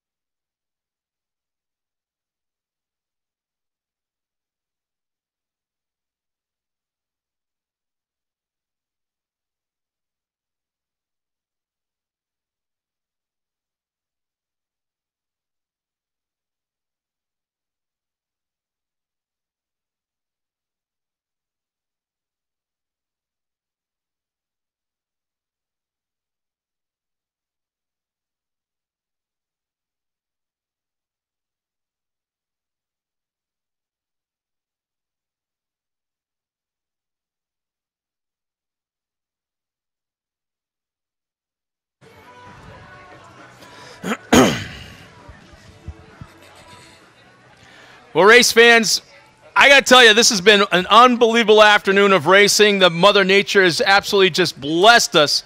Thank you, Lord, for a fantastic afternoon. Weather-wise, racing has been great. We've got a lot to go yet with pros coming up next. But in the meantime, this is where we get to have a little fun. I know there's a lot of people that are active on social media. Brett, you are a social media magician when it comes to this stuff. But please, you know what? Go to Facebook, like us, take pictures, hashtag us, the whole 9 yards. In fact, Instagram and Twitter. You can @TORC Off-Road. You can like us on Facebook at facebook.com/TORC.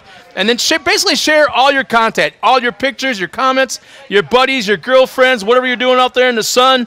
You know, it doesn't matter. Some of the racing back in the pits, it doesn't matter. Hashtag TORC17, hashtag TORC Off-Road, and you can keep up to date with all the cool news, pictures, current press releases, maybe some rumors every once in a while pop up. Go to TORCoffroad.com, or I'm sorry, TORCseries.com to stay updated and all that cool stuff. But you know what? It's a social media thing. It's like when Carter was up here. I'm getting messages off of Facebook from, now it's 11 different people saying I lost my job. I think we both did. And then all of a sudden, our producer says, we got these radios on and we're listening to him on the headset.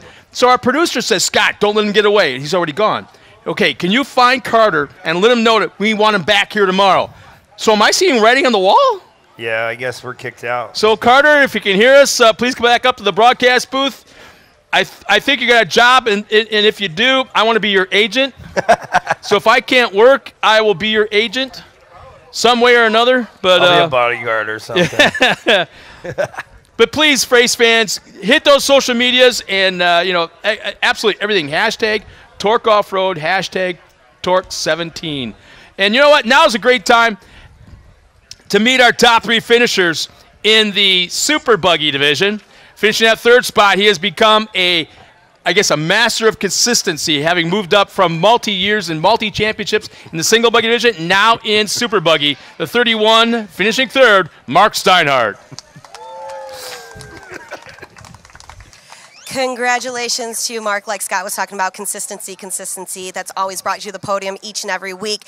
With the track drying out a little bit and the wind picking up, how much of that plays a factor when you start the race to when you finish the race? Well, it was definitely different conditions. It was wet, but not overly wet in the start, and unfortunately my mud muncher quit working about the 3rd lap. So I was trying to drive him blind, and when I got behind these guys in on the restart, I'm like, oh, this could be interesting. So I tried it, and I had to back out right away, and then started wiping off, and I started catching back up. But all in all, a pretty good race. Park River did a good job on the track. Conditions are definitely changing. The next race coming up is probably going to be a challenge. I got to thank Ala Mode out of Rhinelander, Wisconsin, Wash Smart, and Laundry Lobby, also Fastenal out of Rhinelander. And I got to thank Rod End Supply for sponsoring the Super Buggy class. I know everybody's been kind of forgetting about them, but without Rod End Supply, they're offering a good payout for the end of the year. Thank you very much for Rod End Supply for doing that. Well, it's always good to talk to you each and every race weekend. Hop up on number 3.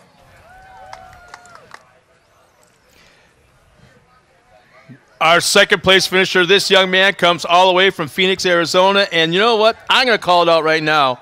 Whether his dad wants to hear it or not, tough. This kid right here has committed to running the entire 2018 series. This kid next year is going to be in a Pro 2. Right now, he's at the 2nd spot in the Super Buggy division, Daly Penico. Congratulations to you, Daly. You know, I know 2nd place isn't where you want to go, especially battling with Michael here the entire time. Going into Campiello, you had that first lead. When we do the restart and everything and we have the 2 white flags, what determines when you want to let go, when you want to take off, and are you doing a brake check at all to the guys behind you? I've had brake check going on a lot, like going through all the classes, so I don't really like that because everyone bunches up and then there's a chance to restart, and that gets really annoying, so you never want to do that because I don't want to make anybody else mad. But there's a lot more going on in your head than thinking about that when you're in first at the yellow. Like he said last time, he's like, you want to be there, but then you don't because then you got everybody behind you. So it's the same thing, just trying to keep focused and just listen to my spotter, tell me when to go and time it correctly and just get everything focused and ready to go for the 2nd half. And they said 8 laps, and I was like, dang, I don't know if that's enough. And then I get out there, and I was like, keep going. And then as soon as you're in first, you were like, okay, this needs to be over. But I've never raced here, so I'm pumped. It's a really technical track. I like it. makes it challenging. Hopefully I can get up here tomorrow too. Birthday weekend's in the pit with Steve and my sister Danielle, and so I'm trying to make them happy, and just got to thank my dad, Steve, Danielle, my sister, my mom, my whole family, Fly Racing, 2X Motorsports, Access Industries, Mr. River Plumbing, and everybody that supports me to get me all the way back out here, and just TORC, and for putting it on and just letting me have a great time. Thanks. Well, you've done it. Can't wait to see the 2018 year. You've already committed to Pro 2. That's going to be a great year. Hop up on number 2.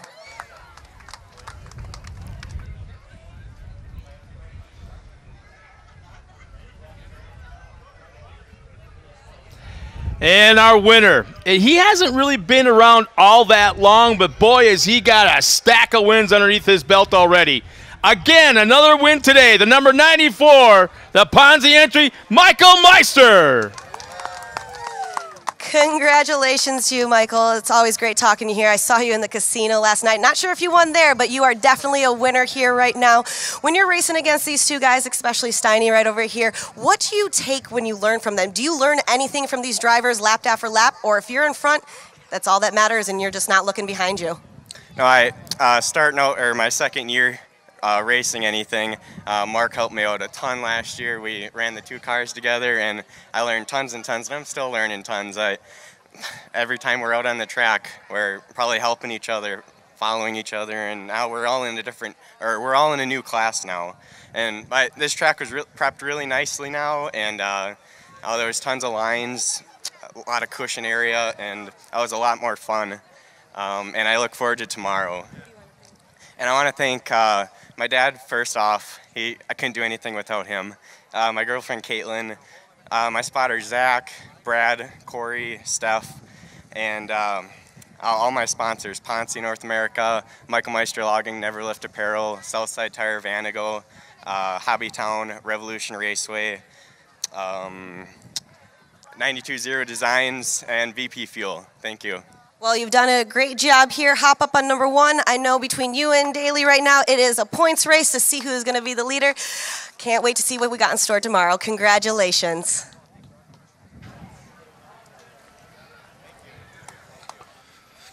Once again, congratulations to our top 3 guys, Mark Steinhardt, Daly Penico, and Michael Meister. Nice job, man. It's really neat to look up there in the podium and see 3 guys smiling like that. Even though they made it in the top spot, they're up there in the top 3. So nice job, guys.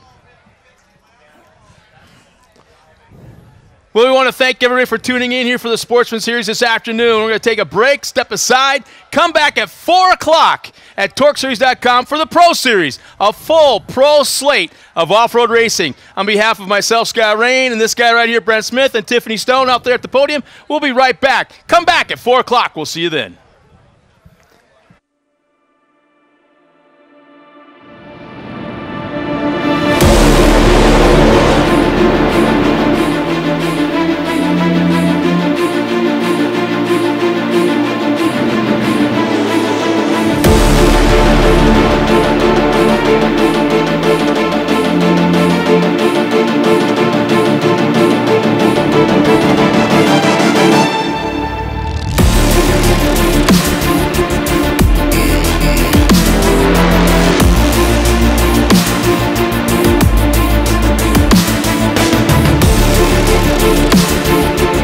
Pro 2 has been a dream of mine for a very long time. I'm excited to join the class full-time in 2017.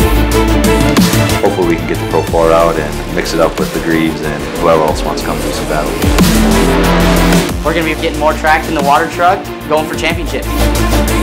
At the end of the day, you want to be the guy that when everybody shows up to the racetrack, I want everybody to say, this weekend I know I have to beat Kyle Hart.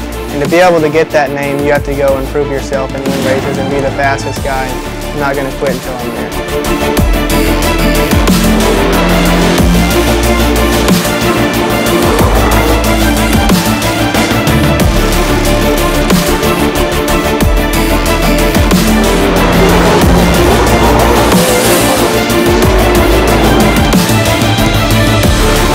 The overall future for off-road, it looks really good. We finally have a stepping stone of young guys coming up. It's going to be one hell of a season.